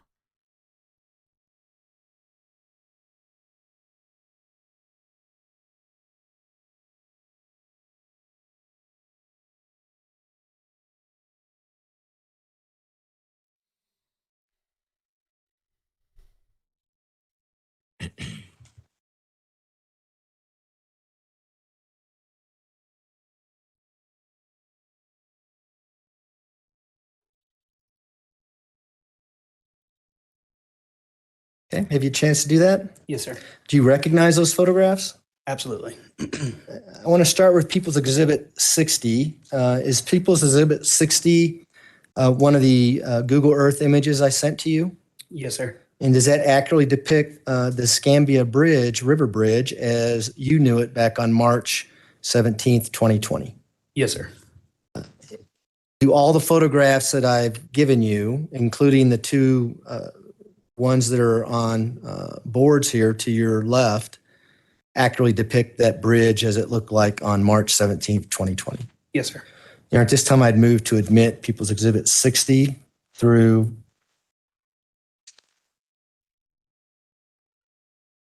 69. Defense? Exhibit 60 through 69 will be admitted. Go ahead. I'm going to publish People's Exhibit 60, which is going to be on that TV behind you and on this TV to my left.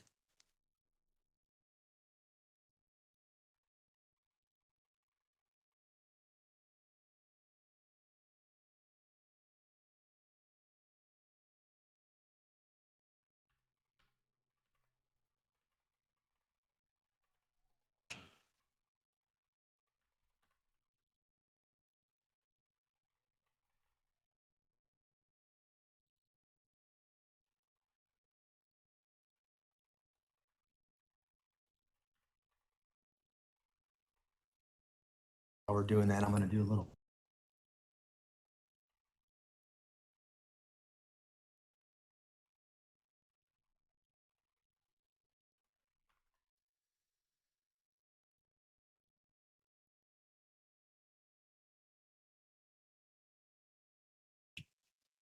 All right, let's look at People's Exhibit 60 here on the TV screen. Is that the Google Earth image we talked about earlier? Yes, sir. Could you just describe the bridge as we're looking at it on this television? In what way, sir? Well, let's see. If I can approach you on it. You may. Used to be a pointer up here. We're old school here in Colorado. So we use these things. Okay. Can you just kind of point out the direction of the bridge if we see the river in this image? So this is the Scambia River here. Our inspection would start on the west end here and work towards the east. Each of these concrete piers you can see here is what we call vents. And that's where earlier, as I explained, taking the measurements from. So that's each of those that we stopped at is where we take our measurements from, working from the near end or the west, working towards the east end. Also, as I was saying, that from the river forward, this area all here is marsh. It is over here really is also, and actually it's just very inaccessible to, except for there's a little service road here. Doesn't really go anywhere, but there's even some boats and stuff still left out here from previous hurricanes that nobody can get to. And so I'm assuming that's not a populated area. No, sir. Maybe some wildlife. Probably lots. Okay. Are there any lights on this bridge? I don't believe so. I don't remember. A lot of times the channel is lit. There is a fender system there that would have been lit in the evenings, but I can't remember if there's lights. I want to say there is. It's pretty dark out there, and And I'm pretty sure there are light poles on there. Actually, now that I come to think of it, because as we use our machine, we have to come up and over each of those, which is kind of a pain. But yeah, actually, I do believe it is lit, sir. Okay. And as you're driving across this whole area, the marshy area here, if it's at night, would you know whether or not water would be underneath the bridge or not? If you were unfamiliar with the area, no. I would say somebody who's driving across it that had never driven across it before and didn't know the area, you wouldn't think you were out of the water or over the water until you got back onto the pavement. Where this is a concrete bridge, and you can see where the concrete ends and the pavement begins. You're still actually elevated all the way up to the end of the bridge, elevated off the ground. And now below that TV there, I put up People's Exhibit 61. Do you recognize that one? Yes, sir. And is that the exhibit that you emailed back to me with the red arrow on there? Yes, sir. And please tell the jury what we see in that exhibit using that pointer. The arrow marks approximately where Matt and I found the suitcase that day. It's a little hard to see in that in the picture. But you can kind of see again where the vents are, the lines in the road, and there's one of the measurements right here. The suitcase was roughly just right over the bridge rail, right at the very edge of the marsh there. And if we can go to People's Exhibit 62 at this time, or 63, I'm sorry. And now we have People's Exhibit 63 up. I'm going to place People's Exhibit 62 on the easel. What do we see here in People's Exhibit 63? Just a magnified image of the structure. Is this, again, an indication that you emailed to me with the red arrow saying where you and Mr. Goins found the suitcase? Yes, sir. And I want to talk to you about this concrete area of the particular bridge. Okay. Is there an area, what I would refer to as a shoulder area, to park your vehicle if you get stranded on that bridge? Yes, sir. The shoulder area would be indicated by the white hash marks on the right side of the bridge. On that call.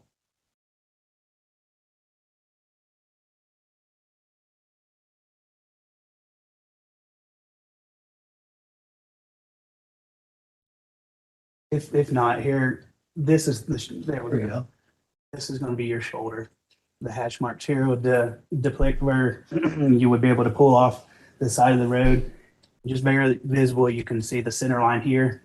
This is a 2-lane bridge. And so there's almost room there for another lane, but that's just what we call a safety lane to be able to pull over and if you were having car troubles. So plenty of room to park a vehicle there if you need to. Yes, sir. And where this arrow is, and I know you may not be precise, but is that the general area where you and Mr. Goins were taking your measurements when you first saw the suitcase looking over the side of the bridge? Yes, sir. It was directly below what you called, was it the barrier? What we would call a bent, and that's basically just the space in between each span where the columns would hold up. Each column is what we call a bent, and it just in between those two is what we call the span. You can go to People's Exhibit 64 now. What do we see in People's Exhibit 64?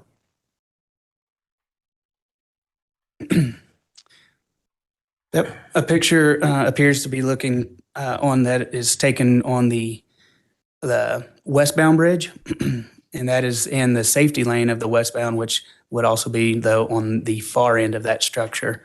And that picture is looking west. Looking west, sir. And so can you refer back to People's Exhibit 62 on the board here to your left, on the easel? Yes, sir. And just kind of point out which lane to travel we're looking at. That picture's approximately probably a little higher. This direction. Each of these are what we call the bents. That's So could you have access to get underneath the eastbound lanes by pulling over in this area and walking underneath? You would have access, but it'd be very difficult to access that area. There's also what we call slope protection or rock rubble. And a lot of times those rocks move easily, they slip, they shift. You could walk down there, but you'd have to be very careful. So looking at this People's Exhibit 64, can you see the general area where the suitcase may have been from this photograph?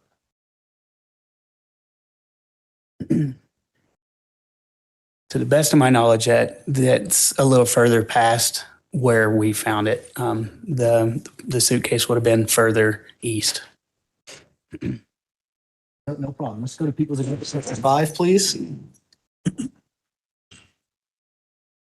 Now, what do we see in People's Exhibit 65? Where the suitcase was found. Now, is this where you, Mr. Goins, pulled it out to and emptied the contents? Yes, sir. Could you use your pointer and just point out where the suitcase is in this image?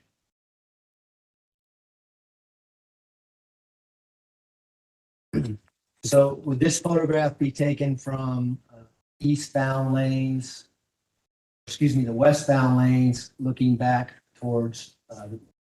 Yes, sir. We can go to People's Exhibit 66 now. What do we see in People's Exhibit 66? Again, where the suitcase was opened. And can you point out the general area of where you and Mr. Goins pulled the suitcase out of?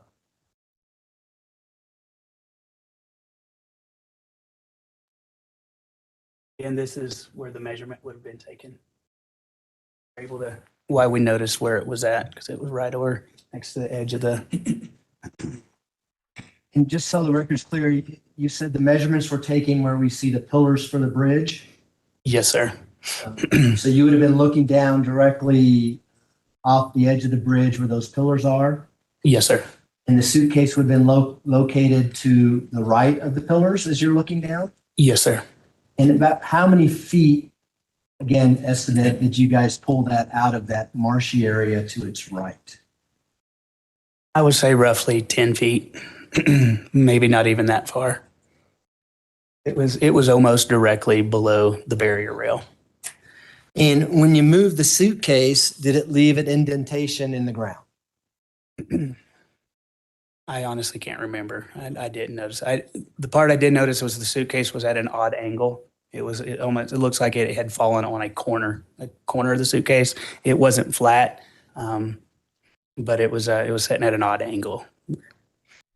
Did you point out to members of the sheriff's department exactly where the suitcase was at when you first saw it? Yes, sir. And were they able to take photographs of that area as far as you know? Yes, sir. We can go to People's Exhibit 67. What do we see in People's Exhibit 67? See the bedding and the open suitcase. Could you point out the bedding?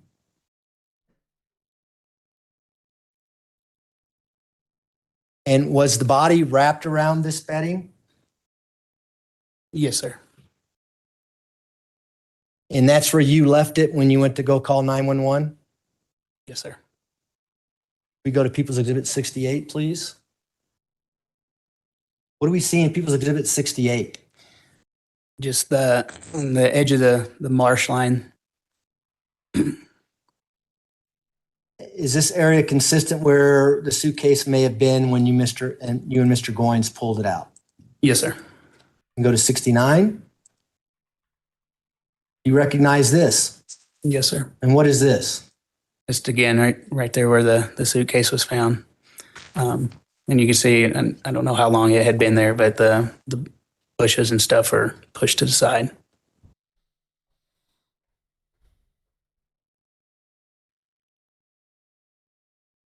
Just have a second, Your Honor. You may.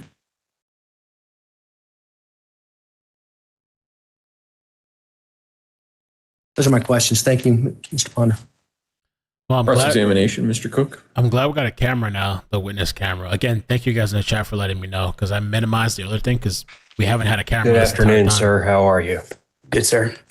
My name is Will Cook, and I represent the defendant in this case. I'm going to ask you some follow-up questions. When you were doing the bridge inspection, did you have any kind of machine like a cherry picker? Or I don't know what you would call it, a cherry picker that would kind of reach under the bridge so you could do a visual examination of the underside of the bridge? Yes, sir. Were y'all using that device yet when you discovered the body, or were you doing the soundings and then going to come back and do work with equipment and the? We were performing the soundings first, the profile. Okay. And then come back with the what we call a snooper or an underbridge inspection machine. Okay. And the soundings, you're just going along, walking along the edge of the bridge and dropping a line and seeing what the length of it is? Yes, sir. Okay. And you would take that sounding measurement at each pier? Yes, sir. Of the bridge?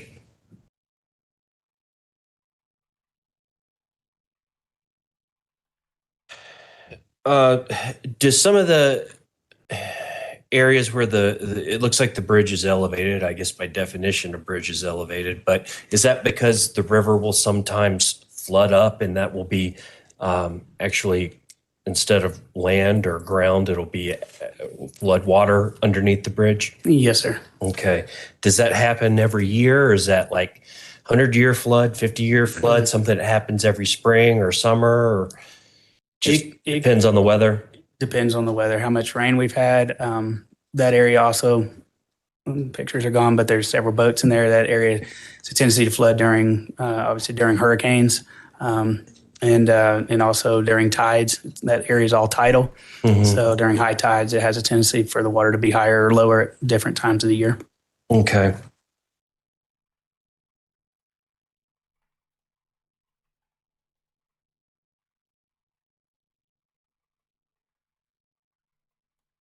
Now, on Exhibit 60 that was on the board, it looked like on the other side of the river from where the body and the suitcase were found, it looks like there's a smaller river or tributary of the Escambia River.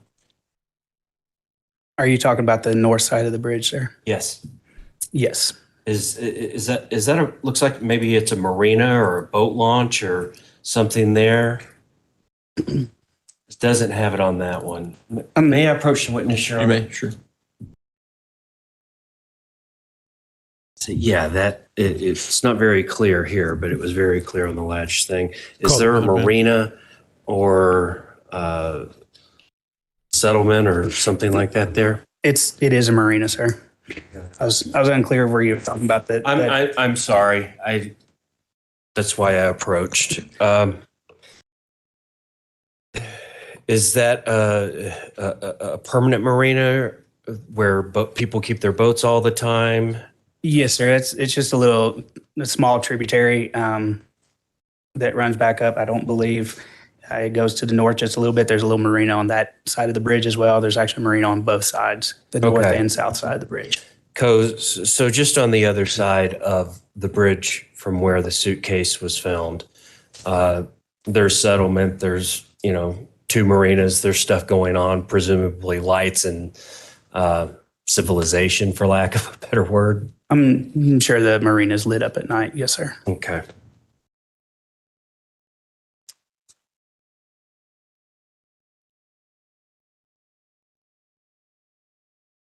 And you had mentioned the suitcase was very heavy and seemed waterlogged.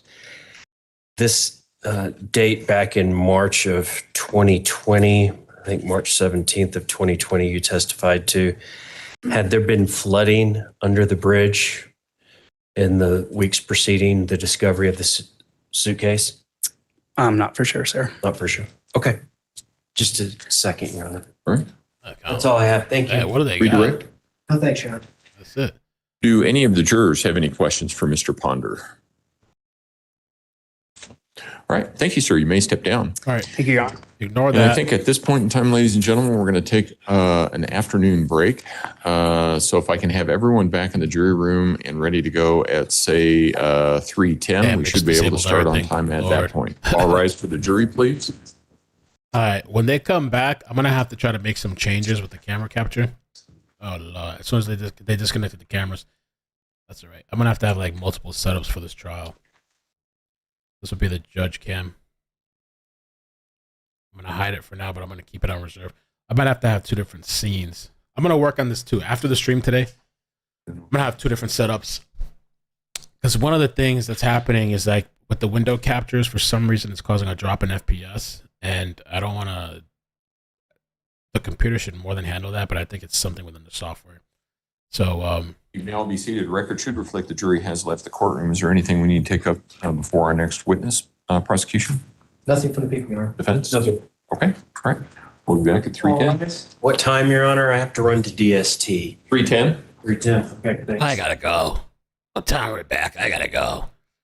So when they come back and have all the cameras up, I'm gonna switch out some of the captures to see if I can fix the little FPS drop. You guys are not gonna notice it on your end, but I see it on my end, and I just want to, to avoid any issues in the longevity of the trial. I have a list of shit that I'm gonna have to do daily to make sure we're running up and running smooth. Okay. Well, I'm just Letecia cam. Let me put that away. Yeah, FPS jumps right up after. So that's what it is. So I'll just switch the way I capture the screens, and I think that'll avoid the issue with FPS drop, so it doesn't become an issue in the future. Anyway, thank you guys so much. So we're on a little, not a lunch break, but a little 15-minute break. If you guys could hit the like button, please, I'd appreciate that. Subscribe to the channel. Let me mixer option. Let's turn that down for a second. Yeah, if you could like and subscribe, please. I'm gonna be here every day covering the trial. We're gonna have the best audio, the best camera feeds. Everybody gets the same camera feed, but I'm gonna try to maneuver it in our own custom way. We got the best chat, the mods, so please, I would appreciate that. And there is things we can go over. There is things. Let me just get the super chats. I got Mia already. Thank you so much, Mia. Kayla, 17-month member. I miss you. I hope you're doing great. You rock, Melvin. Thanks for covering this. We have to, we're so behind on catching up. We got to catch up. But congratulations on all the good stuff that's happening in your life right now. K19, if you're still listening. She's actually in Colorado. That's my Colorado friend. Louisiana Lady, thank you for the membership. Thank you, Mel. God bless you and Maddie. Thank you so much. Mike dropping mom. Thank you for becoming a member. Mandy L, she's all smiles because she misses Al. It kind of did look like she was smiling. I couldn't tell. It almost looked like it, but it's a little grainy. The zoomed in cam. Katie Kate, thank you for the membership. Not the membership, the super chat. Thank you so much for the super chat. We're caught up. By the way, tomorrow, guys, I'm gonna have a stream tomorrow where we're gonna have a conversation with somebody that's in the courtroom, sitting in the courtroom watching. She's very knowledgeable with the case. She's been following since day one. She has a really great website, tons of information. She'll be able to give us some information with the jurors as far as maybe their facial expressions or any other questions. Tonight, I'm gonna open up a form, or I'll have somebody open up a form that we can put all the questions in one place. The docket. How do I minimize the judge? When you move to the edge of his cam, a little arrow pops up. Move it as far as possible away. I think that's how you do it. Oh no. Shit, I'm over here thinking I'm gonna tell him. I don't know how to do it. I know if the cameras are off, you can disable cameras. I know if you go to layout. Oh. Maybe I don't know what the hell I'm talking about. I don't know. I was about to reply to him, but sorry, Docket. The thing, I don't know how you're streaming. I'm streaming with Streamlabs, and so everything's customizable. That's why I like Streamlabs. I can crop and cut and do whatever and maximize. And so if I don't want the judge there, I just maximize the screen. I captured the screen and maxed it out. That's how I got the judge here. This is the courtroom, right? I think this is the courtroom. Right now I can capture the court. Let me do this then. Background zoom. I'm gonna recapture it.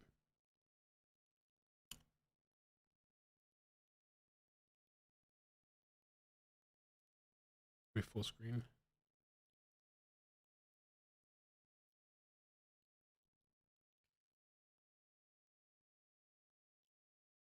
Okay, so we got the judge cam. Rename this. Judge cam. Screen cap. Got that.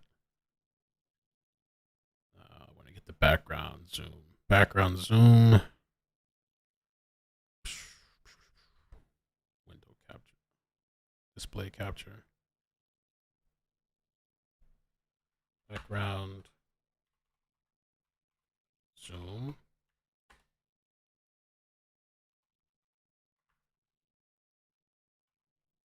Let's try that. Boom. I know it's like so many layers, right? On my screen, it's like everything's layered. I'm just dealing with like a bunch of layers. So I'm gonna crop this out. I'll adjust when they come back so I can actually see what it looks like. But crop it out, make it all pretty, I guess. And then I just have to move it behind the layers. There.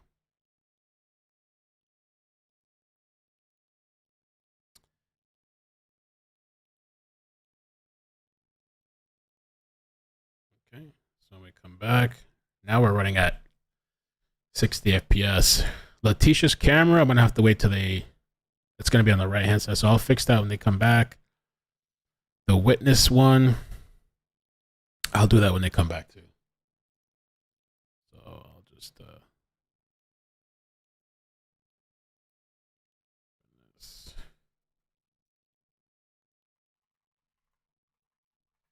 and then tonight I'll just delete all the extra stuff.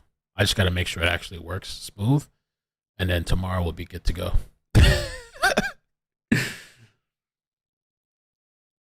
Okay, so as far as like, you know what? Let me do this. Duplicate. Countdown. Capture.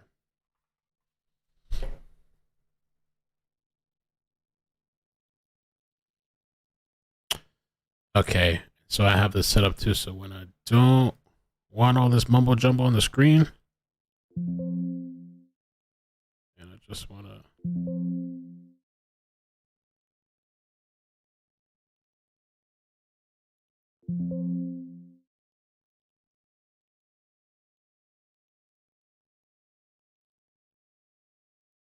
okay. All right.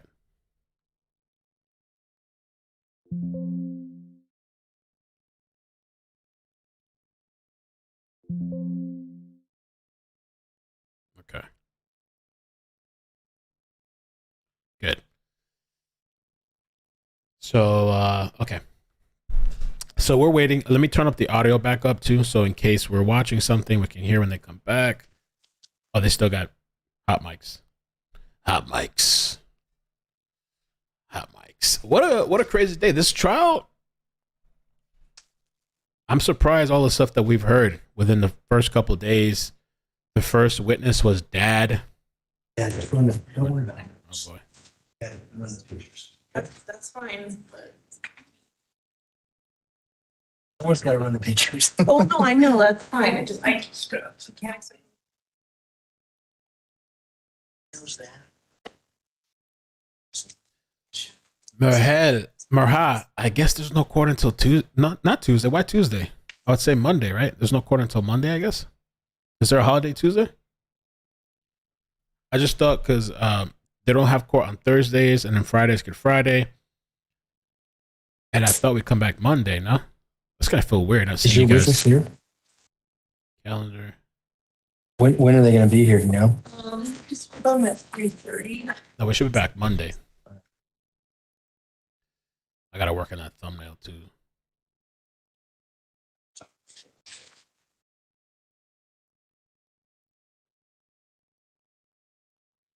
CGS says why we're not able to see exhibits. I don't know. I'd love to see some exhibits. I mean, I'm happy that we finally got the witness thing because we weren't even able to see witnesses up until today. They're upgrading. I figured as the thing goes, maybe they'll try to maneuver things. So I'm glad that now at least we got the witness.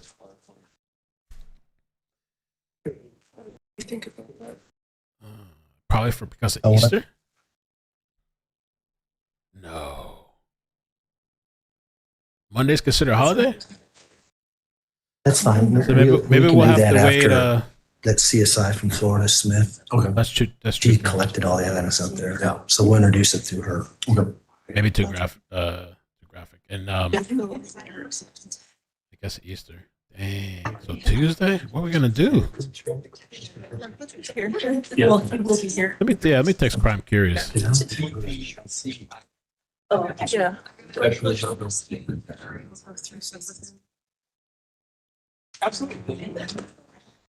What? So that's all. I always get too fast. No, Okay. my bad.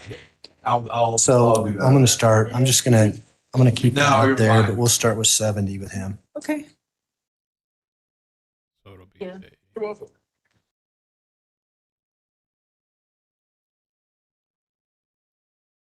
And it's like if the defense doesn't really have much. It's either much of a will, even for the insanity thing. It's like they don't have. It's like they're just walking through the motions.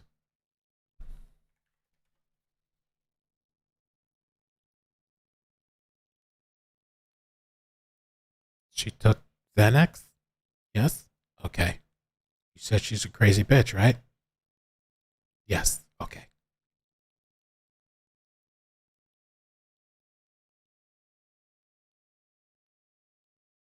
I like this thumbnail.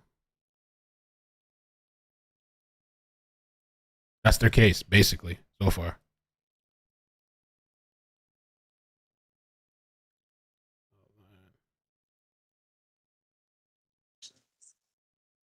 And I see how they try to come for Landon too. I see how they did it. Kind of.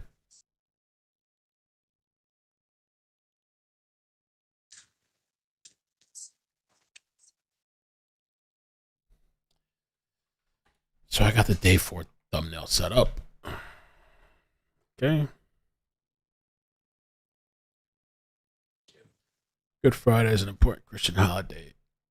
I knew that it was for Friday. I didn't think about Monday though. However, it's not a federal holiday in the United States. Oh, really?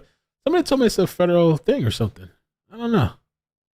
Monday's not a holiday. Good Friday is not always observed. It is not a federal holiday. Oh, Madhouse says the courts are open Friday and Monday here in Colorado. Oh, okay. Oh.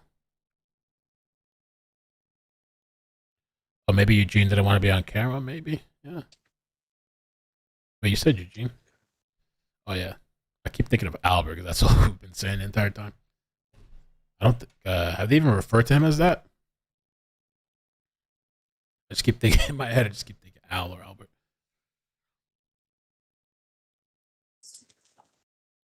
Alyssa, right now, I guess Gmail. If you want to send me a picture, either Gmail. I honestly have been checking iCkEdMeL at iCkEdMeL.com. You can send me email at Gmail, or like I check Twitter pretty often. Oh, I don't check the message requests. I need to start checking message requests. Or if you're on Discord too, Discord's a good way. But if you DM me though.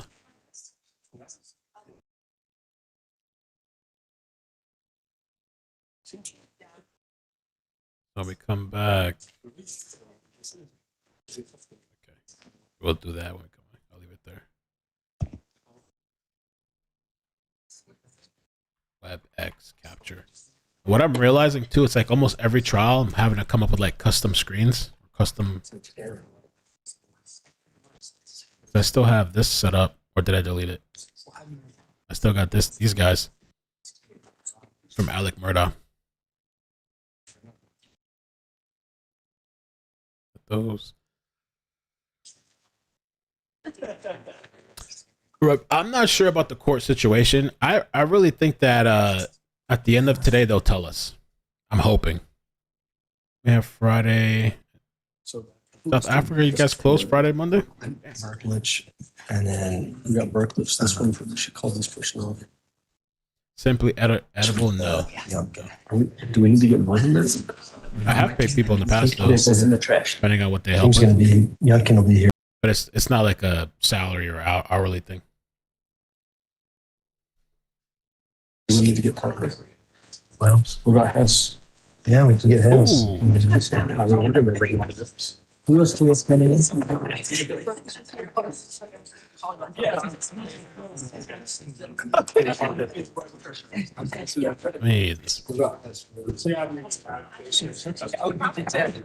that's bothered me a little bit. Edward Moskowitz, thank you so much. Mel sent 3 ground coffees, 12 ounces times 3 tomorrow/Friday. Oh yeah, amazing. I have to go out to the box anyway because Sandy in California, she sent something from Maddie, but she put in the wrong she put the wrong box number. So when I go back, I have to tell them the other number to see if they can find it. So I'll wait till Friday. I guess I can get them both at the same time. Tammy, oh here we go. We're coming back, I guess. Tammy, thank you so much for the super chat, and thank you for being a member too. Gracias. All right, let's get the volume back up. Letecia Stauch record should reflect the jury is not present in the courtroom. Is there anything we need to take up outside the presence of the jury at this point in time? Nothing by the people. Yes. Okay, let's go ahead and bring the jury in. I'm so glad I think I figured this out. Amazing. I think the judge, I should put I don't want to block the people. And then whatever witness, well, I guess that witness is done. I don't know. I think there's another Florida witness coming. I thought. You did that. Does it work? Well, does it rotate? No. And I mean, it does go up and down. Okay, we'll see. They've been moving pretty fast too. I don't think this trial. I mean, I hope it's not going to be 8 weeks. They've actually been really like expedient. Thank you. Move that up here. Oh no! What the hell did I do? Probably a little better. Yeah. Oh, there we go. It's them. That's okay. We can't do that, and I don't want to because there's too much risk of getting a juror's case.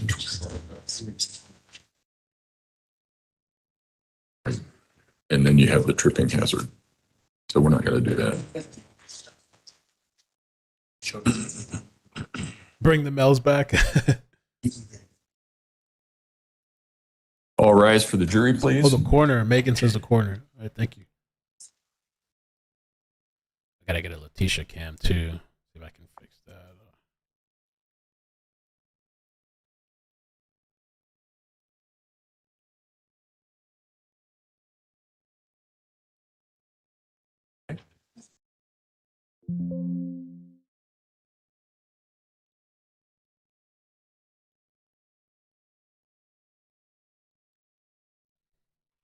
Thank you. May all be seated. Court will recall 20 CR 1358 People versus Letecia Stauch record should reflect the jury has returned to the courtroom. Prosecution, call your next witness, please. Thanks, Judge. We would call Jason Yoder to the stand. Jason Yoder.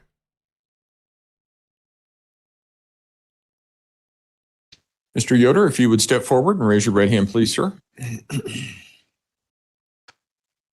Do you swear or affirm the testimony about to give in this matter will be the truth, the whole truth, and nothing but the truth? Yes, sir. Go ahead and have a seat in the witness stand. Please watch your step as you step into the stand.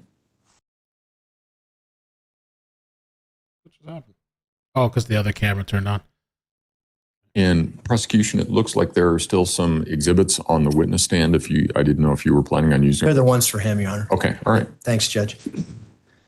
Good afternoon, Mr. Yoder. How are you doing? All right, sir. Could you please state your name and spell your last for the record? Jason Yoder, Yoder. And what is your occupation? I'm a criminal investigator For what with agency? the Escambia County Sheriff's Office currently. And where is Escambia County? It's borders Florida and Alabama line. Florida? It's in Alabama, but it borders the Florida line. So parts of Florida in it, parts of Alabama? Yes. It's just kind of split. All right. Well, that's interesting. Florida and Alabama must get along quite well to share a county like that. Well, sometimes. What was your occupation back in March of 2020? I was a major crimes detective with the Santa Rosa County Sheriff's Office. And is that the county right across the river from Escambia County? From Escambia, Florida, yes, sir. Okay. And so does the Escambia Bridge kind of connect those two counties? Yes, sir, it does. What was your role back on March 17th of 2020 when you were with the Santa Rosa Sheriff's Office? I was a major crimes detective, part of our division. And did you get called out during that day on March 17, 2020 to the Escambia Bridge? Yes, sir, I did. And what was the basis for your call out? Bridge inspectors with the Florida Department of Transportation uncovered a body out of a suitcase underneath the bridge. And what kind of details did you get before you, I'm assuming you eventually went out to that bridge? Yes, sir. What details did you get prior to going out to the bridge? Not a lot. It's just the bridge workers had opened a suitcase and found what they believed to be a body inside the suitcase. And were you assigned to be the lead detective in that investigation? Yes, sir. What did you do when you got out to the bridge? Called our crime scene unit. Our crime scene unit began to process the scene. I observed them do their thing, coordinated with other detectives doing different interviews. When you got out to the bridge, did you observe a body? Yes, sir. Please describe what you saw when you got out there. When I arrived, there was a suitcase on the ground, opened, what appeared to be a human body, like it was rolled out of the suitcase, covered with bedding, and a pillow was inside it as well. And were members of your agency interviewing these bridge inspectors who had found the suitcase and the body? Yes, sir.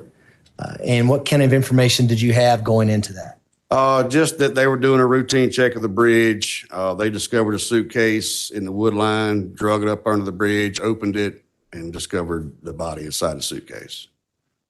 And did they point out the location where the suitcase was when they first saw it? Yes, sir. And did members of your sheriff department take photographs of those areas? Yes, sir, they did. And when you got there, could you see an impression in the marsh area where the suitcase may have been for a period of time? Yes, sir. And was it consistent with the size and shape of the suitcase as you saw it? Yes, sir. And in relation to the bridge, where was this indentation where the suitcase was at, where the bridge inspectors had found it? I don't really know exactly how far, but it was off in the wood line away from the bridge. To your left, there's People's Exhibit 61, which is on the ESO there. It's actually not those photographs in front of you. Oh, I'm sorry. It's just right here. Look. Well, there you go. I'm sorry. You see that red arrow right there? Yes, sir. Is that the general area where this indentation was in the marshy area where the bridge inspectors said the suitcase was found? Yes, sir. And are those the eastbound or westbound lanes? This lane here is eastbound. Okay. And so the river we see there, would that be west of that location? Yes, sir. And is the city of Pensacola on the other side of that river on the west side? Yes, sir. And are you familiar with that area? I am. Are you familiar with the Candlewood Suites Hotel that's in Pensacola? I know about where it's at. I'm not sure exactly where it's at. May I approach the witness, Your Honor? You may. I'm going to show you what's been marked as People's Exhibit 221. And ask if you recognize it. Let's hold it. Yes, sir. What is it? It's a layover map, the river, Highway 90. I believe that's scenic highway that runs down with the hotel there, ported out. Is that the Candlewood Suites Hotel that I alluded to? Yes, sir. And does it also have a red dot as to where the suitcase was located? Yes, sir. And does it actually depict that area as it looked back in March of 2020? Yes, sir. Move to admit People's Exhibit 221. Okay. 221 will be admitted. Place this up on the ESO and ask you a couple questions about it. Drop the other one first. And there's a pointer just behind it. See that? Sir. Could you go ahead and point out where the bridge is and the indicator where the suitcase was found? And the general area of the city of Pensacola? Starts really after the bridge. Parts of it. And the Candlewood Suites Hotel? Yes, sir. It's all Pensacola city limits. And is there a direct route to that bridge from the Candlewood Suites Hotel? Yes, sir. Come down Highway 90, and off of Scenic Highway, I believe that's what that route. Take you right to it. You got to speak a little louder. I'm sorry, Mr. Yoder. Oh, I'm sorry. This is Highway 90. Uh-huh. And I believe this is going to be Scenic Highway, if I'm not mistaken, and Scenic Highway should run to the hotel. May I approach again, Your Honor? Just You may.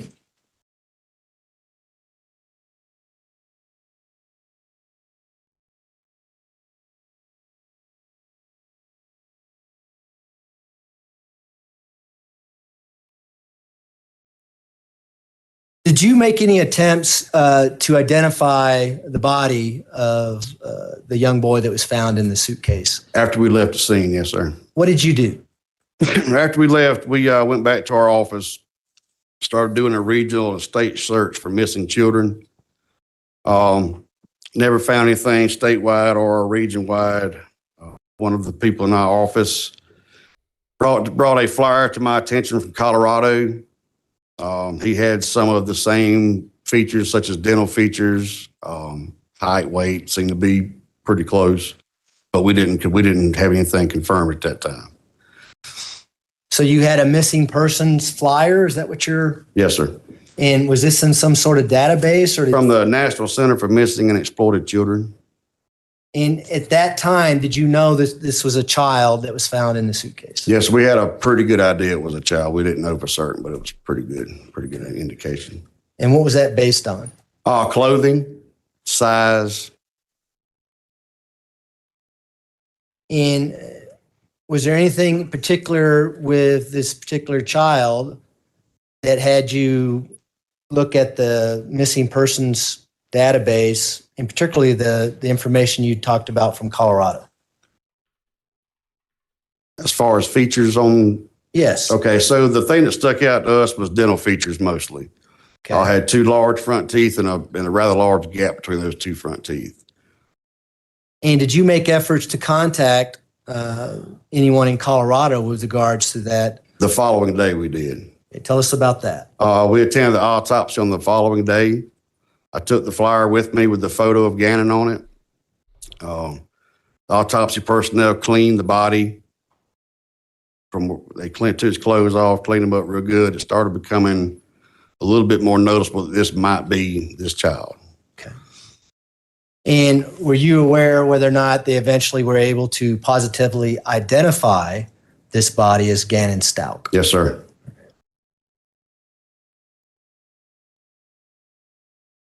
There's a series of photographs there in front of you. It's People's Exhibit 70 through 76. If you could take a moment and look at those for me. And we'll start with People's Exhibit 70. Do you recognize that photograph? Yes, sir. What is that photograph of? It's a photo, I think it's taken from the ground to the top of the bridge. And does that photograph show looking from the general area where the suitcase was discovered from the bridge workers up to where the bridge is? Yes, sir. Overlooking the barrier? Yes, sir. All right. And does that accurately depict that area as it looked back on March 17, 2020? Yes, sir. Move to admit People's Exhibit 70. No objection. Exhibit 70 will be admitted. Go ahead. What do we see in People's Exhibit 71? This is the bedding that was located in the suitcase along with the body of Gannon. And does that look, or does it accurately depict what you saw out at the scene on March 17, 2020, when you got out to the scene and the body of Gannon Stauch was there next to the suitcase? Yes, sir. Move to admit People's Exhibit 71. No objection. 71 will be admitted. Go ahead. What is People's Exhibit 72? This is the flyer that was brought to my attention. Okay. And does that accurately depict the flyer as you saw it back on March 17, 2020, when you were looking in the database or trying to discover who the body was at that point? Yes, sir. Move to admit People's Exhibit 72. No objection. Exhibit 72 will be admitted. Were you also present at autopsy on March 18, 2020, when the blankets and pillow were photographed from the suitcase that was recovered from the bridge? Yes, sir. And I'll start with People's Exhibit 73. What is People's Exhibit 73? This is part of the bedding and the blanket that was found inside the suitcase. 74? No, another piece of bedding that was also located in the suitcase. And 75? This was the pillow that was located inside the suitcase. And 76? Another blanket that was located inside the suitcase. And does People's Exhibit 73 through 76, so they accurately depict those items as they looked on March 18, 2020 at autopsy? Yes, sir. Move to admit People's Exhibit 73 through 76. No objection. Exhibit 73, 74, 75, and 76 will be admitted. If we can start with People's Exhibit 70, request to publish.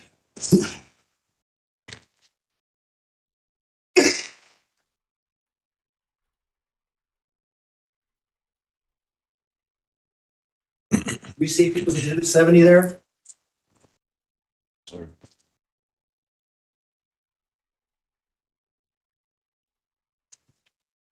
I'm going to place 61 back up on the ESO. In People's Exhibit 70, and red arrow we see on People's Exhibit 61, would this be looking directly up at the bridge from where the suitcase was discovered? Yes, sir.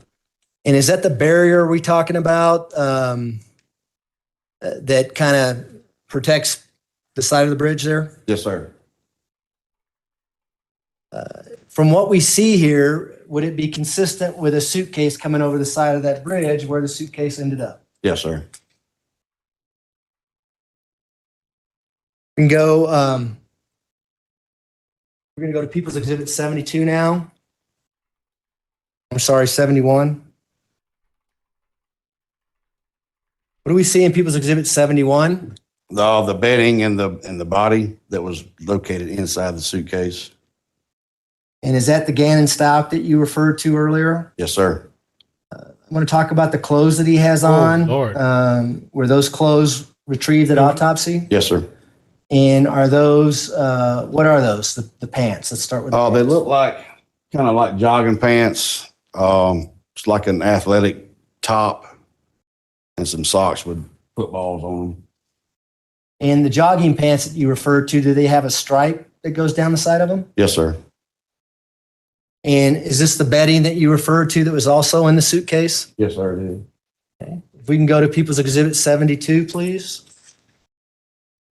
What do we see in People's Exhibit 72? This is the flyer that was brought to my attention in an attempt to identify this body that we had.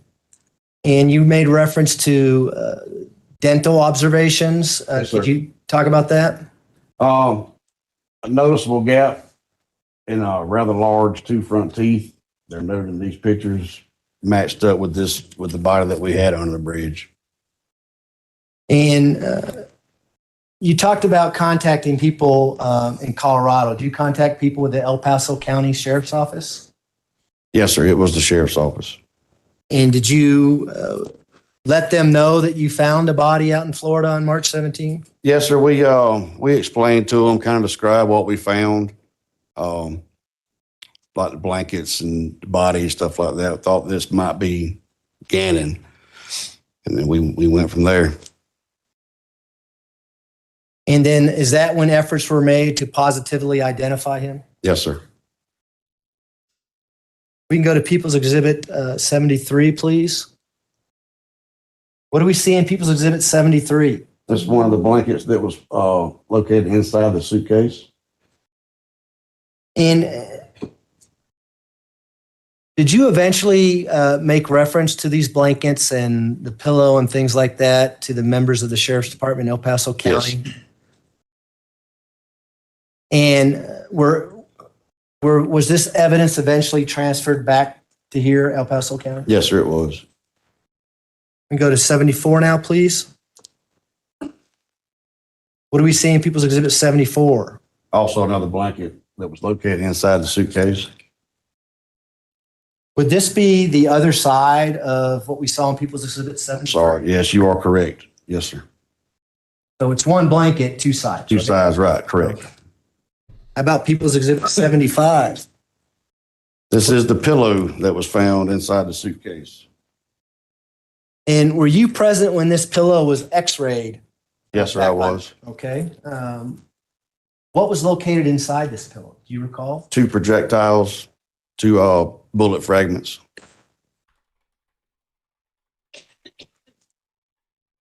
People's Exhibit 76. What do we see in People's Exhibit 76? The other blanket that was found inside the suitcase. And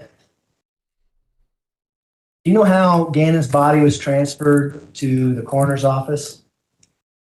It was through their medical personnel and their vehicles and their equipment. But the Gannon Stauch that you saw under the bridge was the same Gannon Stauch that was in autopsy? Yes, sir.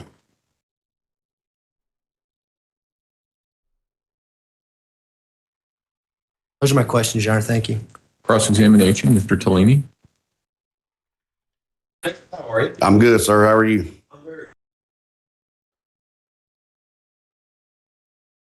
Trying to look at this. So Pensacola is kind of right on the border of Florida and Alabama, correct? No, sir. Where's it at? Where is it? It's in the panhandle of Florida? Mm-hmm. Correct. It's in the panhandle, but it's not. It's probably an hour and a half from the border. I don't know okay. how close you're talking about. Okay. All right. And it's a beach community? Yes, sir. I don't know what you're talking this bridge that the suitcase was found under, it's a bridge over what? Where the suitcase was found, it's nothing but the bridge itself covers Escambia River Bridge. And how big a bridge is that? Estimate 3/4 of a mile. Okay. And just estimate, how big is that, the Escambia River? How wide across? Wide. From one bank to the other? 200-300 yards, guesstimation. And so there's dry area on each side, like bridge covers some dry area, then the river, dry area. Yes, sir. Okay. Now, just looking at that, is that the biggest bridge in Pensacola? No, sir. There's a lot of bigger bridges there, Yes, aren't there? sir. In fact, there's looks like there's Bridge 98, Highway 98. Yes, there's the one on Highway 98. What does Highway 98 go over? It's over the bay. Over the bay. How long of a bridge is Highway 98? I wouldn't have any idea. A lot longer bridge though? Yes, sir. 4 or 5 times longer? It's probably 1.5 miles, 2 miles, maybe. Okay. And that goes over the bay, like Yes, sir. this is the Gulf of Mexico and then goes into that bay, correct? How deep is that bay? Depends on where you're at. In the middle. Say if I was to throw something off the middle of that bridge, how deep would that bay be? 15 feet. Okay. 15, 20 feet, guesstimate. How deep is the river? Probably 25, 30. Okay. And then looks like another, what about Highway 10? How long is that bridge? I-10 is probably the same, 2-3 miles long. Okay, and going over the same bay? Yes, sir. Okay, so there's, what I'm getting at is there are much longer bridges over much bigger bodies of water other than that bridge located near there. You would Oh, agree yes, with that? sir. Absolutely. Okay.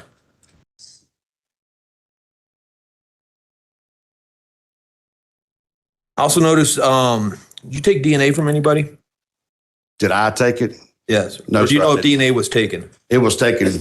Yes, sir. It was taken from Mr. Ponder and Mr. Goings? Do I believe so. Swabs were taken from both of those gentlemen. you know why? Just to make sure that they wasn't the ones that was fooling around with the Okay. suitcase. Well, and also it'd be so if DNA tests were run to figure out who may have put that person in that suitcase. Yes, correct. That would be able to eliminate those two people. Sure. And so as part of a police procedure, you want to take DNA from if you're trying to zero in on one person, you'd want to take DNA from other people who could possibly contribute to that to be able to zero in on one person specifically. Yes, sir. Okay. No further questions. Prosecution, redirect. I want to talk about this Escambia River Bridge. You're quite familiar with that bridge? Yes, sir. You travel that quite frequently? Yes, sir. Any lights on that bridge? No, sir. Pretty dark at night? It is. And is there room, particularly where this suitcase was found, to park a vehicle? There, both of the lanes are 2 lanes on each way. There's also like an emergency pull-off lane on the side of the bridge, so flat tires or whatever. That's the only place that you could pull over without getting ran over on that bridge. And these other bridges that council alluded to, are they heavily traffic bridges? Yes, sir, they are. I-10, Yes, sir. is that a spot where you could park and dump a suitcase at the bridge? It has the same pullover lanes as the rest of them do, yes, sir. But there might be more traffic in the Escambia River Bridge? Depends on time of year. The time of day, time of year. What about 4:00 in the morning on February 4th, 2020? Probably not a lot of traffic, I wouldn't guess. Would there be any traffic on the Escambia River Bridge at that time? Probably very minimal. Those are my questions, Your Honor. Thanks. Do any of the jurors have any questions for Detective Yoder? No. All right. Thank you, Detective. You may step down. No, thank you. Trying to show another picture that they Prosecution, call your next witness, please. Your Honor, Nicholas Berklich. Last name again?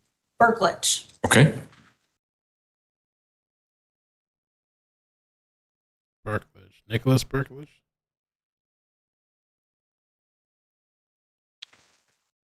Mr. Berkowitz, if you would step forward and raise your right hand, please, sir. Sure. Do you swear affirm the testimony about to give in this matter will be the truth, the whole truth, and nothing but the truth? Yes, sir. Go ahead and have a seat in the witness stand. Please watch your step as you step into the stand.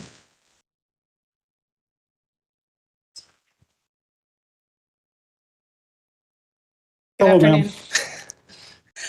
Sir, where are you currently employed?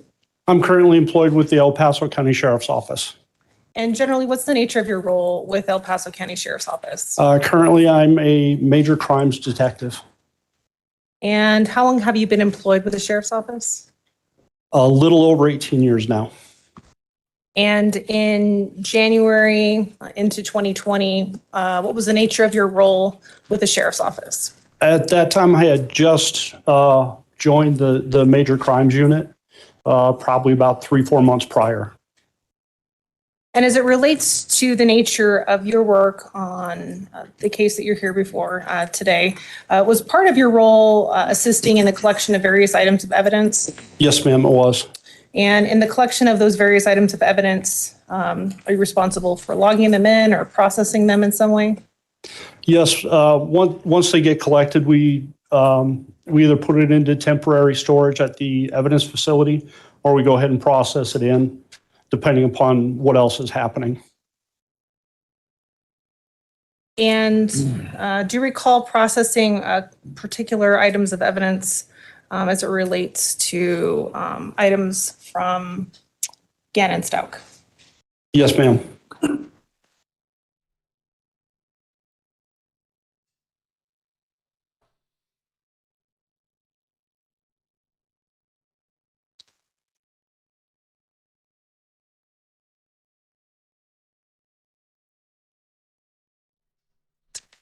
Your Honor, permission to approach the witness with what has been marked as People's Exhibits 182 and 183. Go ahead.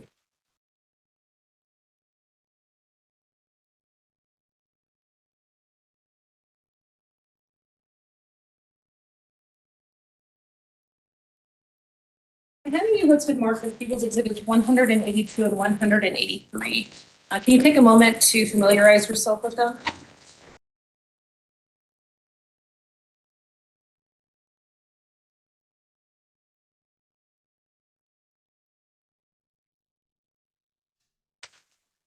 Yes, ma'am. Do you generally recognize what they are? From the description, yes. Okay. And based on the description and the processing of how you process evidence, can you explain to the jury how a description is associated with an envelope, for example? There's a program that we have that we use for processing the evidence in. You type in the name of the item and then a brief description of what it may be. Then it automatically generates a number for us. Okay. And in conjunction with those particular items, People's Exhibit 182 and 183, were you part of the processing or collection or logging into evidence of those particular items? Yes, I was. And if you would, there are some gloves next to you and scissors. And I'll ask you to open up to start People's Exhibit 182, leave the item in the envelope so that you have an opportunity to look at it and identify it. Leave it in the envelope? Yes, Okay. for now. And that was, you said 182? Yes, sir.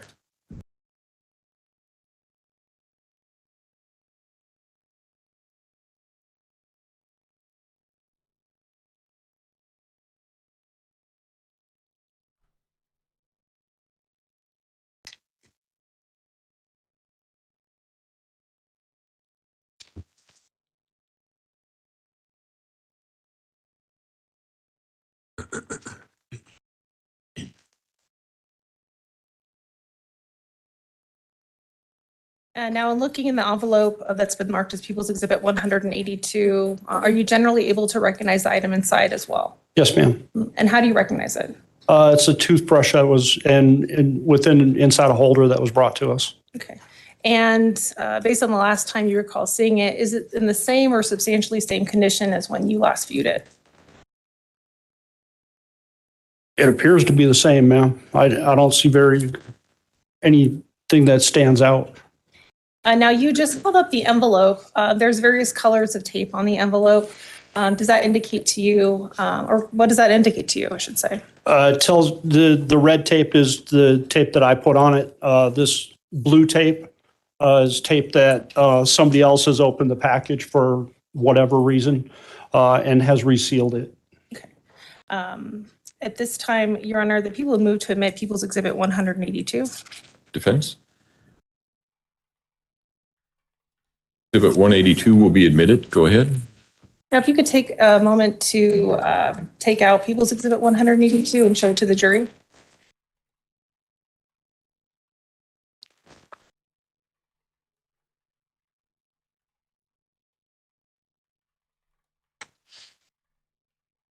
Do I need to take the cap off? No, that's all right. Okay.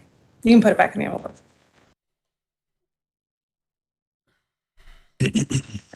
In terms of People's Exhibit 183, I will ask you to do the same procedure. If you want to switch out your gloves, you can do that as well if you'd like. Which mount? Mhm.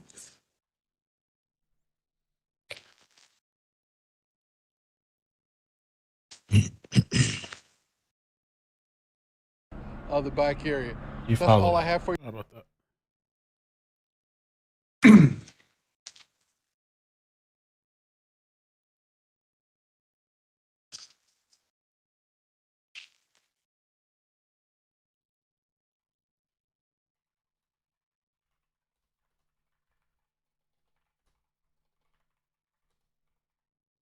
And while you're doing that, for People's Exhibit 183, does it appear to have the same type of colored tape as People's Exhibit 182 had? The red tape, yes, but not the blue. Okay. And is the red tape something that you placed there? Yes, ma'am, it is. All right. And if you would take a moment to open up People's Exhibit 183, look at it.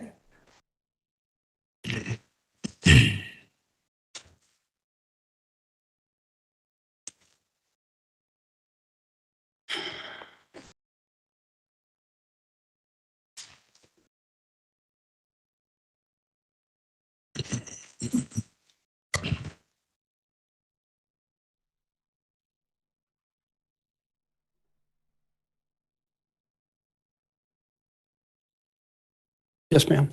And do you generally recognize that? Yes. And would you say it's in the same or substantially same condition as when you last handled it? Yes, ma'am, it is. Your Honor, at this time, we would move for admission of People's Exhibit 183.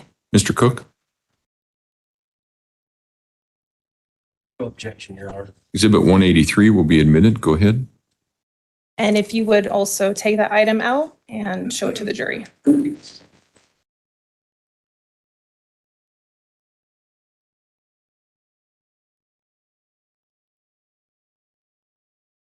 Now, in conjunction with your collection and logging of this particular item of evidence, were you assisting other law enforcement officers that day?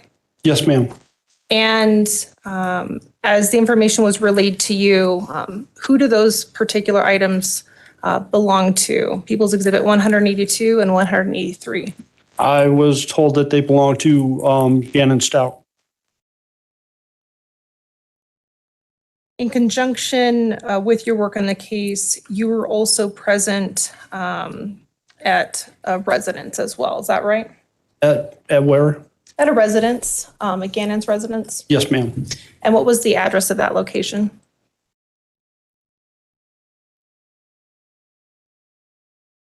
I believe it was 6650 Mandan Drive, Okay. but I know it was Mandan Drive. The 6627 sound about right? We were at a lot of houses on that street. Okay. While you were present on scene, you assisted other members of law enforcement, including the Metro Crime Lab, while on scene at that residence? Yes, ma'am. Okay. And while you were present on scene, were you also assisting in the collection of items of evidence there? Yes. Your Honor, permission to approach with what has been marked as People's Exhibits 186 through 190. Go ahead.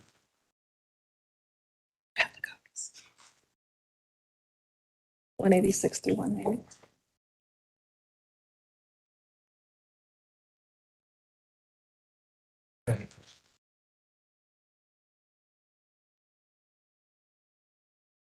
Recognize People's Exhibits 186 through 190. Take a moment to look through them.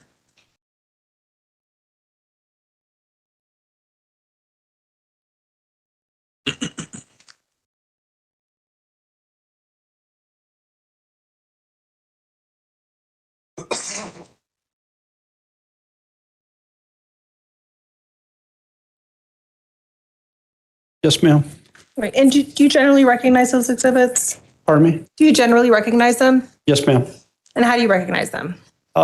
They were articles, items that were pointed out to us by Mr. Stauch that were he found in the dishwasher. They're scrub brushes, scissors. The brushes appeared to have some type of carpet material or something on it. And are they fair and accurate representations of what you saw and observed that day? Yes. Your Honor, at this time we would move for the admissions of People Exhibits 186 through 190. Mr. Cook? No objection, Your Honor. Exhibits 186 through 190 will be admitted. And you're under permission to publish. You may.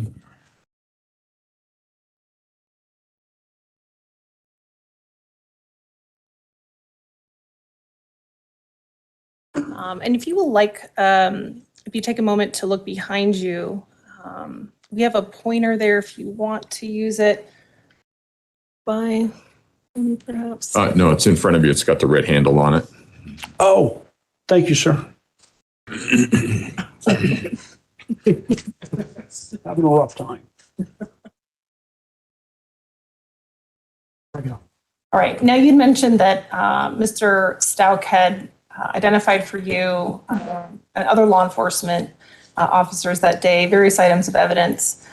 Can you point out here in People's Exhibit 186 some of those items? We had a brush here. This brush. Have the handle of a brush here and this brush, and I cannot see the scissors in this picture. We'll move on to People's Exhibit 187.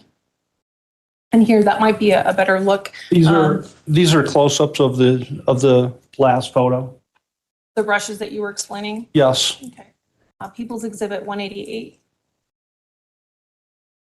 And here, what are we seeing here? This is what appeared to possibly be a strand of carpet or something that was on the brush. People's Exhibit 189. And here? Again, strand of whatever type of material that is. And then we have 2 pairs of scissors there. 190. Those are just close-ups of the other brushes.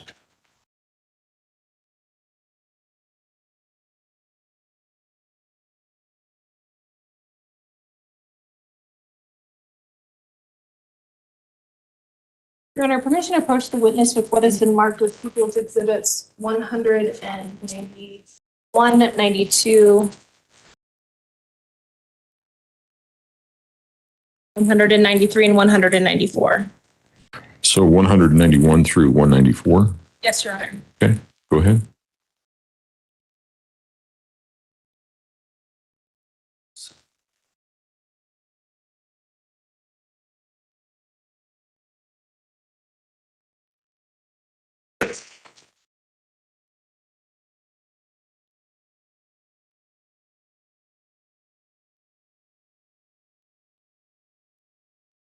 Take a moment to review People's Exhibits 191, 192, and 193 now.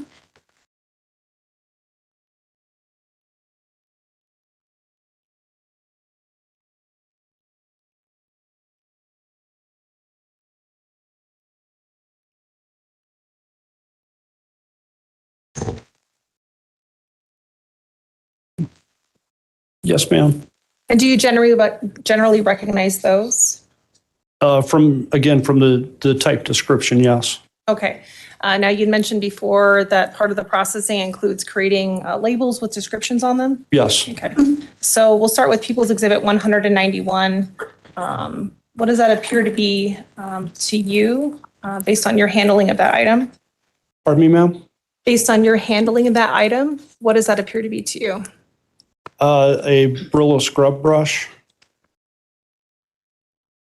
And People's Exhibit 192.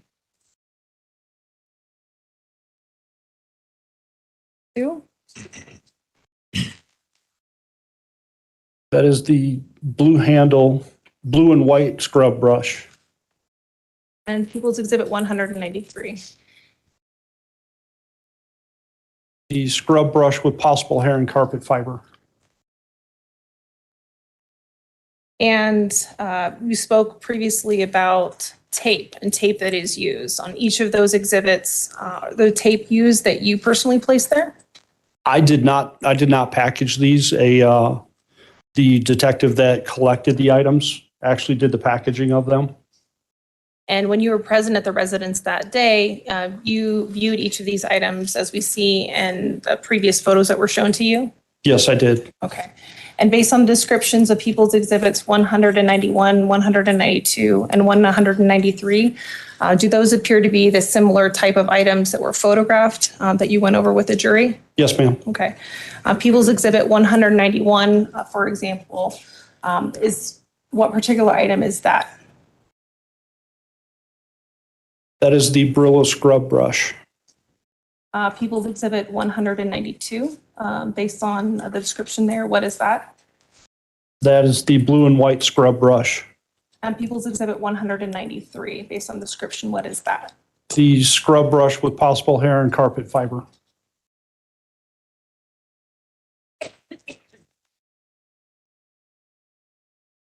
And based on the nature of the packaging, were you present with other law enforcement officers when those items were packaged, for example? I do not believe I was present when they packaged them, no. But you were present for the collection of those items? Yes, ma'am. I'll ask you to cut open People's Exhibit 191.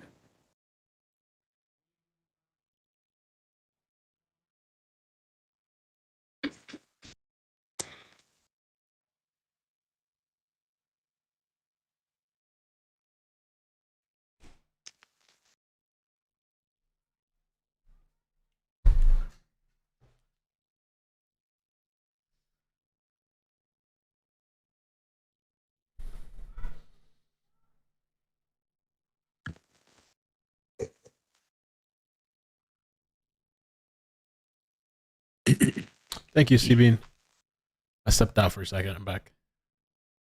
Yeah, it's interesting the jurors asking questions. That they can ask. I've never seen that before. DDG, Yes, ma'am. thank you. And do you recognize what's inside of that bag, People's Yes. Exhibit 191? Yes. Is it in the same or substantially same condition as when you last viewed it on the day it was collected? It appears to be yes. Your Honor, at this time we would move to admit People's Exhibit 191. Mr. Cook, No objection, Your Honor. Exhibit 191 will be admitted. I'll ask you to do the same with People's Exhibit 192. With 192? Yes.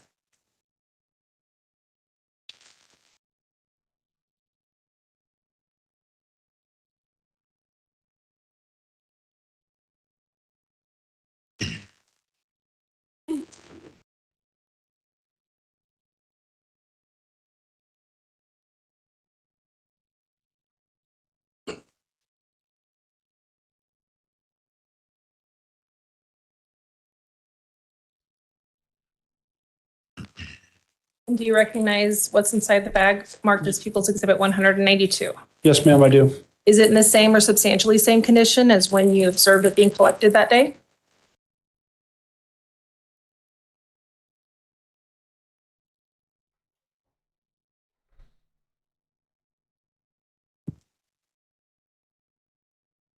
I do not recall seeing, it looks like there's writing on the handle.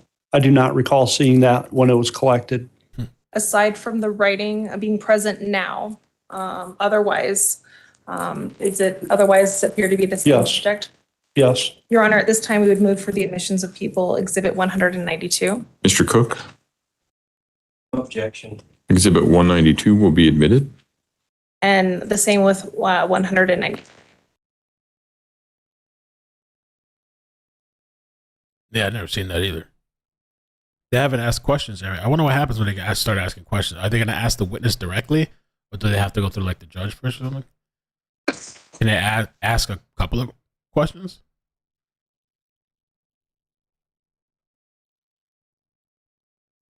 Yes, ma'am.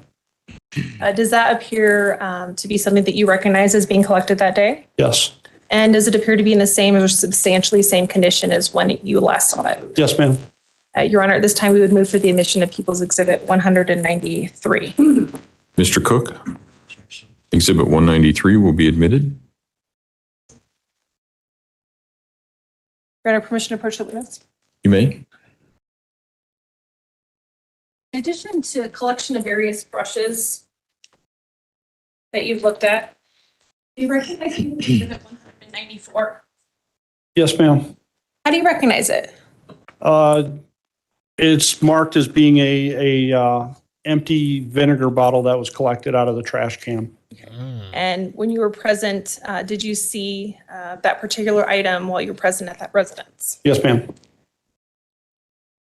And would you also take a moment to cut into People's Exhibit 194?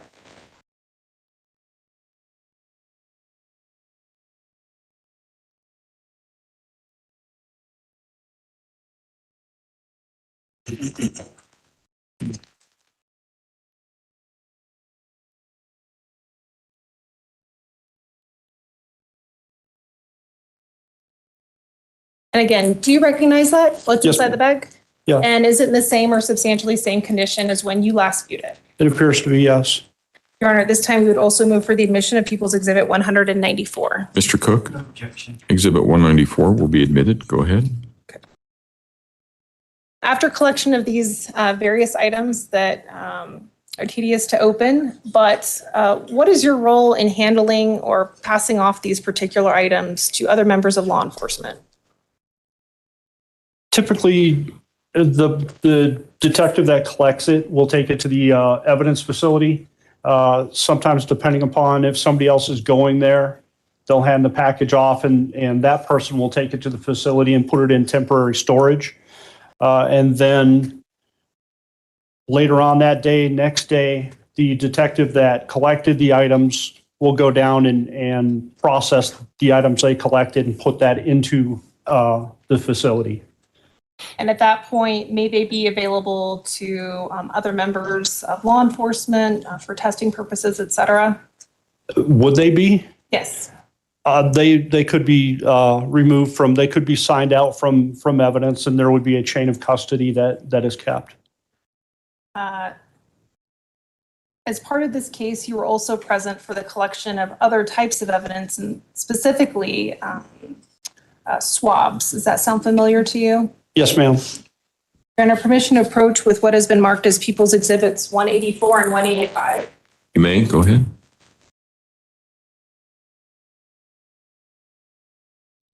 They're throwing her hair back and twirling it and shit. Looking at the clock. Do you recognize People's Exhibit 184 and 185?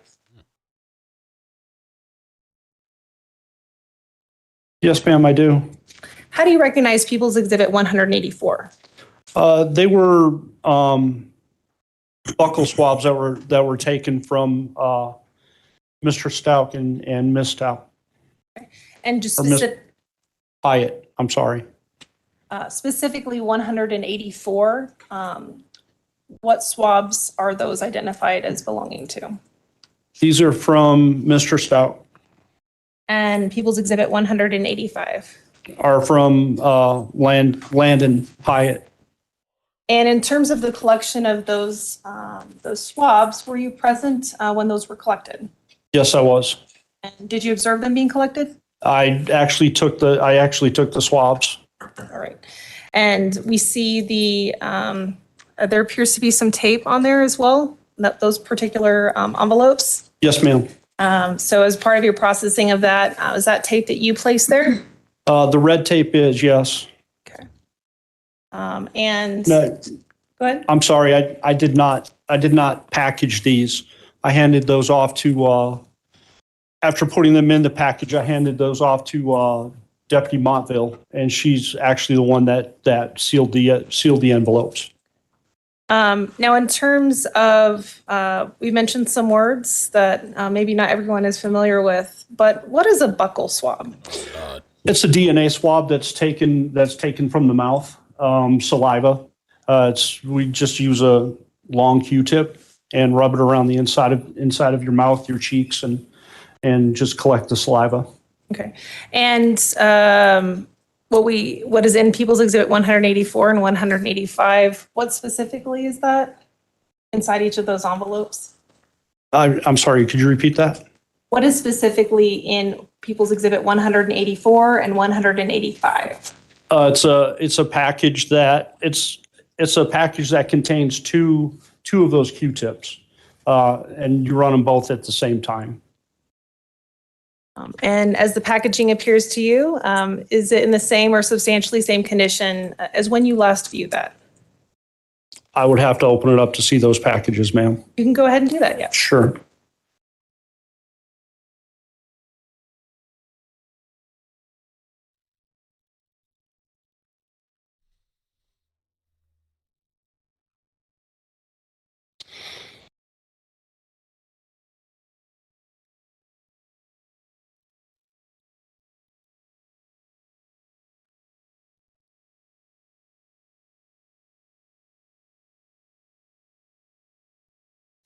Reminds me of the Murdaugh trial when they were doing the evidence thing. This one doesn't seem as extensive though, but I guess we'll have to see. But the Alec Murdaugh trial is pretty extreme. Who opened it? Who wrote on it? Who packaged it? Who taped it? Who put it down? Who moved it? Who took it after? What kind of material was the packaging made out of? Did you touch the device? Did you turn off the device? Turn it on? We'll see. I don't know. Maybe they did it for every trial. We'll have to see.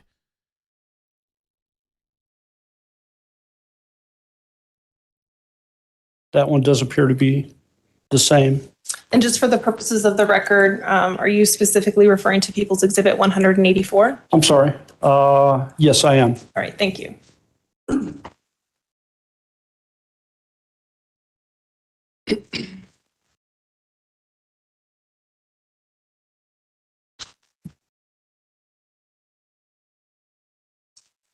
Buckle. Corgi, how you doing, Corgi? Buckle pronounced like buckle. Nancy Grace.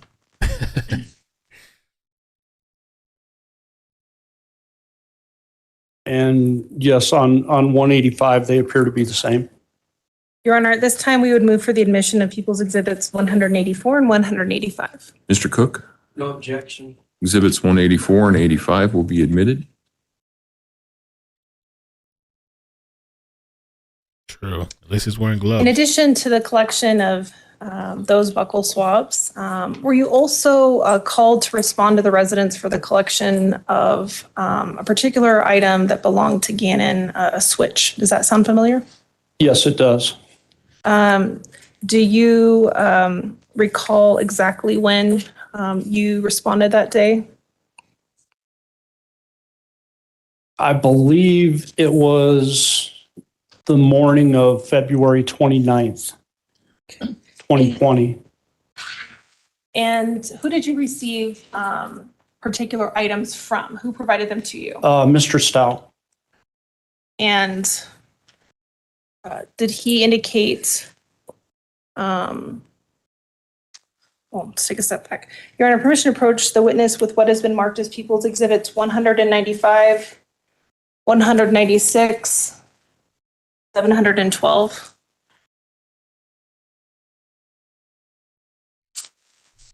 I thought they said like he found the switch or something, or I don't know what they're referencing. I just heard switch. Go ahead. The switch has been missing, right? They haven't found the switch.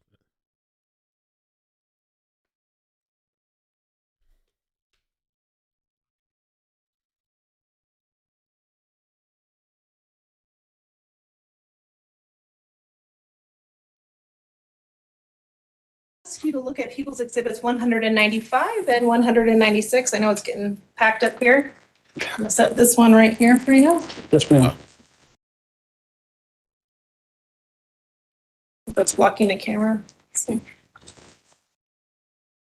recognize People's Exhibit 195 and 196? Yes, ma'am, I do. How do you recognize them?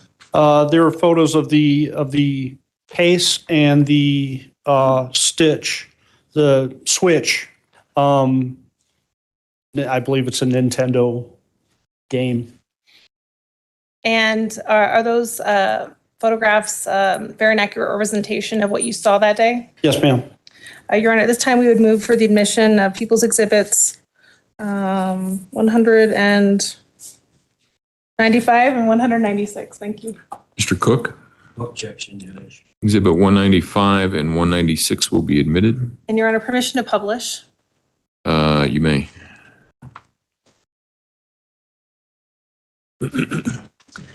So behind you, we have People's Exhibit 195. You mentioned a switch. What are we looking at specifically here in People's Exhibit 195? This is the case the carrying case. Okay. And in People's Exhibit 196? And that's the actual switch inside the case. And now before you is People's Exhibit 712, I believe. Yes. Can you take a moment to familiarize yourself with that and look at it?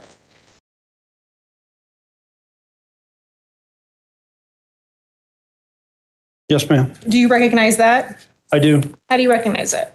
It's the description that was typed up for the item that was collected. And similar to the other items, what was your involvement in the processing of this particular item? This particular item, I was called by my sergeant to go out and collect. So I went out there that day and collected this, and then I took it to evidence myself and packaged it. And in terms of the packaging process, did you also create the label for this particular item? Yes, I did. Okay. And does the description also indicate to you what it is? Yes, it does. And we see some red tape that is on People's Exhibit 712. Is that tape placed by you? The red tape up here is placed by me. I do not recognize the tape down below. Okay. And I will ask you to do the same thing, which is, can you please cut into and look at and inspect what is inside the bag?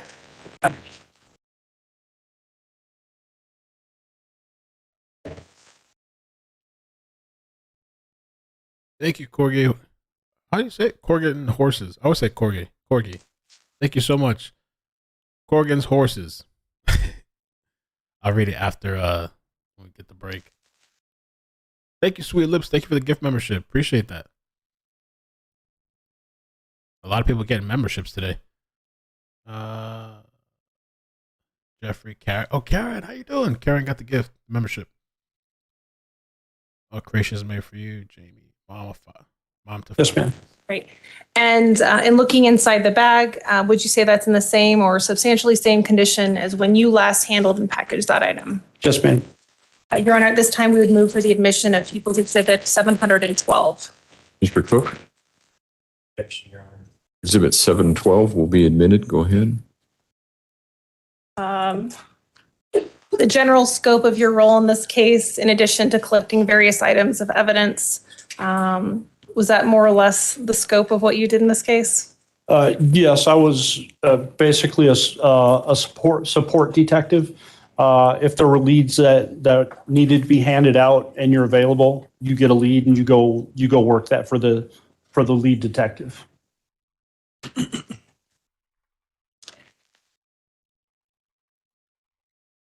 Yes, Honor, we'll pass the witness. So that's new. Cross-examination. I guess they found the Nintendo Switch. I was waiting for confirmation. Dick said, "Yeah, that's new information." Nobody ever knew what happened to the Hi, Nintendo Detective. Switch. How are you? Good, sir. How are you? I'm good, thank you. Just a few questions for you. Did you actually watch the swabbing of the cheeks of Gannon's mother and father? I actually did them, sir. You did. You did the swabbing. Yes. Okay, and did you have gloves on? Yes, I did. Did you have the packet or the kit that is used during the collection of these? As I said, it's just the one package with the two Q-tips in it. So yes, I did have those with me. Okay. Who else was in the room with you when? Who else was in the room with you when you were doing Landon?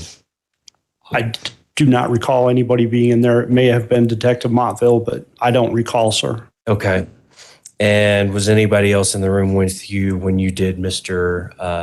Stauch, Al Stauch? Again, I don't recall if anybody was in there with me. Okay. And when you're collecting the cheek swabs, I mean, you're not necessarily collecting the saliva, you're collecting the cheek cells, the epithelial cells that are shed in the cheek?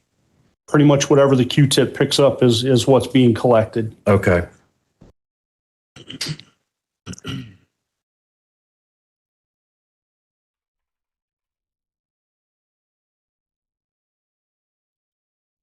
Did anybody swab Harley Hunt, who's been identified as Letecia Stauch's daughter? I do not know the answer to that question. Okay. So it could have been done, you just don't know. Correct. Whether this was done or not. Correct. Okay. You indicated that you collected a few other items, took some photos, got a Nintendo Switch, and that was about it in this case, what you've talked to here? Yes, sir. You did also, on the 28th of January, conduct an interview with Landon Hyatt, who was Gannon's mother. Yes, I did. Okay. Where did that take place, that interview? That took place at my office, the sheriff's office, I should say. Right across the street from right the across the courthouse? street. Okay. Second floor in one of the interview rooms, which is audio video recorded. Okay. How long did that interview last? I do not know that, sir. Okay. Was it recorded? Yes, it was. Okay. Audio tape, videotape, Just said everything? that. Yes. Oh. Okay.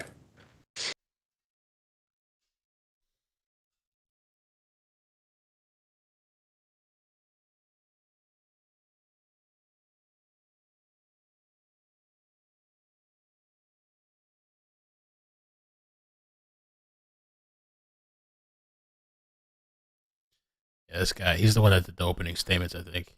That's all I have. Thanks, Detective. Yes, sir. Yeah. Ms. Graziano, redirect.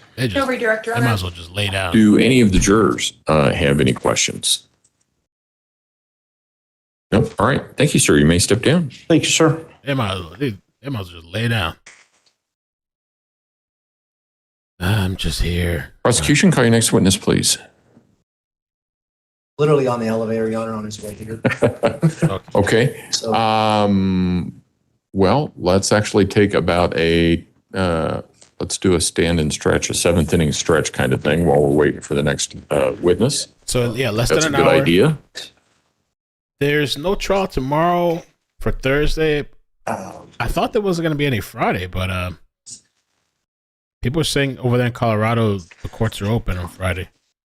Also give Ms. Gratiano time to clean the witness stand off.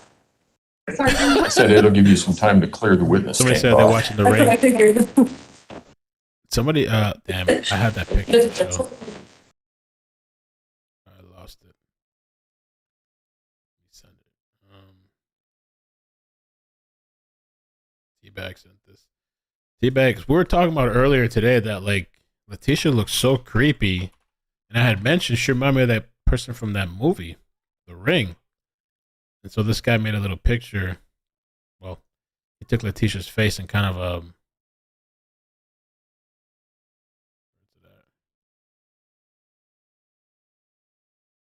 I got all these layers, but he literally took her face and put it in there. She kind of looks just like, I don't know, creepy as shit there in the background. Let me show you the image that he used. It's this one, and I do think she looks. Let's see, Leticia.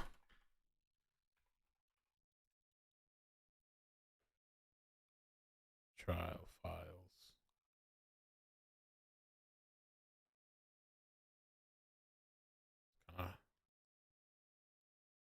Use that image. So it's just creepy. I mean, she has pictures, I guess, where she looks kind of normal and shit. But I was talking about this morning. She looks like she's gonna crawl out the screen.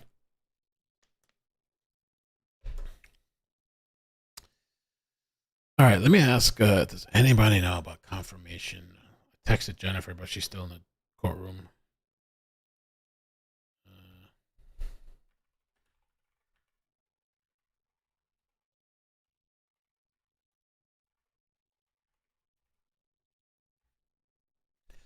Also, I remember the judge was talking about some sort of snow app or snow something, that if they don't have trial a certain day, you can check out that app. I wonder what app he was talking about. Or some website or something. So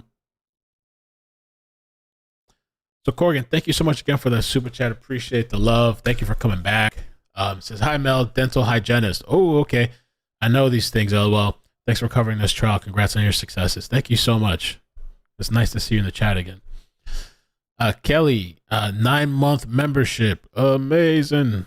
Kelly, thanks for the coverage, Mel. As always, easier to watch with you, with all of you. Love you and Miss Maddie. Thank you. It's a phone number? Oh, it's a number you got to call? What they call it? Snow? 529 Snow? What the hell is that? Oh, well, you got to use their area code? He was saying something Snow.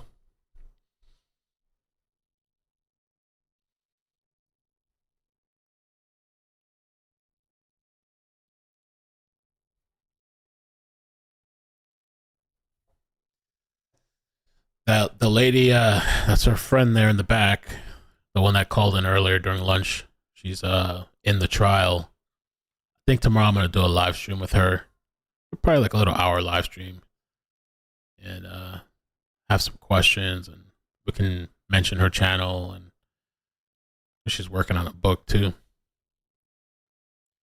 No day off Friday. Thank you, Amy. Alpha David.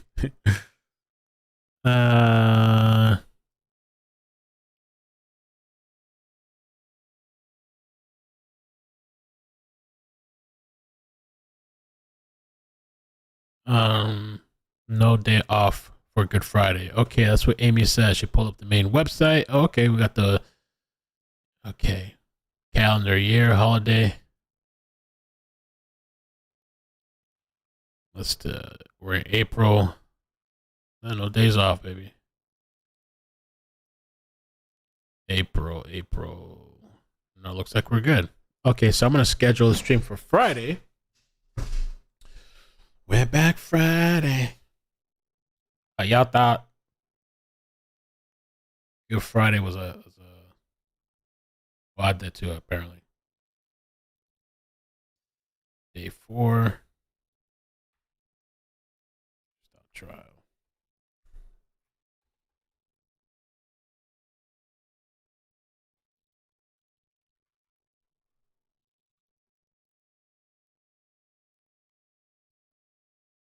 We're almost done for today.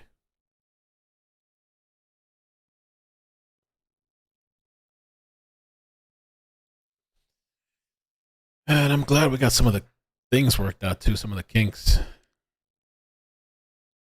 The connection stuff. Every day I'll reset the modem. We got the camera set up perfect now, I think. Maybe one of the best. I think we might have one of the best camera setups.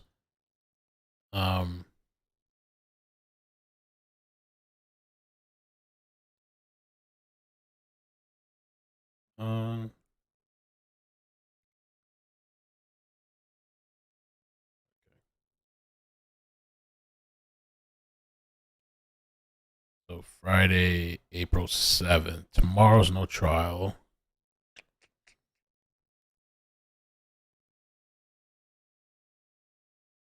Boom, boom, boom.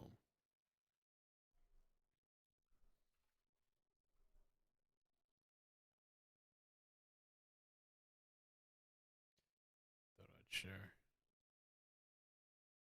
Oh, somebody sent me this picture of Gannon. Aw, driving by the road. I wonder if this was recent or if this is old. Do you know people by the? Is this where's this at? Oh, I want not this. That's not the bridge. This is This is Florida though. Oh, it's right before the bridge. Oh, check this out, guys. Let me show you.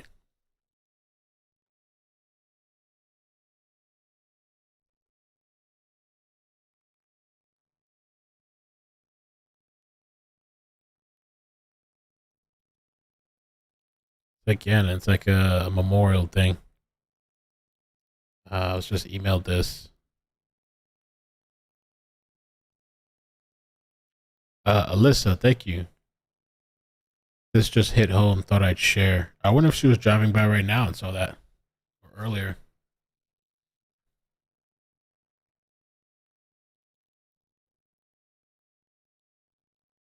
You can't eat meat Good Friday? What? Hell no.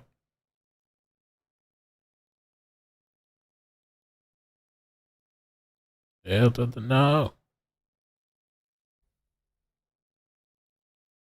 The cross was replaced.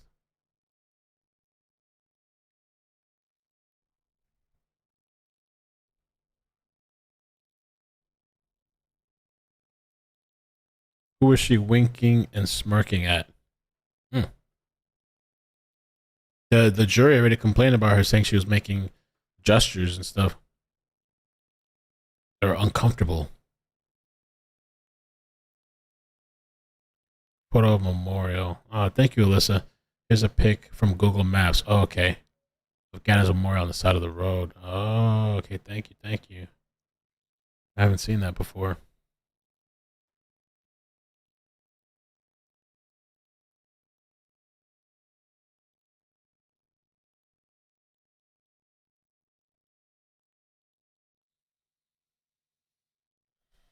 Well, I think so far that the trial is moving pretty fast. As far as like the processes, they are. I mean, I think this is like the first kind of like law enforcement, I guess. There is a whole list of law enforcement, but they're kind of like zipping through, I think, so far, compared to like Johnny Depp or like Alec Murdoch. The Alec Murdoch stuff, I mean, I don't want to say too much yet because who knows when the other police come on. But like these people were really hammering into like how the evidence was processed and where was it handled and where it was and the storage and the temperature and the weather of the day. I guess because all they had was the financial stuff. I was talking to a friend about this the other day. I guess that they just used the containers that the evidence was put into as filler to pretend that they were focused on a criminal thing. Even though I know like that's supposed to be the motive financial, but like I guess they just hung on to the process of, you know, all the people that to where the container is made and, you know, Good afternoon. the manufacturer, the storage thing. Where are you currently employed? There we go. The El Paso County Sheriff's Office And how long have you been with El Paso County Sheriff's Office? since 2006. And generally, can you explain for the jury what your role is at the Sheriff's Office? Currently, I'm a supervisor for the Patrol Division. And in January of 2020, what was your role then? I was a patrol deputy. And as a patrol deputy, can you explain what some of your responsibilities are? What kind of things that you handle on a day-to-day basis? Yes, responding to calls for service, investigating patrol-related crimes, interdicting criminal activity, traffic enforcement. Okay. And on January 27th of 2020, were you on duty that day? Yes, Did you receive a call for service related to this case? yes. Approximately what time did you receive a call for service, or what time that call for service came through? I responded at 10:09 p.m. Okay. Can you explain a triage process that may occur for calls of service? How does that work? Well, calls for service are based on basically a priority status, as if somebody is in danger or something like that. So those calls take higher priority than calls where somebody's not in danger, what we would call a cold call. So runaways are typically given a non-emergent status. Okay. You mentioned runaways. So what was the specific nature of the call for service that you responded to on January 27th of 2020? The call I responded to was a runaway juvenile. Okay. And what location did you respond to for that call? 6627 Mandan Drive. Okay. And when you arrived at that location, did you respond with any other law enforcement officers? Yes. Who did you respond with? When I got on scene, Deputy Parker and Deputy Donahue were on scene already. And when you responded to the location, who did you initially make contact with? Deputy Parker. Okay. Based on your contact with Deputy Parker, how did you approach the residents? Who did you contact? I asked Deputy Parker if the residence had been searched to see if the juvenile was hiding, and he indicated it had not. Okay. When you respond and you're on duty, is there any way that you have to document or record your activities? Yes, I was equipped with a body-worn camera. Okay. And can you point out for the jury where that body-worn camera is? Yes, it's mounted right here on my chest. Can you explain for the jury how that body-worn camera, how it works? It's activated with a Bluetooth remote system where I press a button and it starts recording. So when I got on scene that day, I started recording pretty much when I got on scene. And then it's deactivated by the same button to turn it off, basically. Okay.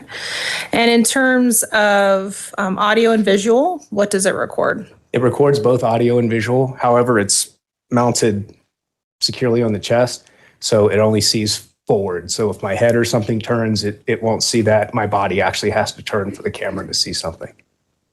Okay. And as it relates to entering the residence, what was your primary responsibility when you arrived on scene?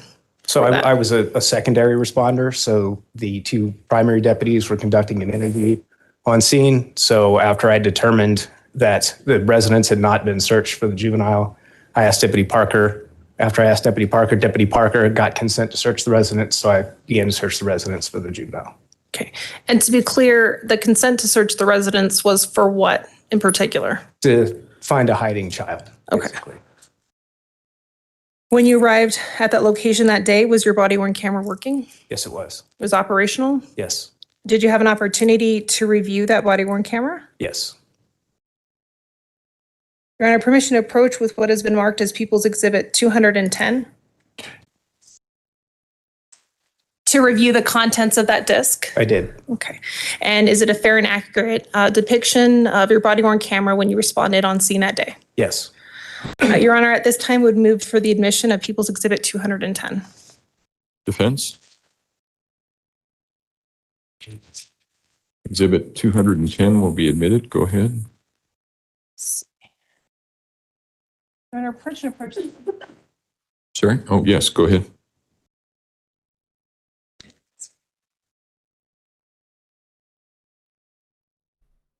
And Your Honor, permission to publish as well.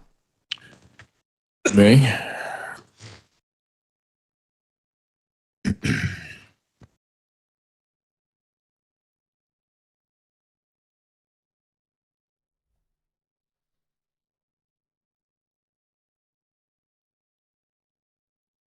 Oh, the only thing is like the way it's angled, the connection dropped for 1 second and came back. So hopefully it didn't affect you guys, but maybe you didn't even notice. I took the covers that he was laying down, like had, and I just like threw it.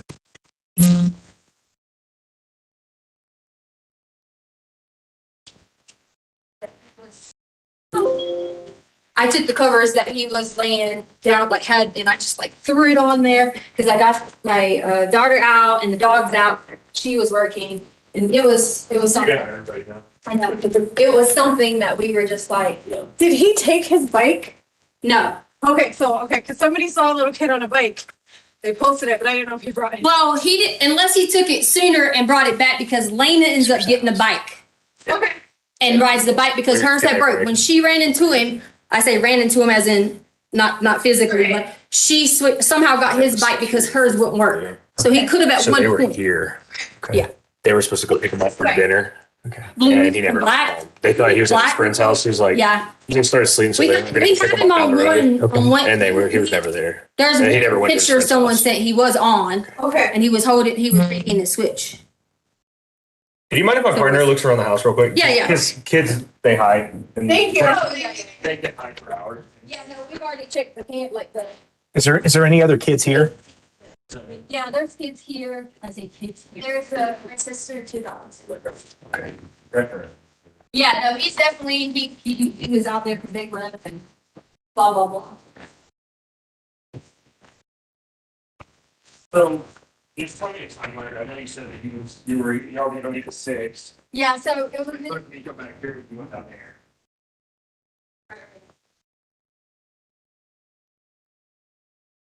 Okay, so. Bring back here.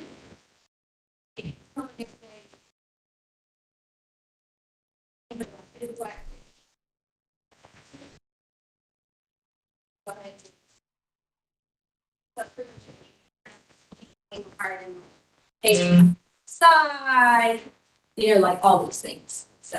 Forget. So, he did that. He didn't do that because you said his stomach was hurting. What happened? Said no lie. He said he had already talked to my husband about being on conviction. So he said he was going to his friend's house later. So what time did he left at 3:30? I don't know the exact time because I was correcting his carpet thing downstairs. So he. And he's free, like, my husband's like very more free than I am with the situation. I kind of always like, who's actually going through the unit? I remember that's how I was with her. But like, he's like, oh, I'm so sad. They're my bodies, everyone together type thing. So, yeah, so he, all the time they go and ride and meet friends. That's how we do.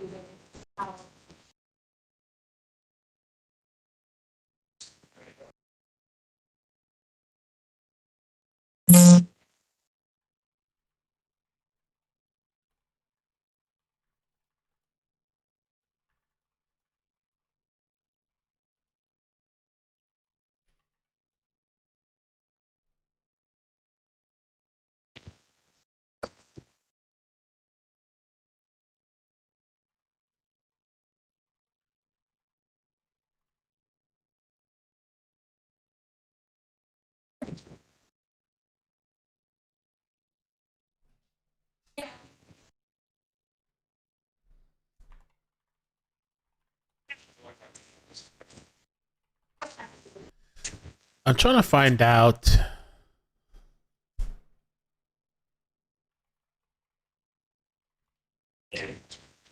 Oh, yeah, that's right. I was like wrong. I think did I bring my thing in here? I think it might be in there.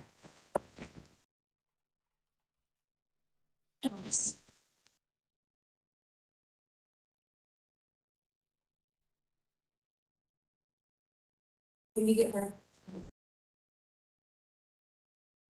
I wish we could actually see, you know, like, I mean, we're just getting the bottom of the screen. I guess they just have these cameras. And so. Sir, I think it might be in my car, so whenever you're. What might be in your car? Okay, he wants my ID. Oh, okay. Was this the car you guys had with you today? You what? Was this the car you guys had with you today? What do you mean with me today? I mean, did you drive this car today? Yes. Okay. No, I didn't drive that car today. You did not drive this car. Okay, all right.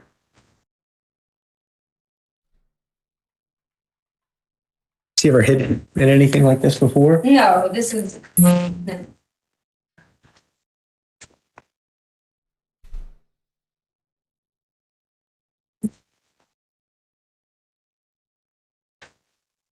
Blue, thank you.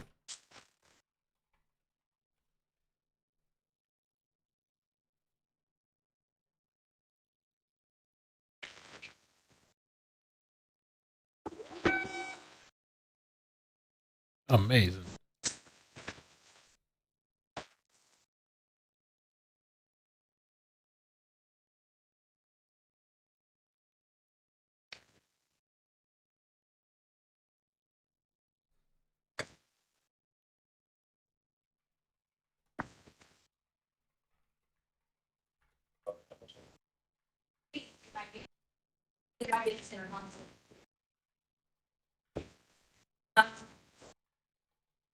Oh, okay. So I'm like, okay.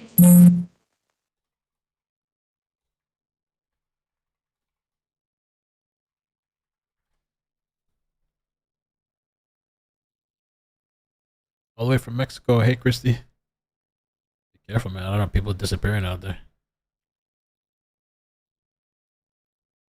I'm trying to find out if they're going to release these videos.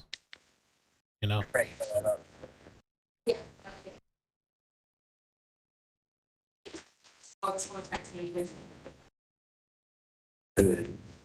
Initial or name for out of states. Is there anybody down here? The other though, yeah, that just says no one. No one. I mean, no one is down there. Okay. It's my maiden name, so it's Arden, AKR,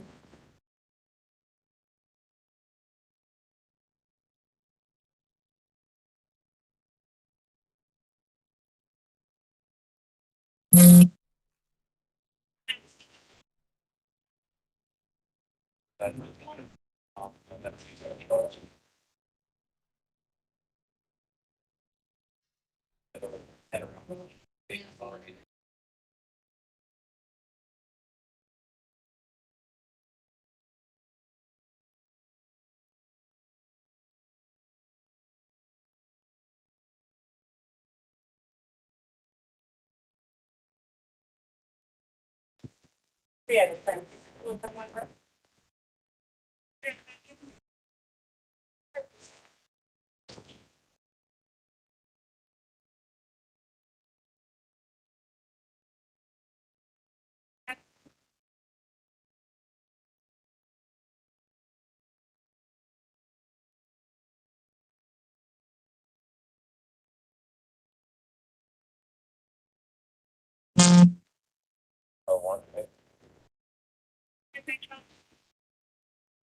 Email, last name spelling, and Edward Ida, or Edward Rodriguez, first name spelling,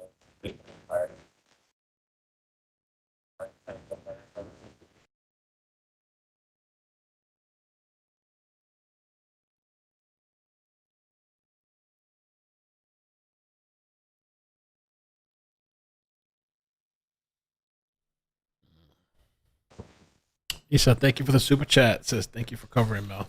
Thank you guys for being here with me. I sent you some pictures on Discord. Amanda. Excuse me. Where? Amanda.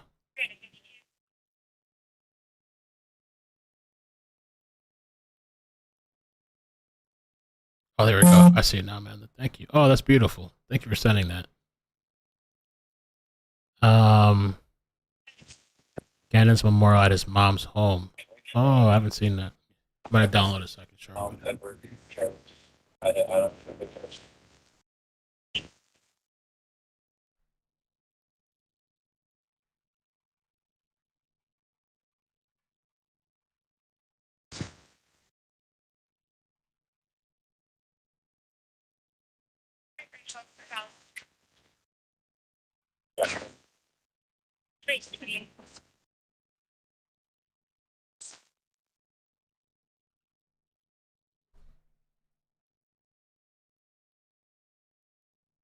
Did you put mine clear valid?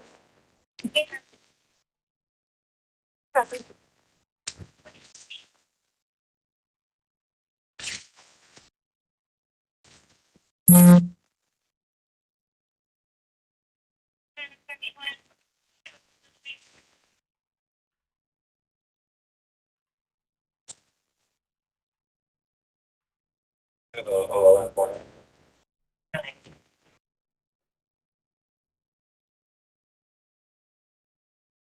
Sorry, well, it's gonna be 101-275370, South Carolina. One kind of plate. Motion due for Blake, 385.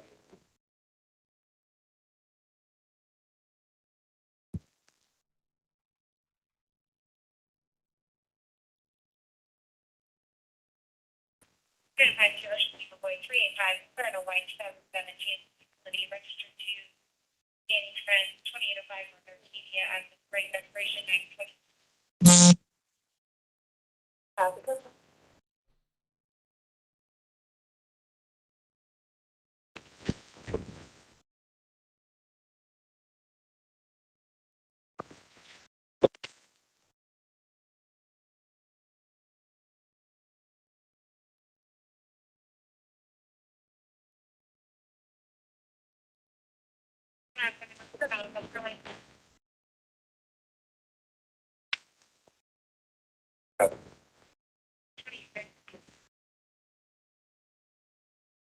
He wasn't in here this week. That stuff is down there, sir. Yes, ma'am. Can I show him about this one? So if I just didn't want to step on the cutter, the box thing, I think I still had down there. Okay, because you weren't in here in the beginning, right? I didn't know if I had that box cutter and all that stuff in there, because I told him about, he dropped the candle last night. Oh, okay. And I thought I must have picked it up. I was just making sure. I didn't want you to be like, oh, there's the box cutters. But yeah, I had to cut this. And I told them I wasn't even going to tell Dad. And I was going to figure out a way to put this in there from the situation. But At least you got a carpet. Yeah, you got right. I just took it and like covered up with the carpet and stuff like that. But Does he have any friends around here? there is let me look on this thing. He did have this one like boat thing. It's where you're supposed to be at down the road. Did they check that already? They went over there and talked to him, and they're like, no, we haven't seen him at all. Okay. He did have this like And you talked to parents, right? You didn't talk to. Yeah, Connor's mom came over, who is a friend he hangs out with all the time. So they come over. The people here, the friends, they were just the ones that were the door with the bike. Okay. They came over. A bunch of people came over. Yeah. So Any friends? he did have like a little book that had names on it, but I don't know. See it like anywhere specifically because like his wallet. He's not like I teach 5th grade and like, you got your like really, really mature kind of boys, but then waiting, he forgets to like bring this or bring that or bring this or bring that, Still kid. Yeah. So no clothes are missing or nothing? No, we actually lay out all the clothes all the time. Like for, like every day at school, we lay out clothes, we do whatever. Is his jacket gone? He had he has several jackets. Like it depends on, I'm very like fashion.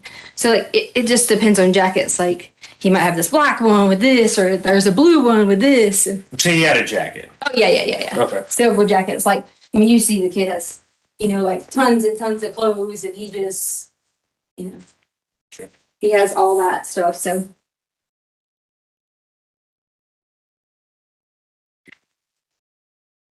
and he took like none of this. Like, these are his favorites. All of these things. Yeah. All right. He's gonna grab some more questions and. Okay. How long have you guys lived here? Maybe like a year and something now. Yeah. And you have talked to all of his friends' parents in the area? I'm not the person that talks to the friends. I don't have numbers. I don't say yes. I don't say no. My husband tells him yes or no.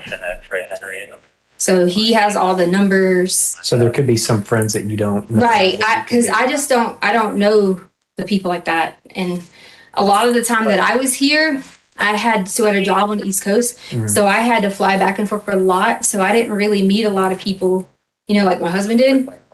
And he's like, always want to be the one to talk to everybody about it. And so. Well, how about your husband? Does he talk to these people? Yeah, he's been on the phone with a bunch of them. He's in Oklahoma, Fort Steele right now. Is there anybody he hasn't been able to get a hold of? No, he said he's talked to everyone that he knows of. The only concern we had is he was talking about the friend with the older sibling. And we don't know who that one is. That's the one we don't know. Do you guys have a name for that because we don't know who that person is. We've never heard him say like specific name. And my husband said when he talked to him today that there was no like specific name for, but he didn't give him a name. He just told him no. So. And he took his game console down. Yeah, they have a couple of different consoles. And one of them's gone. Switch light. They have a 2DS, a 3DS. One of them's gone. It was in like a bluish black. Wait, no, that one might be in red. I don't remember. I just know in the video you can see that, or the picture that the lady had, you can see like he's got something right here and it's like far down. Which picture is this? So some lady online had noticed it, like messaged us and had noticed that was him or the description. And she was like, was that him? And I was like, yes. Where was that picture taken? No, I honestly have about 150 Facebook messages that I haven't answered people on because you guys showed. Was it local? I mean, was it in the Yes, North in Ranch? Lawson Ranch. Someone put it on the Lawson Ranch page. And so a lot of people just kept sending messages, information. First, someone said they saw him get in a white SUV. Then someone said they caught it on their camera. They were all supposed to be sending this to me. But as I was talking to all these people on Facebook, because my husband gave the neighbor permission to post it, you guys came and I kept having alerts lists and I weren't gonna you know. Just look at this one's at the door. It's at the door. Okay. No. Yeah. Okay. I know you probably gave some of this information to dispatcher already, but can you give us a description of him from top to Yeah, bottom? so Hair color, eye color, any article? yeah, so brown,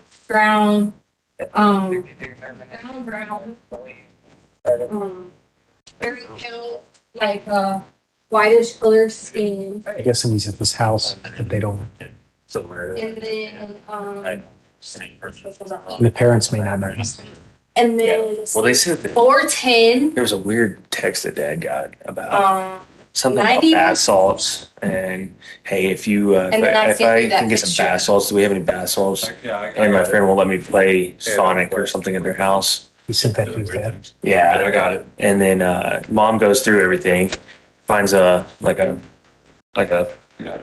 say this Parker. Yeah. I know that. Yes. Yes. No, we're still getting the runaway report right now. Harley. Yeah. Did you get it? Who was it?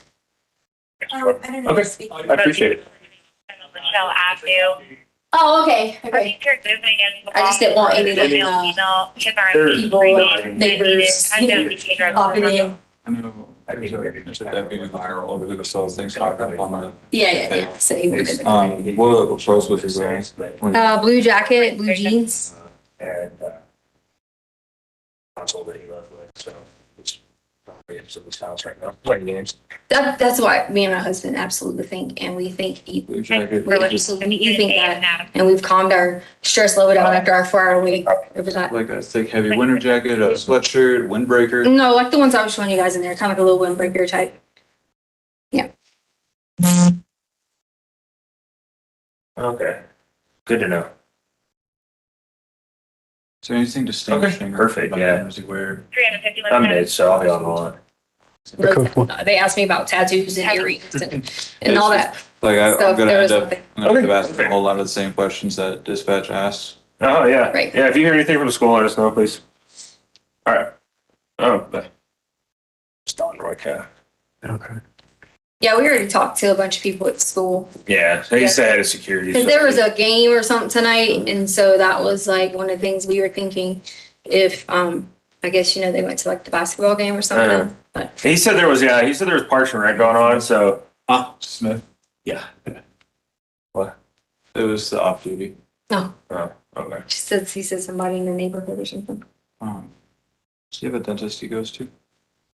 If you guys want to call my husband. Yeah, we can do that. We can do that. We'll follow up because I might have a little bit more information. Yeah. I don't do a lot of the, Okay. he does all that. How long's he been over there stationed? He's not, he's stationed here, he's just at Captain Career Course. Okay. Yeah. So they go to a dentist, I think it's like Fountain Dentist maybe. All right. Everything else is on base. We'll give him a It's- Yeah. What's his name? Al, A-L, Stauch, S-T-A-U-C-H, Phone number? 843-478-6714. Valid protection orders. There's a phone number for the RO on your screen too. All right. Yes. Are we back on 3? I'm on 3. They call it code. We'll give him a call, try to get some more information. Yeah, I mean, as far as like the medical, dental, like he'll know like all that stuff because he takes them on base. All right. Well, we'll go give him a call in the car real quick and see if we can get any information. Okay. Then Don will come back and, or we'll give you a case number for Okay. the runaway and everything. Okay. All right. Thanks. My dog's down here now, David. I didn't see him. Okay. And you know about lectures, you have gas and lectures.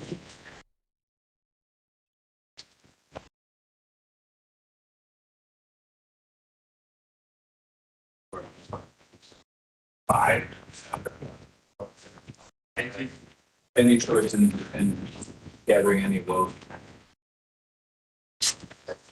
Look at that. It's like bad.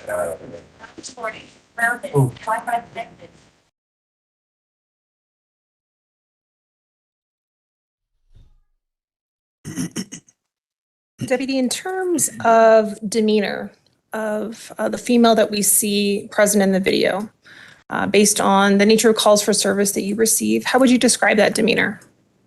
Fairly normal. Okay. Have you responded on scene to other reports of runaways? Yes. How would you describe the demeanor? Action relevant, Your Honor. Overruled. How would you describe the demeanor based on your training and experience in responding to calls for service related to runaways? The comparison of the female's demeanor in this particular video. I would say similar to other calls that I responded to for runaways. Okay. In the sense that their demeanors are calm? Yes, she appeared calm. She was able to answer questions intelligently. Okay. And how did the female present on scene with you identify herself? I believe she identified herself to Deputy Parker and Deputy Donahue. Okay. Do you see the female that was present on the video that we just watched? And while you're present searching the house, do you see her today in court? Yes. Is she the same female that you see in the video that directed to you throughout the house? Yes. Can you describe her by where she's seated in the courtroom? She's sitting at the end of the defense table wearing a brown colored shirt. Your Honor, at this time, may the record reflect that Deputy Yunkin has identified the defendant? The record will so reflect. Go ahead. In terms of while you were present on scene, did the defendant identify by any other names or any other aliases, things like that? I don't recall her identifying herself as another name. While you were present on scene, you described her demeanor as calm. At any point, did that demeanor change? Not that I observed. And to be clear, the time that you arrived on scene was what time? 10:09 p.m. Okay. And as an approximation, how many hours had passed between the call for service as it came in? I believe the original call for service came in around 7 p.m. Okay. Now, as we watch your body-worn camera, we hear buzzing. What is that buzzing on the video that we're hearing? So when the camera's activated, it vibrates to let me know that it's on. For two reasons. One, in case there's an accidental activation, I know that it's operating. Or two, to just let me know that it's working. So sometimes when you press the button, technology fails. So it's just letting you know that it's operational. And throughout the body-worn camera that we watch, we hear the buzzing. And is that to indicate to you that it is still on, it is still recording? Yes. Great. Now, as you went through the residence, did you observe any men that were not law enforcement officers present in the house? No, just law enforcement. And as you were searching through the house, based on the various doors you opened and areas that you looked in, would you have seen a strange man, an unfamiliar man in the house? I believe so, based on all the areas that I searched. Okay. And to be clear, based on the call for service that you received, you were looking for a child, is that correct? Yes, in cases where children are this young and they come in as runaways, sometimes they're hiding in the house because they get in trouble or something like that. So they hide, especially on that night because it was quite cold. So he may not be outside walking around somewhere. He might just be hiding in the house. So that's why we check that stuff. And when you were present, you were also in the basement area. There appeared to be a storage room, which you paused in. Yes. Okay. While we see on the video you looking and pausing in a storage room, did you move any of the boxes? I believe I moved like a pillow and like a chair and some of that around, but there was a big pile of boxes in the middle and I didn't shuffle through a bunch of those. No. Okay. And while you were present on scene, did you personally observe any law enforcement officers moving those boxes? I did not. Okay. Your Honor, permission to approach with what has been marked as People's Exhibit 310 through 315. May, and if you could find a reasonable breaking point in the next 10 minutes or 5 minutes or so, please. I'm sorry. Yes, Your Honor. Yeah, If you can take a moment to familiarize yourself with People's Exhibit 310 through 315.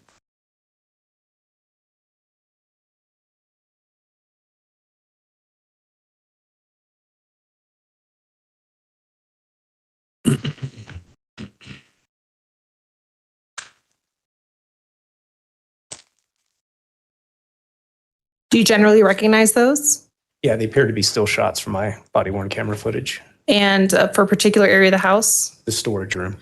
And are they fair and accurate depiction of your body-worn camera? Yes. Your Honor, at this time, we would move for the admission of People's Exhibits 310 through 315. Mr. Cook, No objection. exhibits 310 to 315 will be admitted. And Your Honor, permission to publish? You may.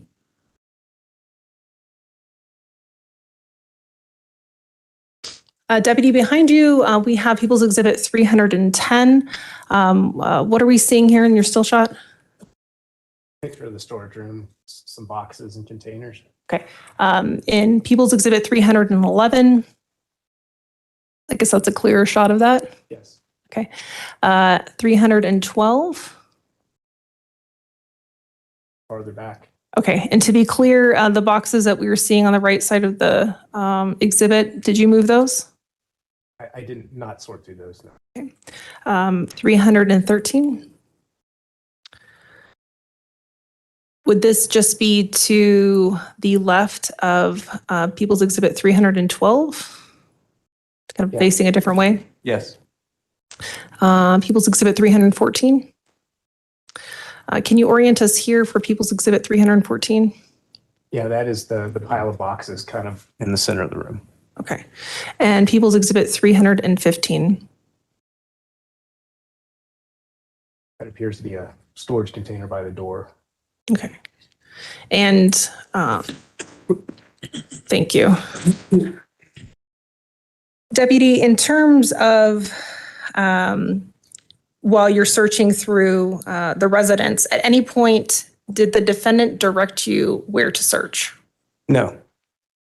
Did she point out any particular areas that would be of interest to you? No. Okay.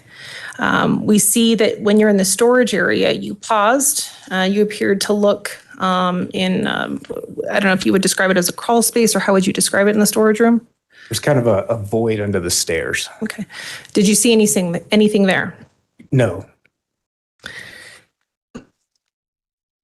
In terms of while you were present on scene, based on your training experience, did the defendant appear to have a pervasive mental disease or defect based on your observations that day? No.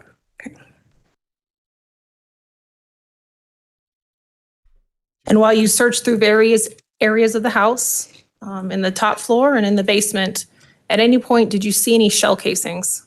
I did not find any shell casings. And if you had seen them, would you have identified them and collected them? I definitely would have identified them, and then we probably would have approached the investigation a little differently. And throughout your search of the residence on scene, was there any obvious signs of a struggle? No. Did you see any blood? No. If you had seen blood, would you have taken additional steps? Yes.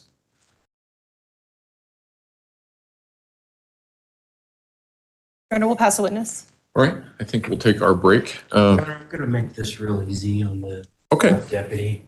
I don't have any questions. Okay. Do any of the jurors have any questions for Sergeant Youngkin? Looks like we might have one. I got it. So, Ms. Gratiano, just pass that forward and put it on the bar in front. And Ms. Gratiano will retrieve it.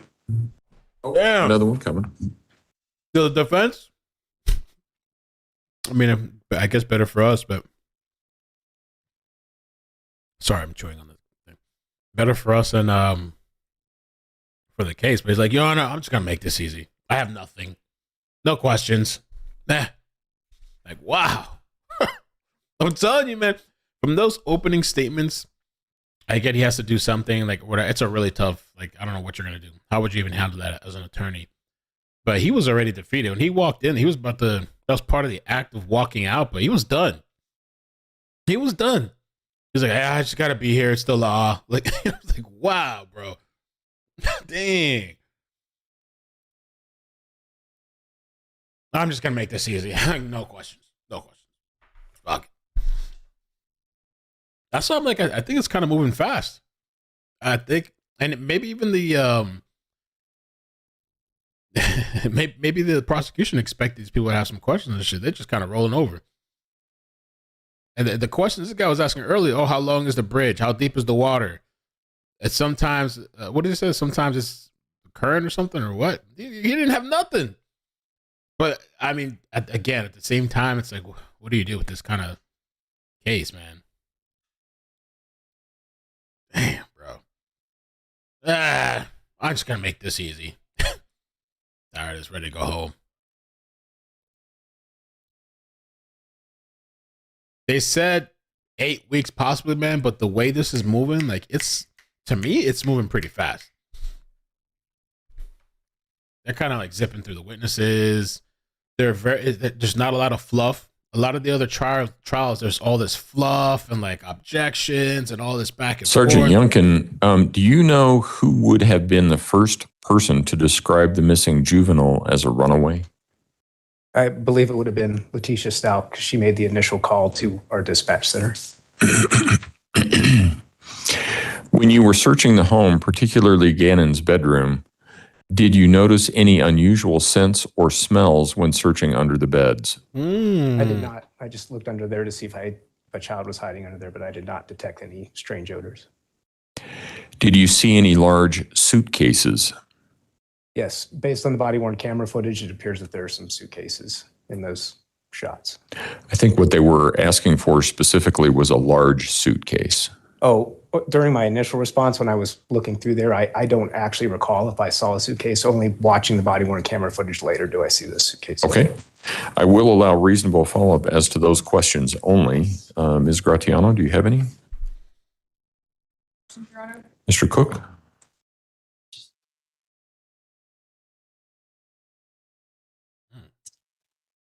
the defense is kind of like, oh shit. Following up with this unusual smells question that was asked about the Gannon's bedroom, did you notice any like bleach smell, cleaning fluid smell, anything? You know, sometimes you can go into a house and it smells crisp and clean. Any smell like that, or was it just a regular smelling kids? It smelled fairly normal. I didn't smell the strong odor of any cleaning fluid. Okay. All right. All right. Thank you, Sergeant. You can step down. That's a pretty basic question that Once you helps step out there. his client. That is basic. That should have been. All right, ladies and gentlemen, we will be taking our evening break, and actually it's a little bit extended because we won't see you until Friday. I need you to take everything out of your jury seats so that take that back to your jury, to the jury room, please. Don't discuss case among yourselves. Don't discuss case with anyone else. Don't do your own independent research about any aspect of this case. Avoid any stories that you might see and any opinions that someone might care to share with you about the issue. So with that, if we can have everyone back where they need to be so that they can be in place by 9 o'clock on Friday morning, we should be able to start right on time at that point. All right. Thank you. All rise for the jury, please.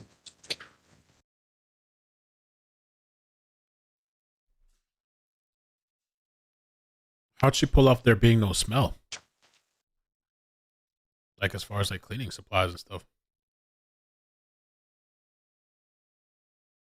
They're saying vinegar. Vinegar smells though. Remember, she uses vinegar and baking soda, not bleach. Or maybe if you wash it away though and you put something else. Vinegar is strong as hell to me. I can't stand the smell of vinegar. Thank you. You may all be seated. Record should reflect the jury has left the courtroom. You need to lock up whatever you need to lock up, and then I just need a corner of both tables cleared off so that somebody has a place to sit if they need to do that. You can leave everything else here, your binders, all of that stuff. That stuff's fine. It's going to be fine. But the attorneys that are coming in tomorrow, they need it. So long as they have some place to sit and put something in front of them, they're going to be fine. And then the rest of the stuff, you probably want to leave here and lock up. So we'll open up, we got the keys to the closet. Yeah, we'll open up the evidence closet here in just a moment for you all. Is there anything else that we need to address, prosecution? No, Your Honor. Defense? No, Your Honor. Thank you. Okay, all right. All right, court will be in recess then. Thank you. Dick said, vinegar goes away quickly. I clean out with the vinegar a lot. Oh, why do people clean with vinegar? Is it just like an antiseptic? It just smells so nasty. Why use something? I like Fabuloso. The shit smells like disgusting. I don't know. Vinegar properties. Therapeutic effects of vinegar arising from consuming. Okay.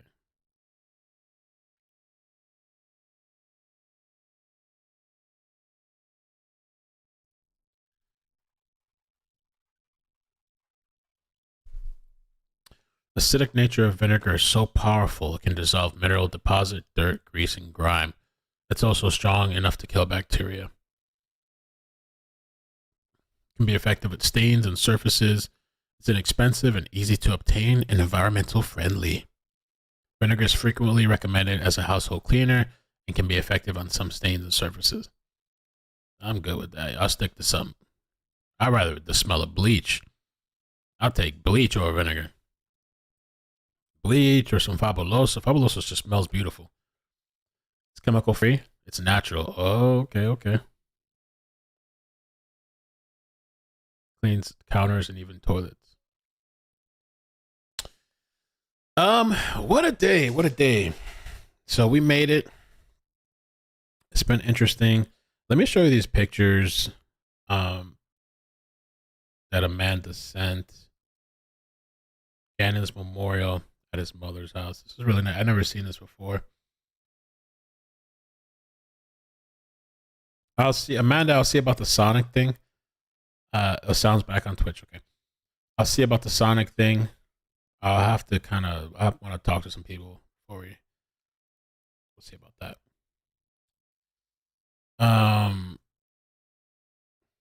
this one here too. All right, here we go. Oh, there's Sonic.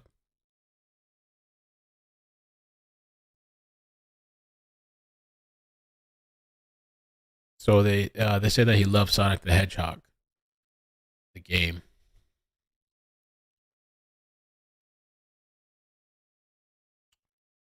See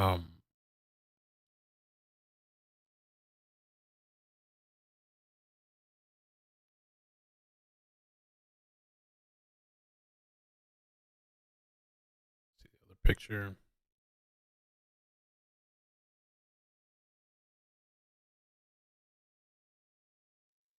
Blessed are the pure in heart, for they shall see God. Matthew 5:8. Gannon Strong. We love you, G-Man. That was his nickname.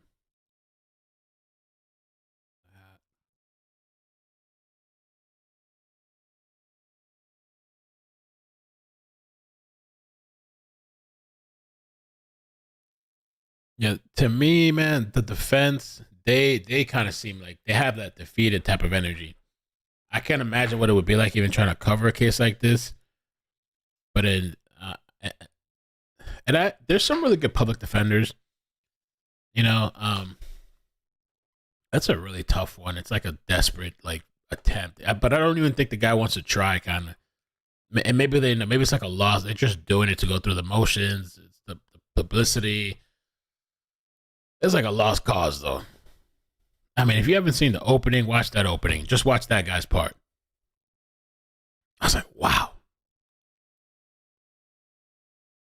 I almost feel bad for the guy. Isn't that weird? I almost feel a little bad for that guy. She pleaded not guilty by reason of insanity. I don't see them pulling that shit off. She pleaded not guilty by reason of insanity after changing her plea from guilty in February last year.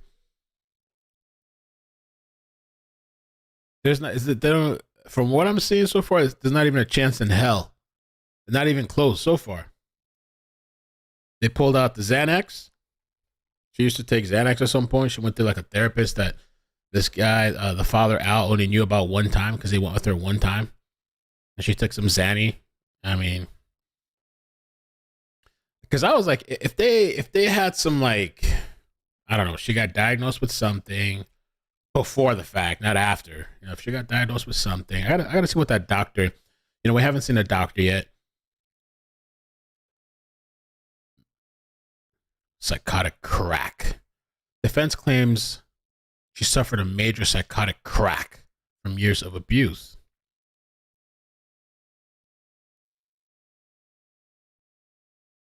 There's a bunch of things too that I haven't, because BL sent me some links the other day that I wanted to get into.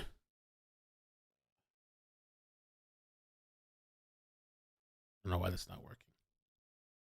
Try it again.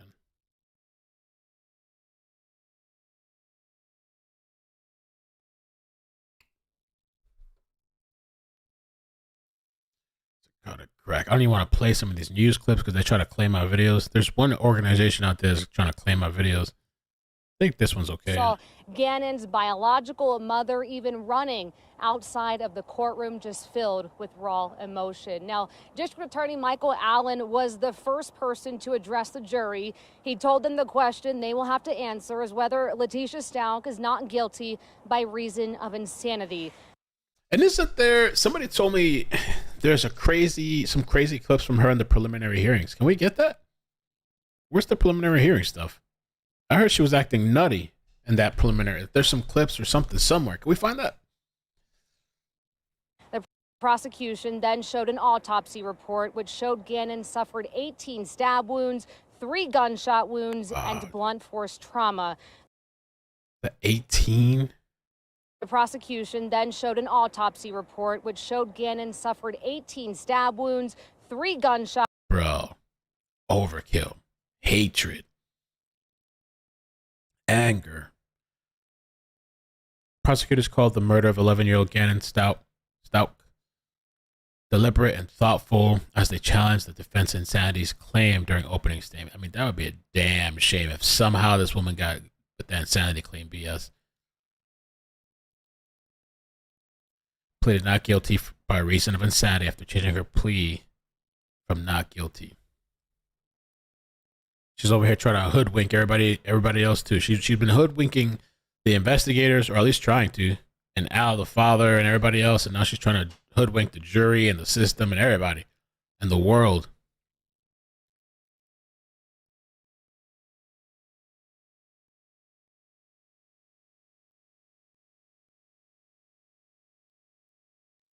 Yeah, man.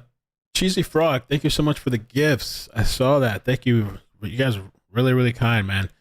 That's really nice for the people. By the way, if you got a membership, if you're bored and you're looking for something to watch, I have a couple of, probably like a good amount, I don't know, 20 videos or something, or maybe more. On my front page, if you go to the members area, if you're bored, there's extra content there if you want to check out some different things. Some interesting stories that I've never shared before.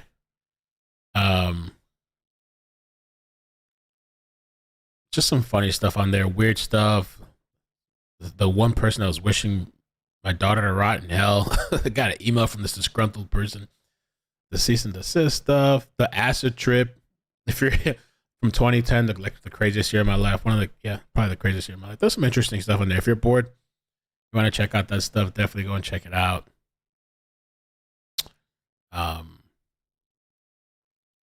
And also with the membership, you get like a free super chat a month that comes with it. So you get to use that up. I don't know why the members chat super chat doesn't pop up on the screen. I haven't been able to figure out how to get that to work. One day, hopefully we can fix it. And I fixed a little bit my front page, so you should have an easier time finding the previous streams, because I noticed it's kind of hard to find sometimes. So when you scroll down, it just says past live streams and the past videos. This is the one. Oh, this one's doing good. If you've never seen Letecia Stauch interview, check it out. I gave some of my reactions. This woman, I think this is the only interview she's done, like on TV and stuff. And the entire time her back is turned, bro. And this guy, the news reporter that interviewed her, he got subpoenaed. He's going to be like a witness. So he can't even talk about the case anymore. And then if you missed the affidavit, which I need to fix the title, this video here has the whole affidavit stuff, all the details, if you're curious about that. If you're confused a little bit about the story, this will kind of like bring you into the details of it. And tomorrow, like I said, I'm going to have this, I'd like to have this lady on, Crime Curious, Jennifer Knight. I'm going to try to work on some questions. We'll do a little, there's no trial tomorrow, but there's a trial Friday. And I've scheduled that trial for Friday, guys. So I'll put that in the chat too. Oh, I screwed something up though. Let me fix this.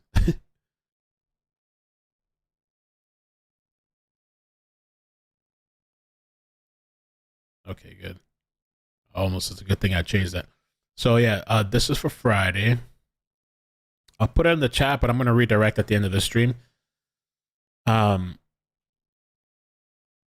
I think that's what we'll do tomorrow. We'll have, I'd rather even have this, I almost probably would say she's probably like an expert on this case. I don't know if maybe that's saying too much, like reaching too far, but she knows a lot. Better to have somebody that's actually been on this from day one.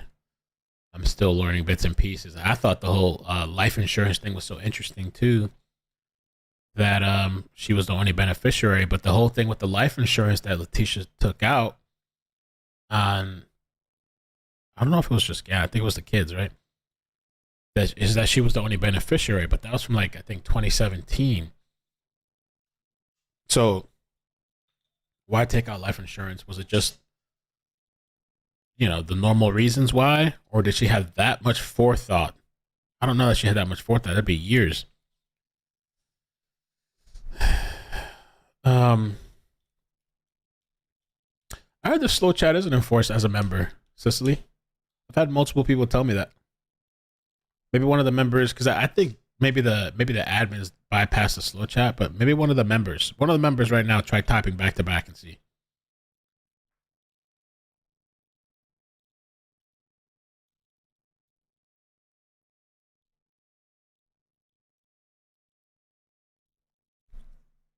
Let's see. Is there anything else? I know. So maybe I could play these clips real quick before we head out.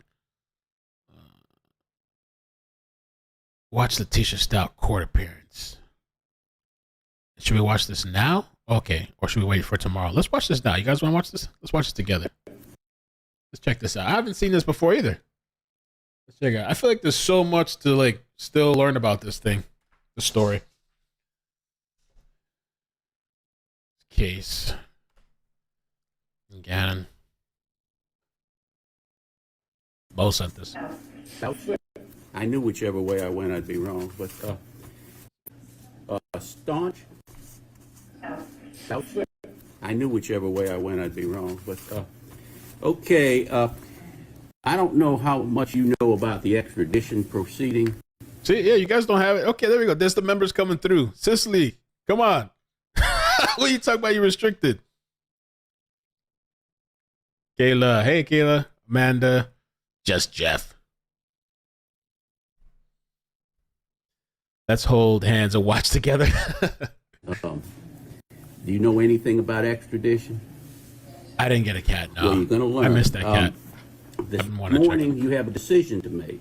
You can either waive extradition, and the state of Colorado has 20 days to come get you, which, to be quite honest about it, under the facts of this particular situation, I have a feeling it'd be much shorter than that. But anyway, you have they'll have 20 days to come get you, or you can fight extradition. Fighting extradition means that, and this is a guesstimate on my part, that it would be about maybe 90 days from now, the Attorney General from the state of South Carolina would hold a extradition hearing where he has to prove two things: that you are Miss Stauch, Miss Stauch, and that you are wanted for a felony in the state of Colorado. It's not a very high bar for him to jump over, but that is the standard in a extradition hearing. So my question to you is: do you want to waive extradition, or do you want to fight extradition? So when you said something about fighting it, I have to do what now? Well, you don't have to do anything. You just have to sit until the hearing comes up. But otherwise, the state of she does look crazy as shit, though. of Colorado has, if you waive extradition, they have 20 days to come get you.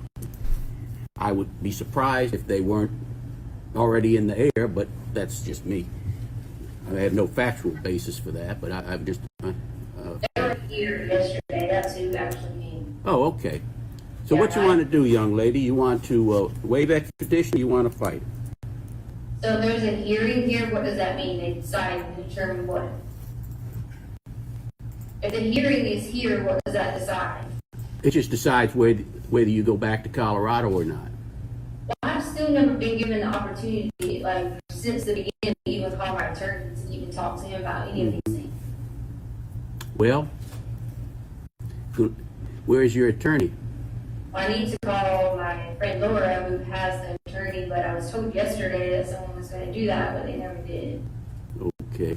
I've asked since yesterday that I call an attorney.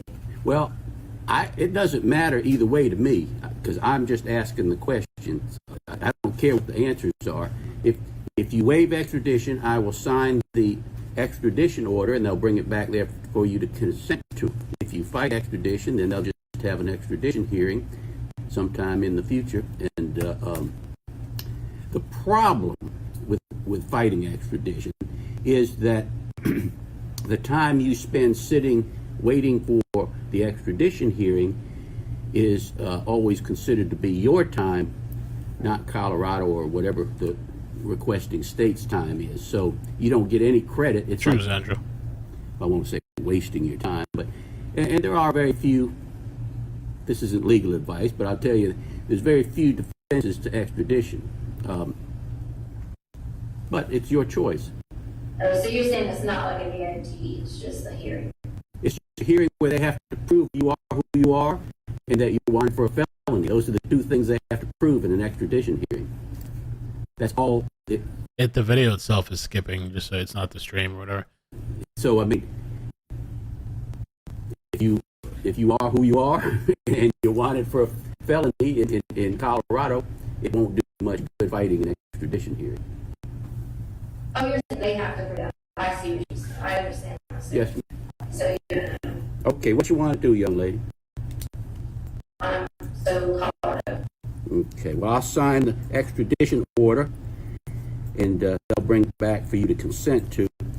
Now, of course, it wouldn't have mattered if you waived or not waived.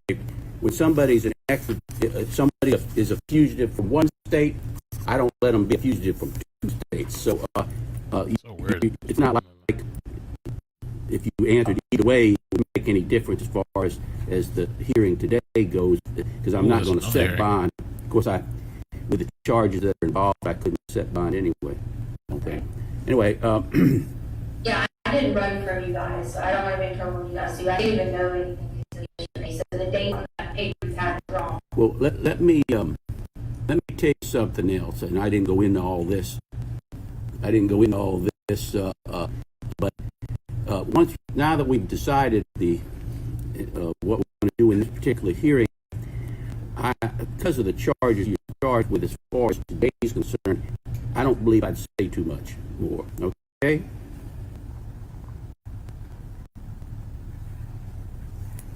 All right. They'll bring the order back to you to sign in a moment. All right. To consent to, okay? Okay. All righty.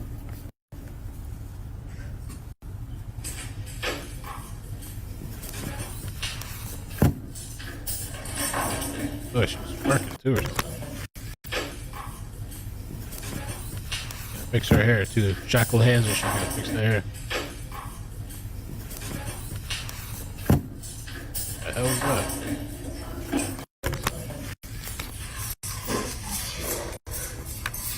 Ah, see.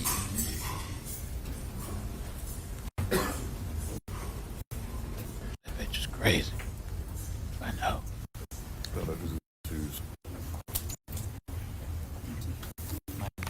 Thank you.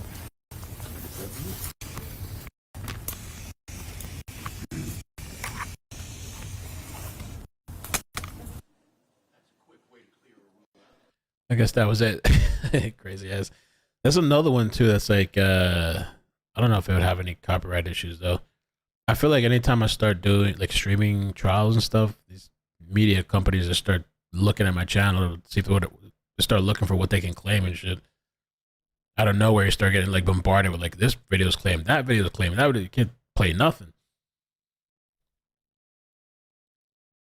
They're probably watching. I wonder if they have just hired people just to watch these channels streaming the stuff, and then they'll just like wait for the moment you play a clip. I know they have auto detection, but I've had videos that were manually detected or selected or whatever. So like, do they have people that just hire people that just sit there watching the trial too? Do they have, or maybe they're just, I don't know. He's on to us. Damn it. Let me see. This was March 11th. Oh, I've never seen this one. El Paso County Court District, March 11th. Is she even talking? This courtroom, the El Paso courtroom, looks nicer too. It's not the same courtroom, is it? No, I think it looks different.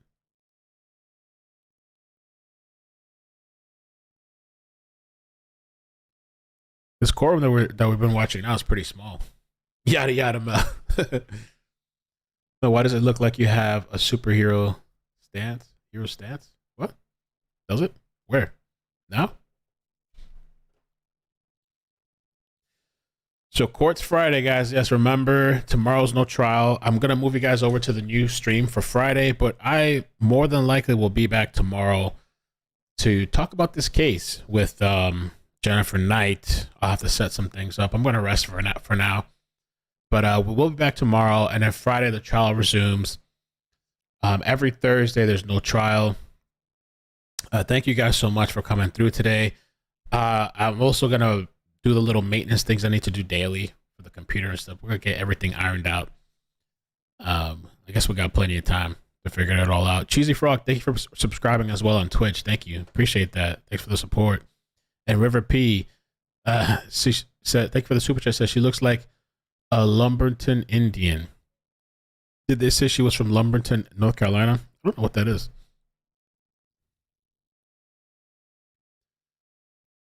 Wow.